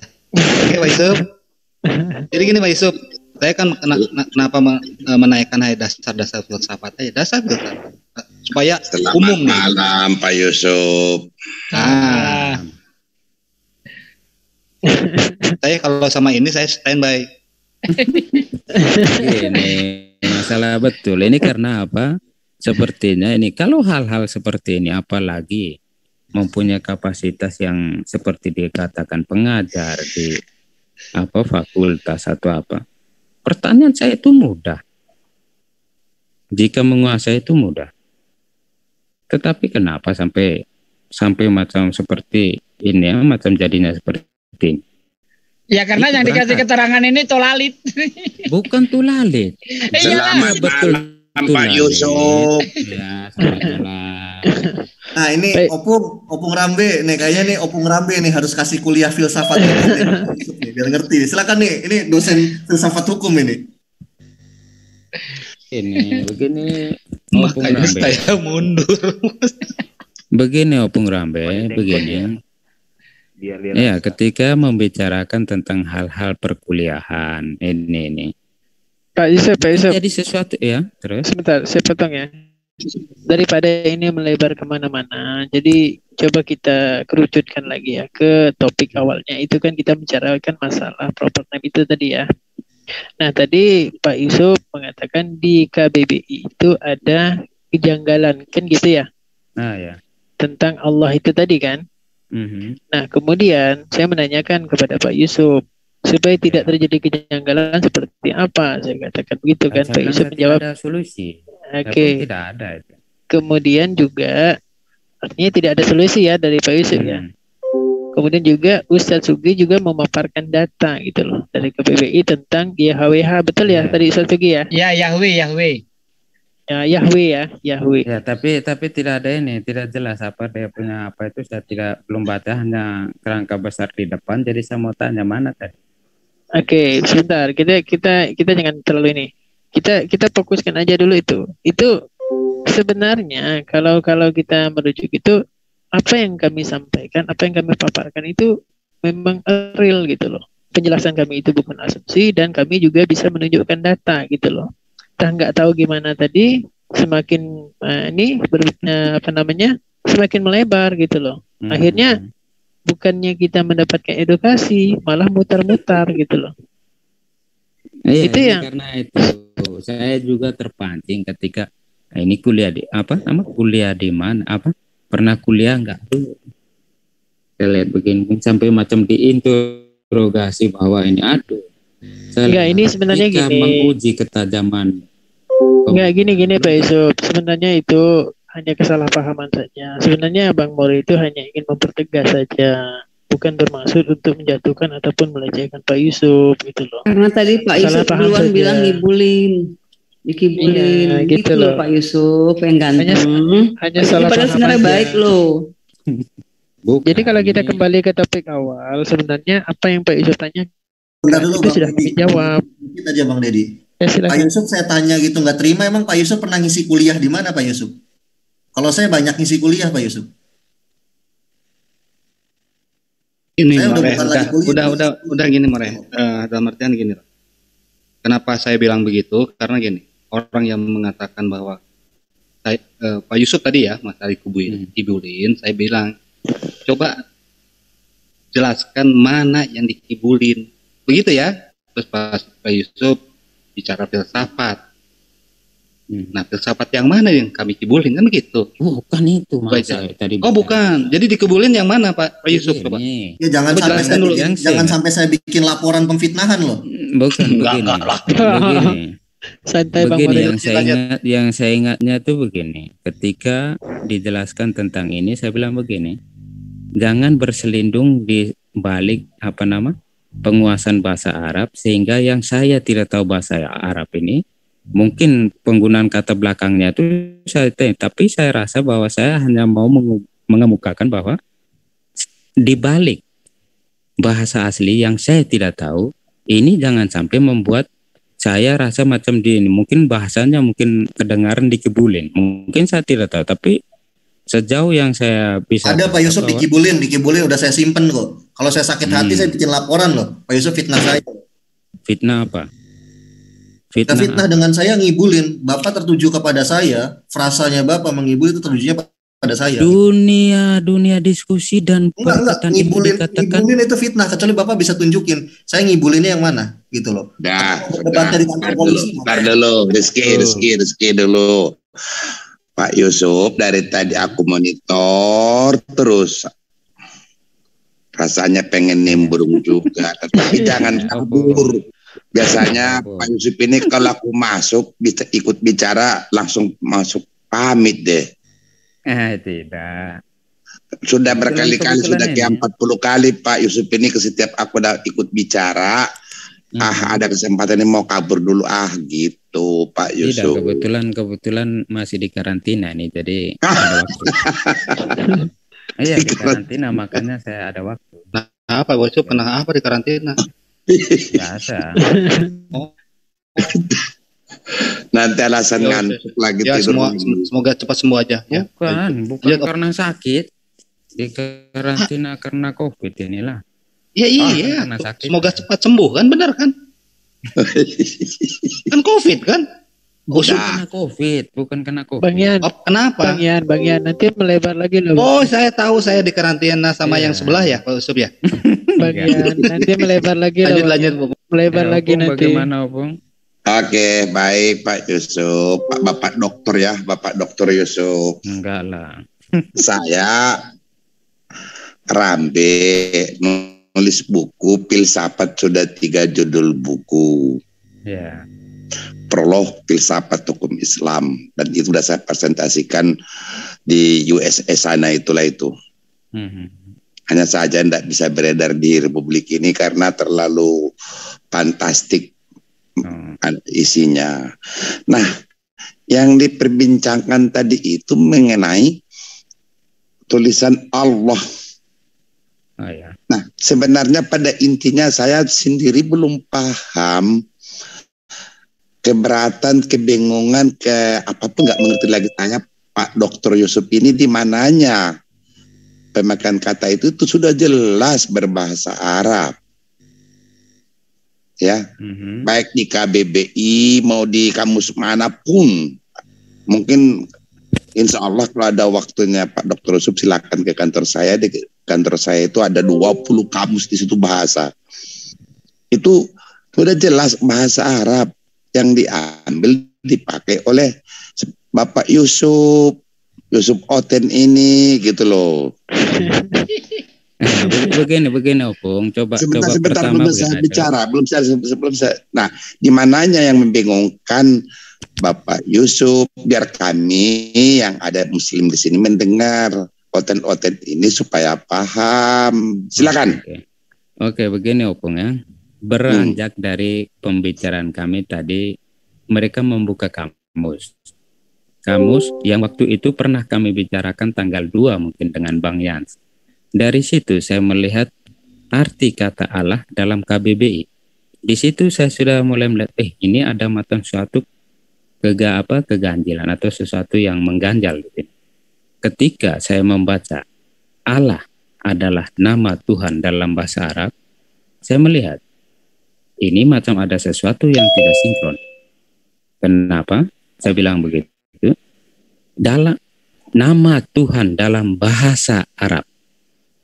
Karena pola pikir saya mengatakan bahasa Arab bukan menggunakan abjad. Kenapa bahasa Indonesia mengatakan Allah adalah nama Tuhan dalam bahasa Arab? Itu dari titik tolak kami berbicara. Boleh saya tambahkan Pak Yusuf? Saya sebentar. Ya. Saya monitor, saya ikut dengar sembari saya kerja Bapak Dr. Yusuf. Saya monitor. Lantas terus di mana kebingungannya Bapak Dr. Yusuf pemakaian kata itu? Memang itu sudah fakta realitanya. Silakan. Iya, itu yang saya bilang ketika disodorkan tentang ini, saya melihat dan saya coba mengajak mereka untuk berpikir logis tentang hal ini atau berpikir kritis tentang hal ini. Coba kita perhatikan pelan-pelan. Allah adalah nama Tuhan dalam bahasa Arab. Ini saya lihat ada sesuatu yang ganjil di sini. Bentar, Bung Rambi. Ini sebentar. Ini sudah jelas kok. Pak Yusuf itu orang dokter, beliau ini tahu dia. Nah, lantas di mana yang salah, di mana yang harus diperbaikin, atau Oten yang pakai nama Allah dalam Alkitabnya. Itu kan sudah jelas, Pak Yusuf. Kenapa orang Oten ini pakai itu, padahal Tuhannya itu Yahweh, Yahovah. Iya, itu tidak berhubungan dengan macam lain menggunakan kata Allah, tidak. Boleh saya jelaskan, Bung. Jadi gini, Bung, ini maksud Pak Yusuf itu kenapa di KBBI itu menggunakan penulisan Allah itu menggunakan abjad itu loh, Bung. Mungkin perkiraan saya, mungkin Pak Yusuf itu memintanya ditulis dengan menggunakan tulisan Arab gitu loh, Bung, karena diambil dari bahasa Arab. Nah, sekarang pertanyaannya bukan juga. Bukan. Bukan. Saya bilang begini. Nah, pemikiran saya pun sama, Det, kayak gitu. Jadi pemikiran Pak Yusuf gimana, Mas? Bukan, saya bilang begini, kita coba ambil perhatian di sini. Saya lihat ada sesuatu yang agak ganjil di sini. Masa nggak bisa melihat ada keganjilan? Iya, Anda kan mempermasalahkan masalah abjad itu. Di mana ganjilnya? Ganjilnya di mana? Pertama begini. Jangan dipotong, Pak Ustadz dulu. Oke. Ganjilnya di mana? Premis pertama saya, ALLAH ini adalah abjad. Oke.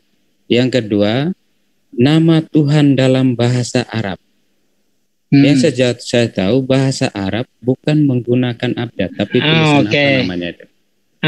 Tulisan hijaiyah di sini. Berarti ini rancu enggak ini Pak Yusuf? Sebentar. Bapak Dr. Yusuf 3 bulan yang lalu sudah pernah kita diskusikan tentang gramatikal daripada bahasa Arab. 3 bulan yang lalu Pak Dr. Yusuf, saya tidak lupa waktu itu karena saya pulang sidang dari Serang itu. Saya berposisi di jalan tol. Nah, kenapa lagi kita berbicara gramatikal daripada bahasa Arab tentang bukan kata perasa. Ntar dulu, perasa bahasa Allah. Nah, di mana kebingungannya? Gitu loh. Kita kembali kepada gramatikal kan nanti ujung-ujungnya bahasanya Pak Dr. Yusuf ini tentang bahasa Arab. Tapi yang jelas silakan. Bukan, tadi saya tidak mengarah ke situ. Bang Rizky yang mengajak pembicaraan ke arah itu. Kami bicara dengan Bang Suma di arah ini. Di arah Kamus Besar Bahasa Indonesia. Betul tidak Bang Rizky? Betul, saya dengar, saya tahu. Itu udah dibuka-buka Pak Ustadz Yusuf, Ustadz gitu. Dari Google tuh tahu bahasa Indonesia ini. Terus apakah KBBI salah membuat itu pemakaian kata yang sudah popularitas 90% Muslim di Indonesia ini di Indonesia kan? Iya, saya waktu itu pun disodorkan tanggal 2 itu baru saya agak terkejut. Kok seperti ini? Seharusnya Anda terkejut juga dengan ini, Pak. Arti kata Yahweh. Ini arti kata Yahweh menurut Kamus Bahasa Indonesia. Ya kan, arti kata ejaan dan contoh penggunaan Yahweh menurut Kamus Bahasa Indonesia berikut ini makna ya. Itu contoh. Nah iya, ini kan kenapa nggak ada salahkan loh. Arti kata Yahweh menurut KBBI ya itu adalah nama Tuhan dalam bahasa Ibrani. Coba lihat, adalah nama Tuhan jelas seperti di atas. Coba lihat, ada beda. Oke, bentar ya. Kalau begitu saya apakan. Aduh. Jangan ke situ, Pak. Terlalu jauh. Mana nih?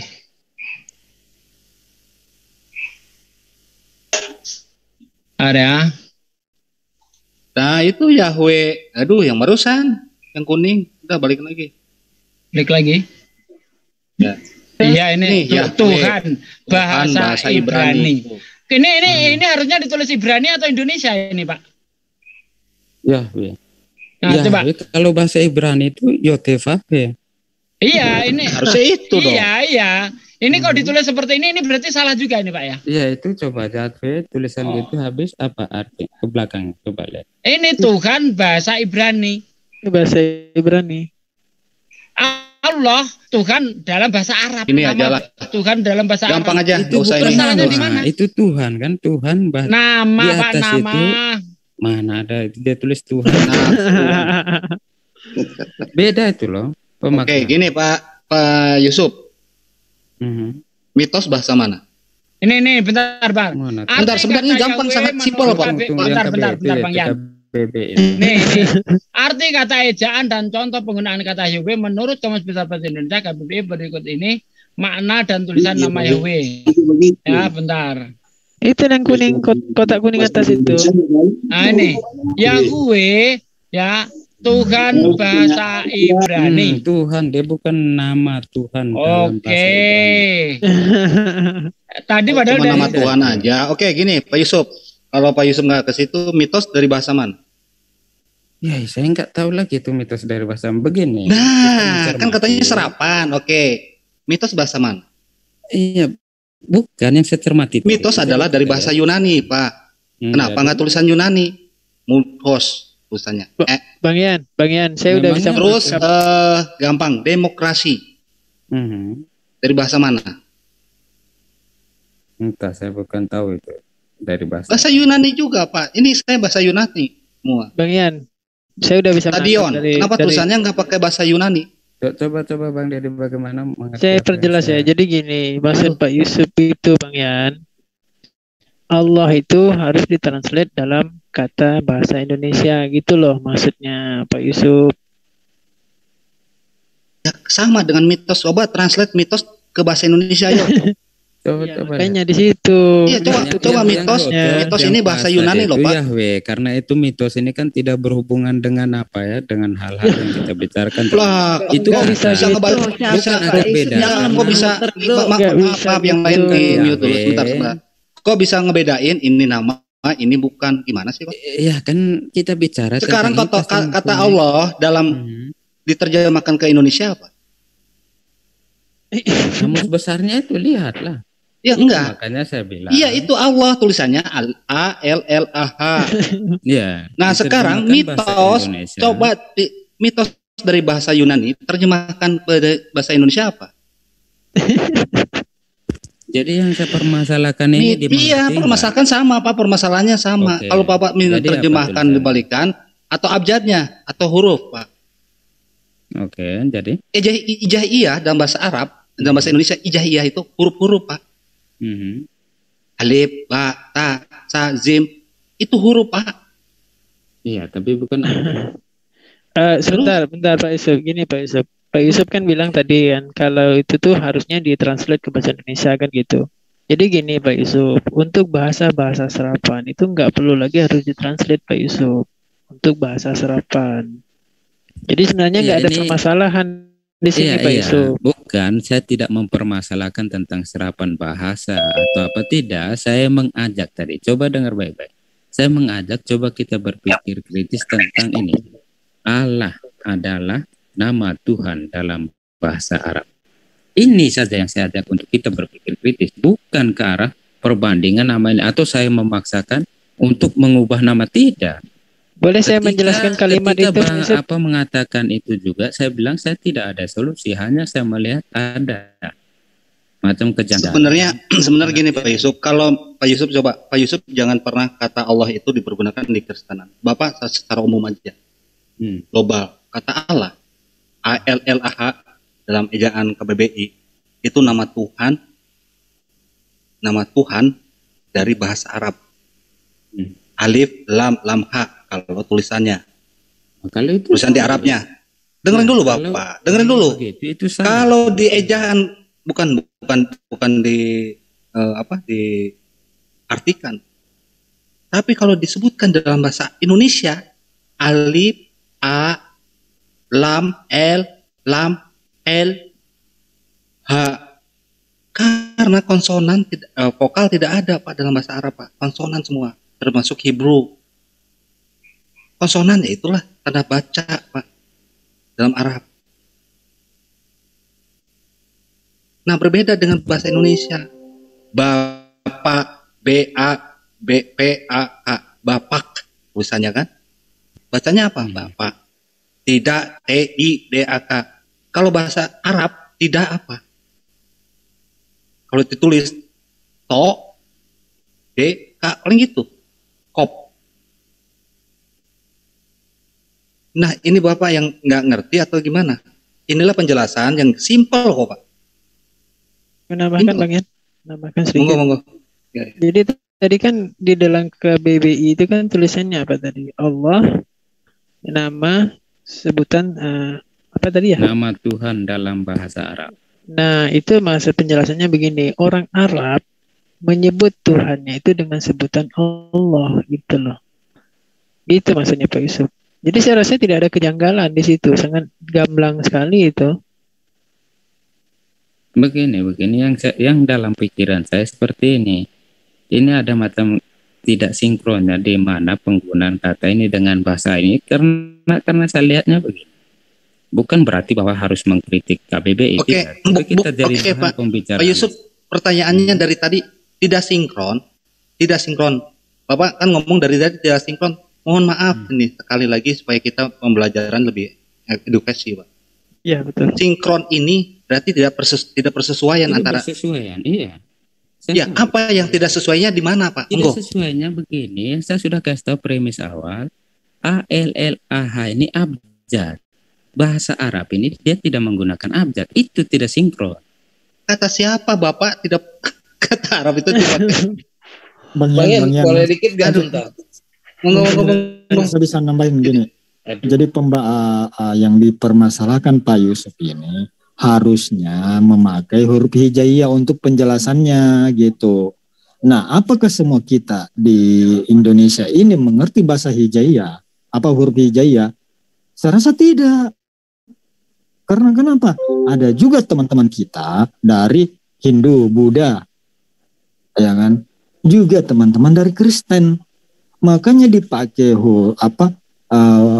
abjad, abjad apa tuh? Udah gini aja, terlalu panjang gini aja Pak Yusuf. Kristus itu jasrapan dari mana? Tulisannya K-R-I-T-U. Sebentar, saya supaya sama, apple to apple loh Pak. Yesus Kristus, tulisannya gimana? Apakah Anda berpikir saya sedang mengkritik kalian? Tidak. Bukan. Iya ini kan abjad kan Pak. Tadi Bapak kan abjad. Iya, saya melihat. Oke, sekarang bahasa Yesus Kristus dalam abjadnya gimana? Maksudnya? Kan Bapak bicara abjad kan? Iya, abjad. Coba Bapak kenapa nggak pakai abjad nih? Hurufnya Yunani atau Hebrew? Ya itu bukan abjad lagi itu. Itu tulisannya lain itu apa Yunani? Nah, kok tulisan yang lain gimana sih Bapak? Kalau saya nanyain si Yesus Kristus lain, tapi kata Allah dalam bahasa Arab abjad. Bukan begini. Abjad dalam bahasa Indonesia, dalam bahasa Arab apa? Hijaiyah. Artinya tuh sama tuh. Bang Deddy, tolong jelaskan dulu Bang Deddy. Itu bakal diputar lagi Bang, nggak bakal nyambung dia, nggak nyampe. Opung mana Opung? Bang Ded, boleh dikit gak? Silakan. Ini maksudnya Pak Yusuf itu kan huruf abjad, tapi itu Pak huruf abjad alif lam itu memang huruf, tapi kalau digabungkan dia menjadi satu kalimat Pak. Itu bisa jadi kata sifat, kata benda atau kata orang. Itu bisa jadi Pak. Tapi kumpulan huruf tapi bisa disatukan menjadi sebuah kalimat. Paham Pak sampai sini? Halo? Halo. Pak Yusuf? Iya dengar. Ya tadi kan Bapak permasalahan. Astagfirullah. Bapak permasalahan kan itu huruf abjad, benar kan Pak? Tapi bila disatukan huruf abjad itu atau dibilang bagian konsonan itu menjadi, kalau dikumpulkan menjadi satu kalimat. Seperti gini, B-A-P-A itu kan abjad, betul gak Pak? Jadi misalkan digabungkan itu menjadi kata atau kalimat. Kalimat itu mempunyai makna. Kalau dibilang abjad itu, kalau abjad terpisah itu tidak mempunyai makna Pak. Tapi kalau disatukan itu mempunyai makna. Udah sampai sini udah paham Pak? Itu saya paham. Kalau abjad saya begini sebenarnya. Saya pun tidak tahu entah bagaimana penjelasannya. Premis dasar saya itu begini. Ketika kita lihat hal ini, makanya saya ada berpikir begini. Ini abjad, sedangkan dalam penjelasannya maksudnya artinya Allah ini artinya nama Tuhan dalam bahasa Arab. Ini yang menjadi bahan macam apa ya, macam jadi sesuatu yang membuat saya merasa ini macam ada sesuatu yang apa ya, yang macam bisa dilihat ada sedikit tidak begitulah, tidak serag. Saya lihat ini apa ini? Memang kenyataannya begitu Pak Yusuf. Arab emang. Iya, terus. Makanya saya lihat macam ada sedikit sesuatu yang tidak ini. Dan dari tadi juga saya mengajak, coba kita fokus. Bukan berarti saya mengkritik penggunaan kata, tidak. Saya coba untuk mengajak kita melihat. Apakah kita bisa melihat hal ini, ALLAH ini, apakah bisa diterima dengan ini bahwa ini adalah nama Tuhan dalam bahasa Arab. Karena dua hal ini saya lihat macam tidak sinkron, karena ini abjad sedangkan di penjelasannya itu adalah nama Tuhan dalam bahasa Arab. Sedangkan bahasa Arab itu apa? Terus? Itu premisnya. Nah, makanya gini Pak, premis saya bantar dulu Pak. Nah, itu bila disatukan Pak, Allah itu atau ALLAH itu disatukan itu mempunyai makna. Paham Pak sampai sini? Bukan itu yang dimaksud. abjad. Betul kan? Ya udah, saya hanya ajak untuk kita berpikir kritis, bukan Bang Haji, saya mengkritik kalian, tidak. Saya potong. Bentar, ini supaya gampang gini aja, Pak Yusuf, ini di depan Pak Yusuf lihat ada memanjang tulisan ALLAH. Tulisan bahasa Arabnya apa itu? Alif lam ha Allah. Nah itu yang jadi satu kalimat Pak, itu jadi satu kalimat. Makanya kan itu memang semua itu dari konsonan, tapi bila digabungkan itu nama dan Muhammad mim ha mim dal Muhammad. Gini. Cuman berapa? Kalau Bapak nanya soal huruf, ini konsonan semua, Pak. Gini. Mim, mim, dal. Sebentar, Bang Deddy, supaya nggak jelas. Adalah di dalam Al-Quran itu. Coba dijelasin sama Pak Yusuf. Ngerti nggak, Pak Yusuf? Memanjang tulisan ALLAH tuh. Bukan itu permasalahan saya, enggak. Apa lagi permasalahan? Saya potong. Pak Yusuf, saya potong. Mohon dikoreksi kalau misalkan saya keliru. Jadi saya alhamdulillah udah paham ini maksud Pak Yusuf, Bang Yan. Jadi maksud Pak Yusuf itu begini. Tulisan itu kan menggunakan abjad, tapi di situ kata-katanya itu mengatakan bahwa itu sebutan ya untuk Tuhan. Bahasa dalam bahasa Arab. Gitu kan? Oke. Sekarang nama. Ya, nama. Sekarang begini Pak Yusuf, kenapa di situ dituliskan menggunakan abjad ya, menggunakan ALLAH gitu kan? Gitu kan pertanyaannya. Sekarang begini Pak Yusuf, kalau memang betul-betul kita mau secara kontekstual menuliskan di dalam KBBI itu menggunakan sesuai dengan tulisan Arab, pertanyaannya orang Indonesia itu akan kesulitan karena tidak semua orang Indonesia itu bisa membaca tulisan Arab. Makanya di situ ditulislah untuk memudahkan orang gitu loh. Iya, itu berarti begini. Berarti ada betul kan ada sesuatu yang bisa dikatakan sesuatu yang agak ganjil di situ. Sebenarnya tidak ganjil Pak Yusuf. Ini bahasanya ini Pak Yusuf, bahasanya Pak Yusuf ini yang nggak enak, ganjil. Jadi kami ini kayak membohongi umat yang lain. Bukan, saya tidak sedang mengatakan ganjil loh Pak, kata ganjil Pak. Iya. Sekarang kalau misalkan tulisannya alif lam ha, Bapak bisa baca? Bukan itu maksud saya. Begini. Sebentar Pak Yusuf, saya potong. Jadi gini, saya selesaikan sedikit. Di sini penulisan menggunakan abjad itu sebenarnya bukan suatu keganjilan Pak Yusuf, tapi di sini tujuannya adalah untuk mempermudah gitu loh Pak Yusuf, karena tidak semua orang itu bisa membaca tulisan Arab gitu loh. Maka di sini dituliskanlah menggunakan abjad. Itu tujuannya bukan untuk mengganjili, maksudnya bukan biar terjadi kerancuan, tidak, tapi tujuannya untuk mempermudah orang gitu Pak Yusuf. Itu aja sebenarnya Pak Yusuf. Oke lah, sudah malam juga di sini. Terima kasih itu Bang Rizky, maaf ya kalau ada kata yang salah. Masih ada Bang Rizky-nya? Ada, tenang aja. Masih ada. Nyantai Pak Yusuf. Masih ada Bang Rizky? Iya Pak. Iya Pak Yusuf. Ya. Pak Yusuf mau nanya nggak? Bentar Pak Yusuf. Kalau memang dari netizen. Ya kalau memang Pak Yusuf mau mendahului kita semua yang nggak apa-apa silakan. Amin. Pak Yusuf. Ini Pak Yusuf aminkan pula. Sebentar misalnya. Pak Yusuf, mohon maaf ya kalau seandainya ada kata-kata saya yang menyinggung ataupun apa, saya mohon untuk dimaafkan. Saya juga minta maaf juga ya. Dikit aja Pak Yusuf. Oke, silakan busanya. Ini ada pertanyaan netizen.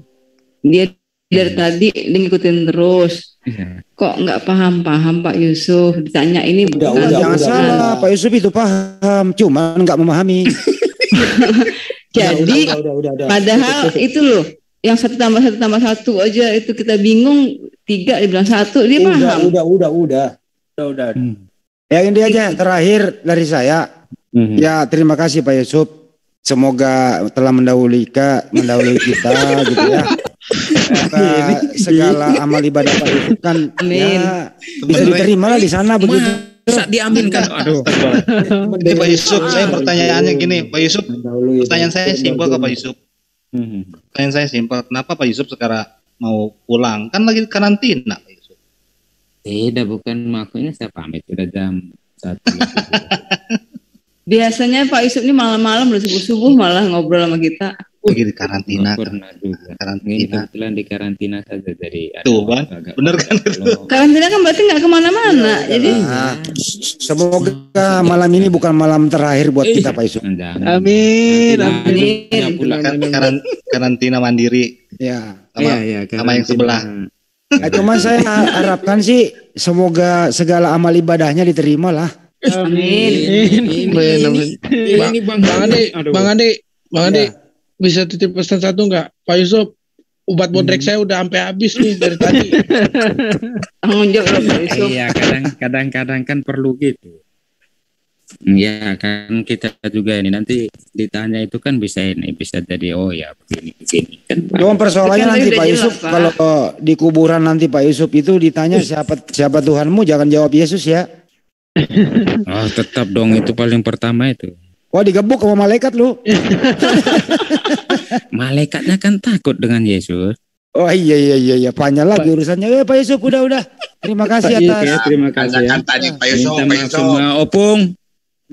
Ya. Bilangin kalau aku udah nimbrung pasti langsung kabur. Nah ini udah mau kabur lagi. Tangkap basah kan. Iya, Opung kenapa? Bagaimana? Macam bicara apa kita? Tadi saya suka dengar bilang tulis buku filsafat. Filsafat apa, Bung? Prolog filsafat hukum Islam. Prolog filsafat hukum Islam. Kalau buku saya itu Pak Yusuf lebih bagus. Filsafat mengantar orang ke alam kubur. Begini, Opung.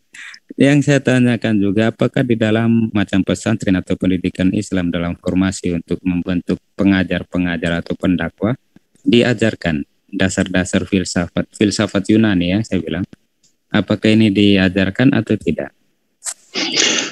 Filsafat Yunani itu sudah tidak dipakai lagi setelah keluarnya kitab suci Al-Quranul Karim. Filsafat Yunani itu sudah kuno. Iya, bukan maksudnya filsafat Yunani, maksudnya rentetan dari filsafat ini. Maksudnya nanti dalam abad pertengahan tentang eksistensialisme atau rasionalisme seperti itu, bukan berarti bicara tentang filsafat apa yang mula-mula, bukan. Apakah ini diajarkan sebagai dasar atau tidak di pesantren atau pendidikan formasi apa ya? Saya tidak ngerti itu. Pendidikan formal belajar. Iya, Bapak Dr. Yusuf, sudah aku katakan sudah tidak dipakai lagi filsafat zaman Yunani kuno itu dengan adanya perkembangan zaman sekarang. Filsafat itu kan arah berpikir, memaknai hidup dalam arti kehidupan. Ya, kan bisa banyak makna tentang filsafat ini ya. Tetapi begini, maksudnya dengan tulisan buku ini apa merujuk menjadi satu macam acuan untuk suara makin hilang. Bukan, maksudnya apakah buku ini ditujukan untuk jadi acuan dalam pendidikan begitu atau?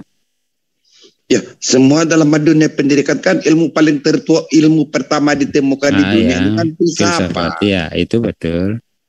Bukan, maksudnya yang Opung tulis ini apakah untuk tujuan untuk sebagai dasar rujukan pembelajaran hukum Islam ya?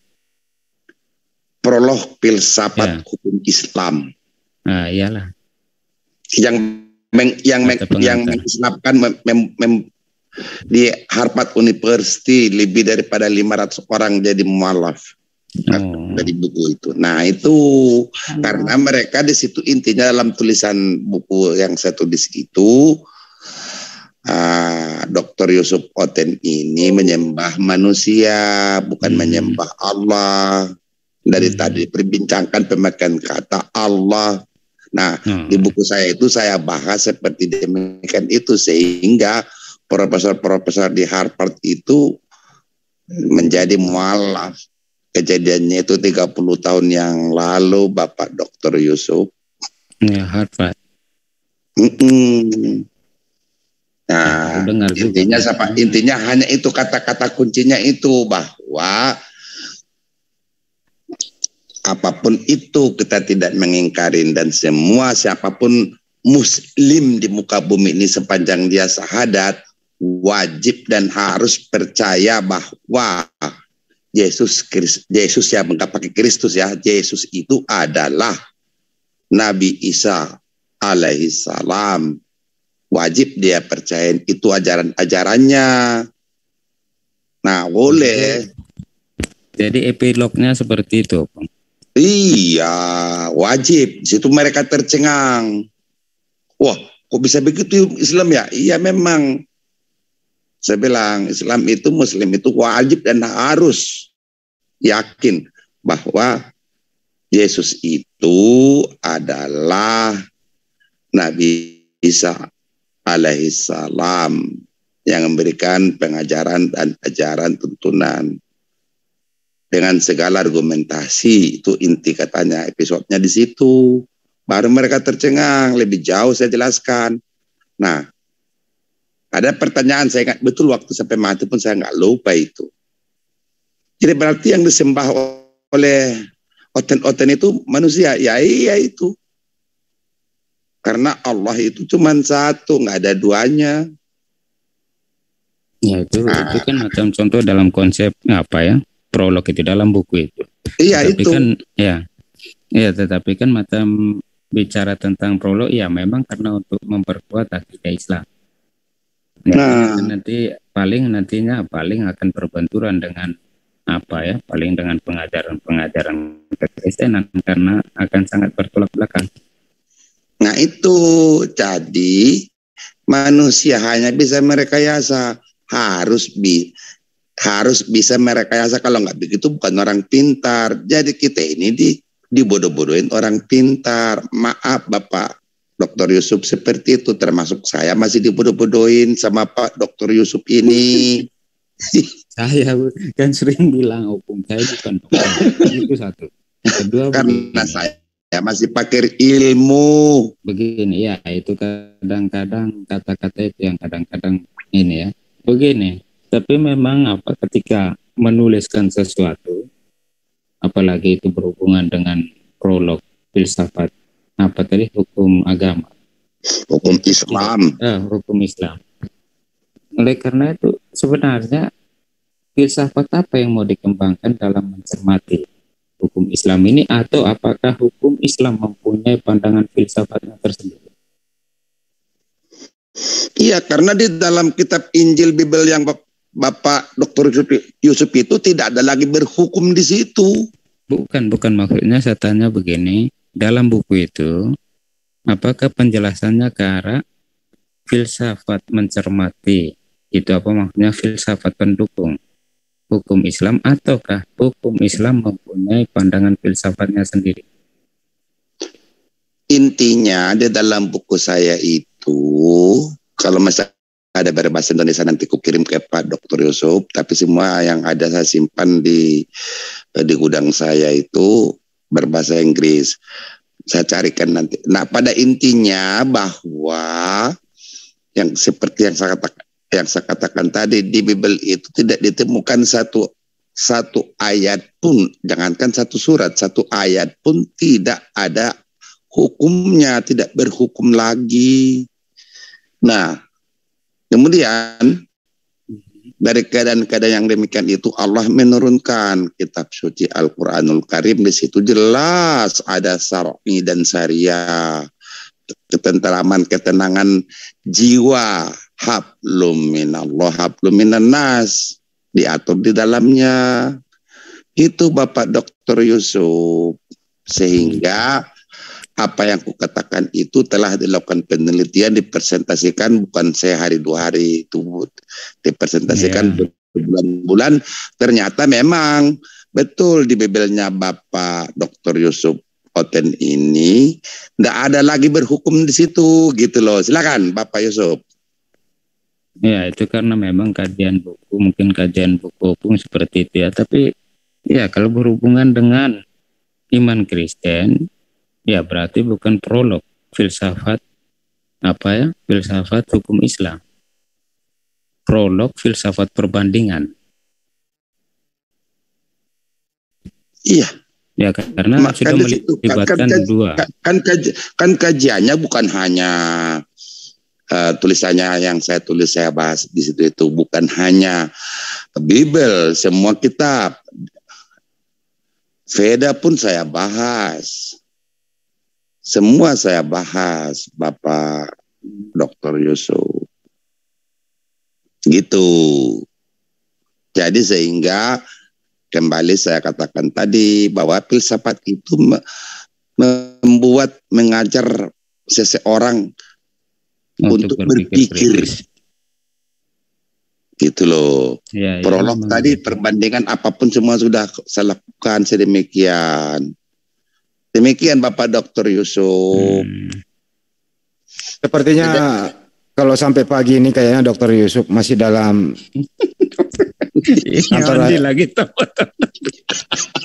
antara hidup dan mati nih. Amin. Begini saja Amin kan kalau saya mati, aduh. Begini saja Pak Yusuf. Umur panjang biasa gitu, biasa umur panjang kalau gitu. Begini saja Pak Yusuf. Daripada malam ini kamu nggak ada masalah, saya sarankan pergi ke pasar subuh begitu cari masalah di sana.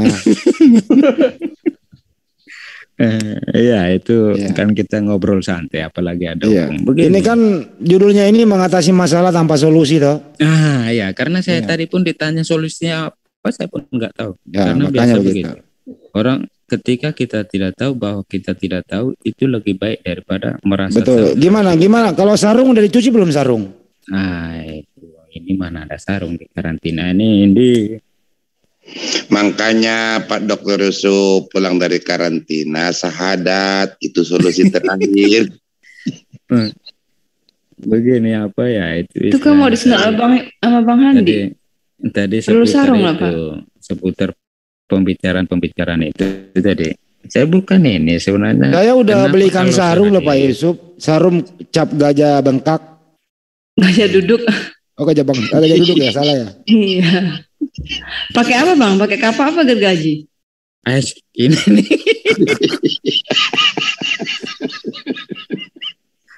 Udah.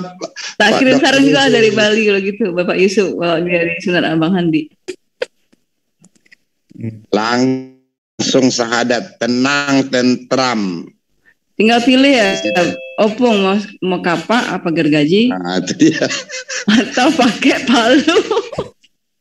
Karena begini, mungkin saya juga kurang ini, tapi ini apa? Sejauh yang saya tahu, opung, maksudnya mungkin karena sejauh, mungkin lebih jauh dari itu saya tidak tahu, tapi sejauh yang saya tahu, pendidikan filsafat ini ditolak dalam pengkajian macam contoh di dalam formasi pendidikan Islam.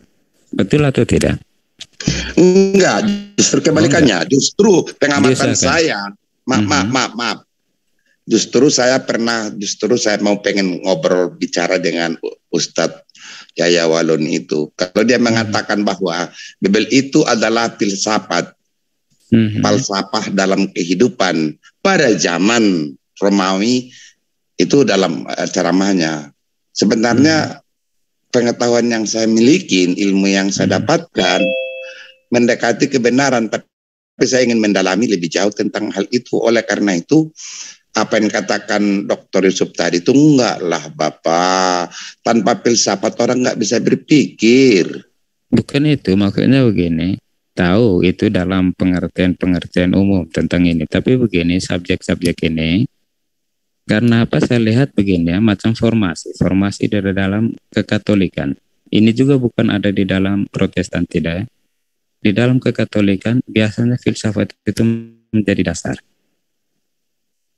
dasar untuk orang bisa masuk dalam pembelajaran teologi. Iya. Makanya saya katakan agama filsafat sebenarnya Bible yang ada sekarang. Mohon maaf Bapak Dr. Yusuf. Kalau kita lihat, kita telah sekarang Bible yang dimiliki sekarang ini loh ya, yang era tahun 2000-an ini. Kalau sebelumnya sih tahun jebot itu masih banyak mendekati kepada ajaran-ajaran yang sesungguhnya. Saya ulang sekali lagi, ajaran-ajaran yang sesungguhnya, bukan saya katakan palsu, tidak. Tapi dalam hal kalau kita pelajari, kita cermatin, penuh muatan hanya dalam bahasa filsafat. Bagi yang pernah mendalami tentang filsafat itu sendiri. Itu yang di Bible sekarang.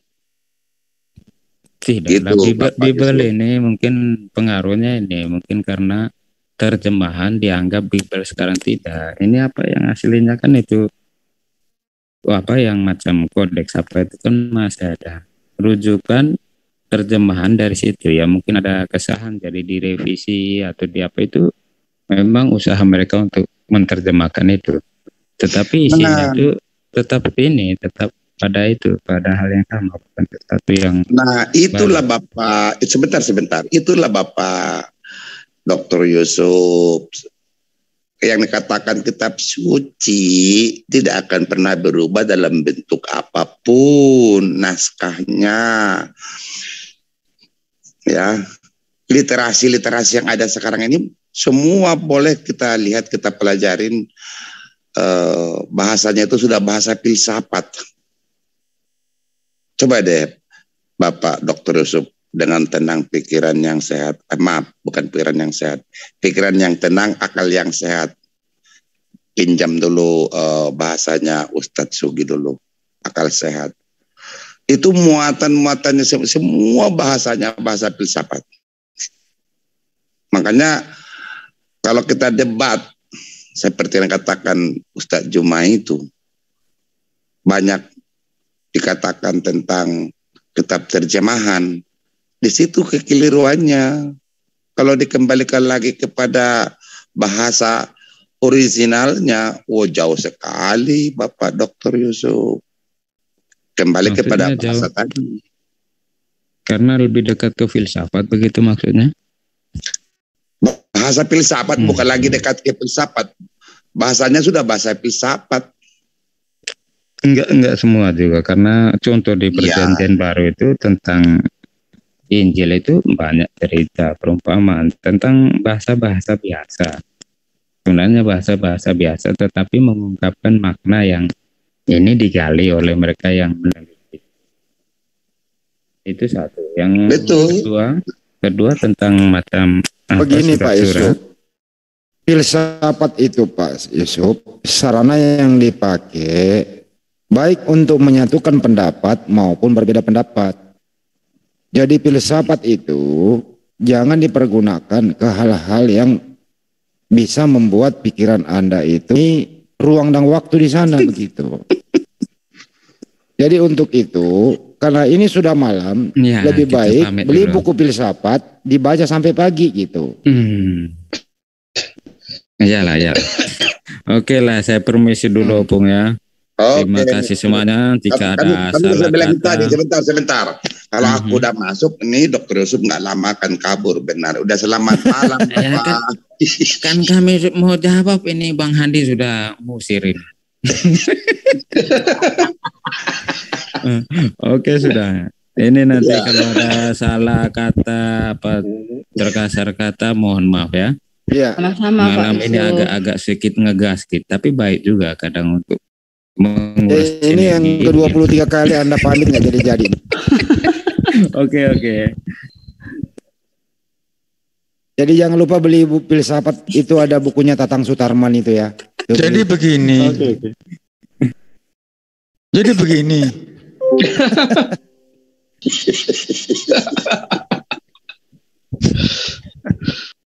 Ya itu. Terus kamu ada dengar nih dan nunggu dari tadi. Begini. Jadi begini. Air itu mengalir. Jadi itu seperti aliran.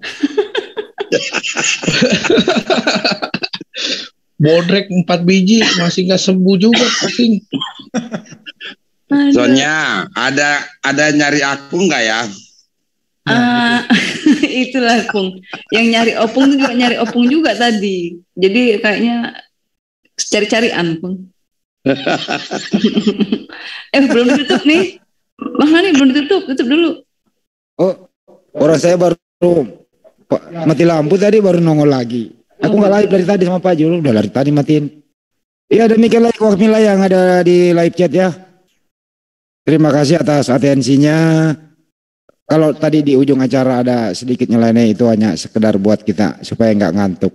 Karena memang itu Pak Yusuf, itu orangnya memang sepertinya di atas tanah dia. menginjak tapi dia di atas tanah gitu.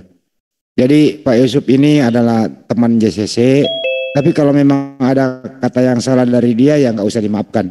Karena dimaafkan lah. Aduh, salah ngomong saya. Ya, kita doakan Pak Yusuf itu semoga panjang umur dan dimudahkan rezeki dan diberi hidayah lah, supaya dia kembali ke jalan yang benar, menyembah satu-satunya Allah yang benar sesuai dengan pernyataan Yesus. Itu aja sih menurut saya. Terima kasih. Wabillahi taufiq wal hidayah. Assalamualaikum warahmatullahi wabarakatuh. Waalaikumsalam warahmatullahi wabarakatuh. Ada yang nyari saya enggak ya?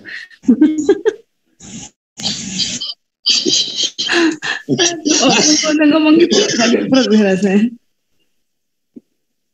Jadi kalau kira-kira istri kita ke pasar itu, ya hargailah istri tetangga kan gitu ya.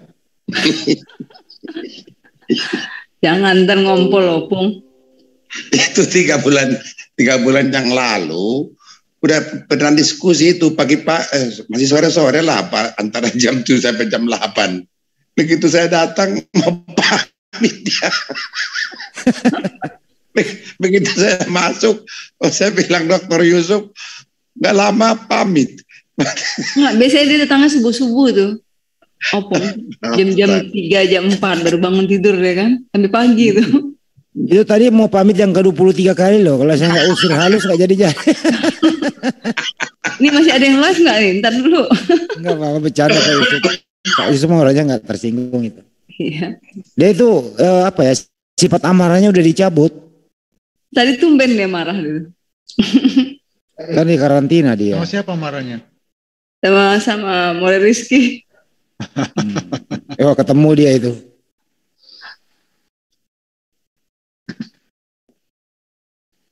Ini Bang Yan tidur nggak Bang Yan? Kayaknya tidur deh Bang Yan. Bang Yan. Tadi si Kadrun berakhir seperti apa ya? Mati lampu kita nih. Kabur.